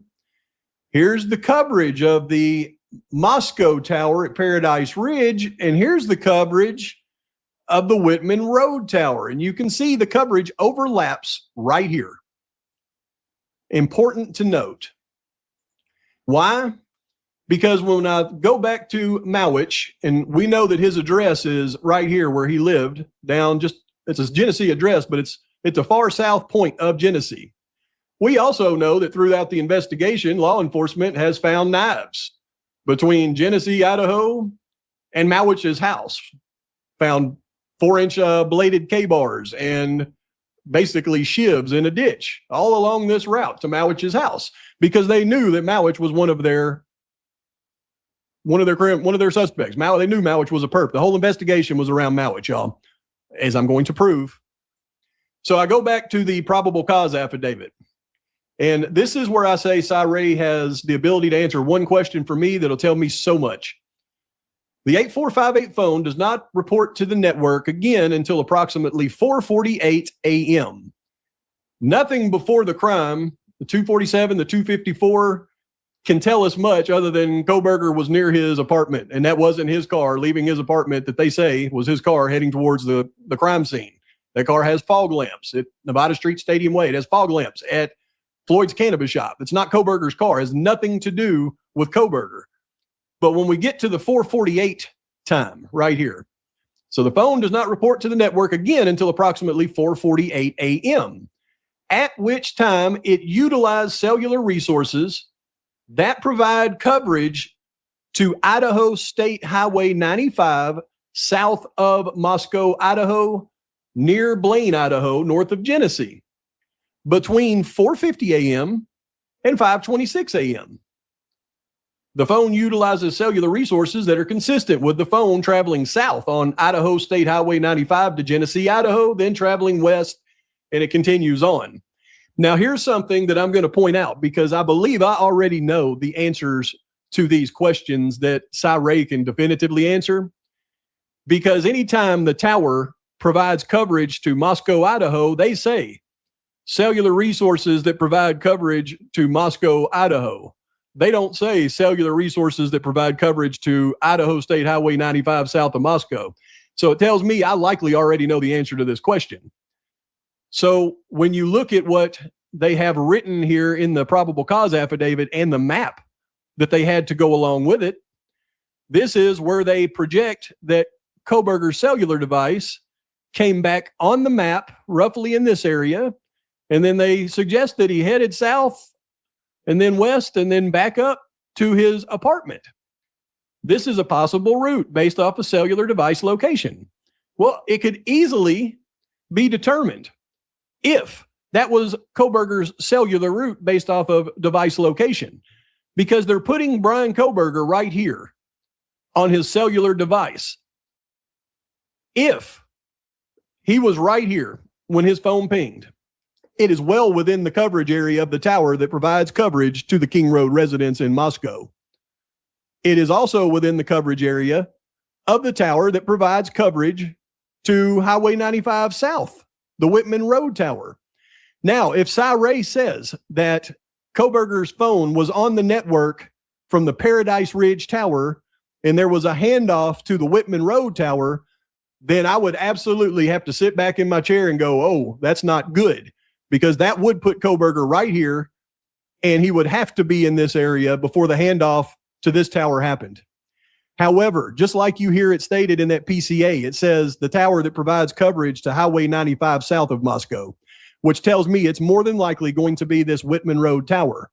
That means that based on the way that cellular location works, regardless of what one of these experts will tell you, they can say that the phone is likely here, but they have no idea if the phone is here, or it could be down here, or it can be over here, or up here. So if he says that the tower that Kohberger's phone pinged on was the Whitman Road Tower, which it can only be these two, then that means that what Twizzlestick has told people for so long, that Kohberger was never even in Idaho, would be likely true, because the road from Huawei Park, where it connects to the road that Kohberger was later driving in at 5:20 in the morning from, would have absolutely pinged the tower right here at 4:48, not even in Idaho. And then Kohberger would have simply went back to his apartment, just like he said. So if Cy Ray can just tell us, did his phone at 4:48 ping the Whitman Road Tower or the Paradise Ridge Tower? It'll tell us everything we need to know. But here is the point. Why do they really believe Kohberger to be part of this crime? It's because of Nicholas Mowich, in my humble opinion. It's right here in our face over and over. They wanted to put Kohberger going south. They wanted to draw a map of him coming around and going back north, right past the house of Nicholas Mowich. Right past the house where they found these knives on the way to it. Right past it. That's where they wanted to put him. Not only that, not only this, right? Because now we got to look at dates. Now we got to look at dates, right? Because this was on the morning of November 13th from 4:48 a.m. until 5:20. This is what they say Kohberger's phone did. Why? Because they wanted to put him with Mowich.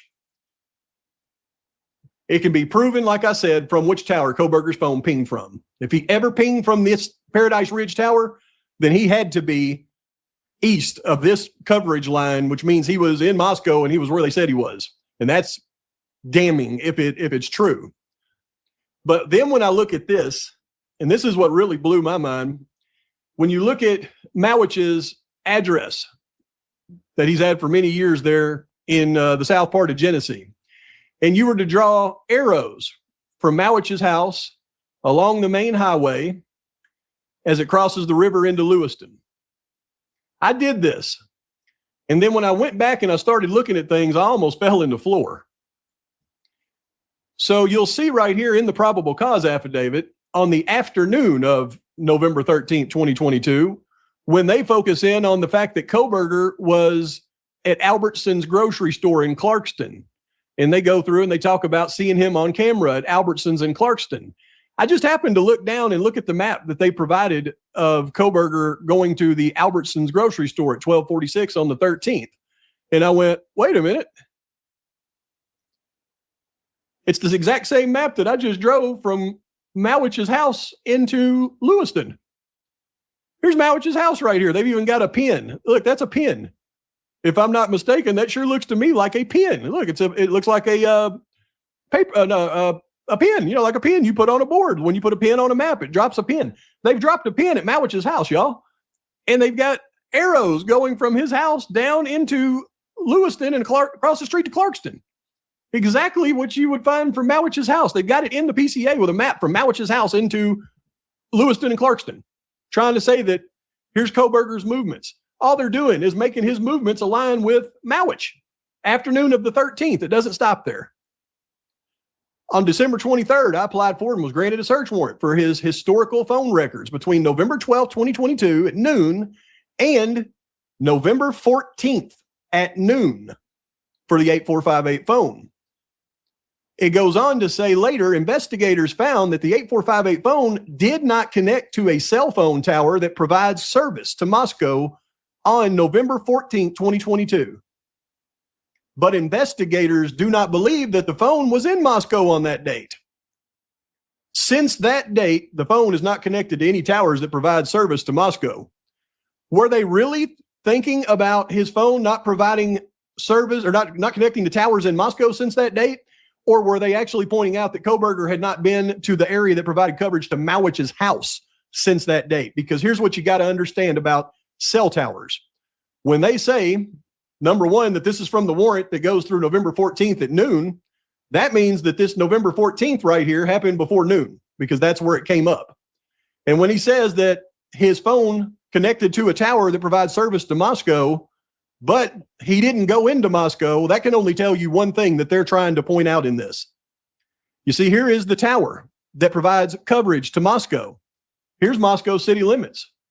If you go anywhere near Moscow on this tower, then you're going to be in Moscow if your phone shows up on this tower.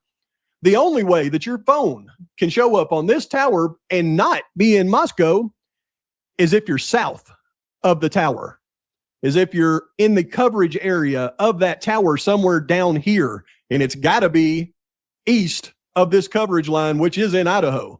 So what they're saying is on November 14th, Kohberger's phone was in this area that provides coverage to Mowic's house.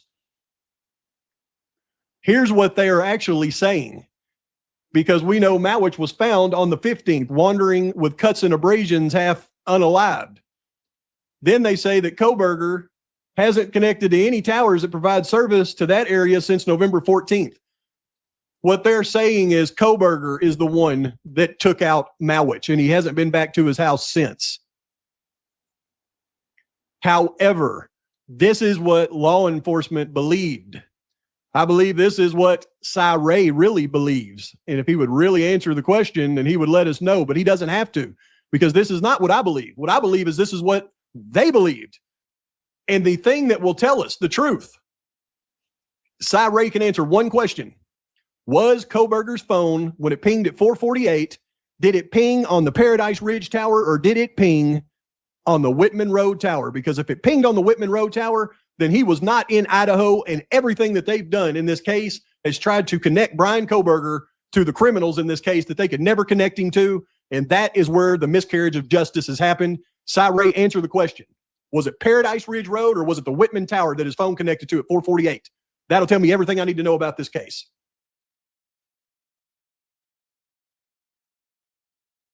I fully agree with him.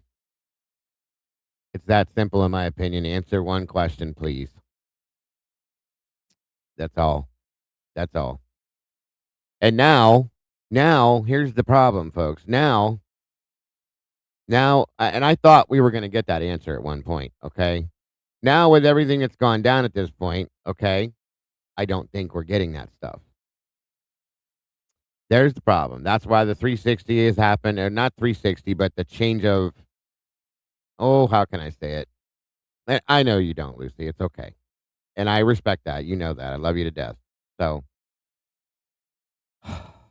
there's a couple little things within what he just said that I'm not fully in agreement with, and that's okay. But the 90% of it and the basis of it, I'm 100% on board with it.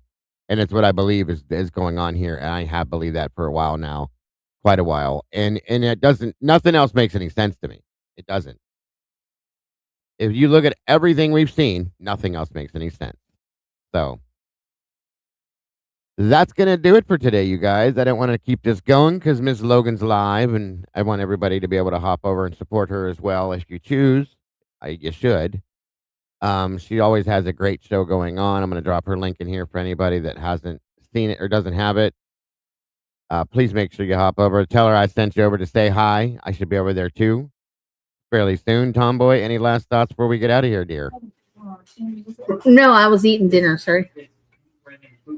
You don't have to apologize to me. We had mayonnaise salad because it's so damn hot here. What did you just say? Mayonnaise. We call it mayonnaise salad. Tandy calls it shrimp salad. Okay. That's a little bit better. I was going to say, did you just It's lettuce, cucumbers, tomatoes, and shrimp.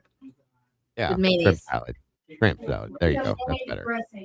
Mayonnaise is salad dressing is what it is. And then I get it. I know, Tandy. It's okay. No, that was Shelby, and I'm going to smack her in the back of the head if she don't Or shut Shelby. her face. It's okay, Krusty. I get it. Crusty booby. Krusty booby. Anyway, great show today. I appreciate everybody's input. Eddie, thank you for being here. Moto, of course, Sweet Pea and Tomboy, thank you for joining me and for your guys' input as well. Again, this is my theory, my opinion as well. Make sure you guys subscribe to Pavarotti J. Embry, if you will. Please and thank you. And show him some support. He definitely deserves it. Very hardworking and investigating into this as well. Don't forget, folks, to love yourselves and love each other. Please make sure, if you have not yet subscribed here, if you choose, please do hit the like button, share this out, leave a comment, guys. I'd love to see it. I do try to read them all and try to respond to you if I can. You guys are amazing. I love every single one of you, and I appreciate you all very much. Thank you to the moderators. I will be in the Discord at some point, at least in the mod chat, to talk to the mods a little bit. I haven't talked to them in a couple of days. And then I might jump in the other two since I don't have nothing to do tonight. So I will see you very soon, guys. Have a great one. Bye-bye. Bye, y'all.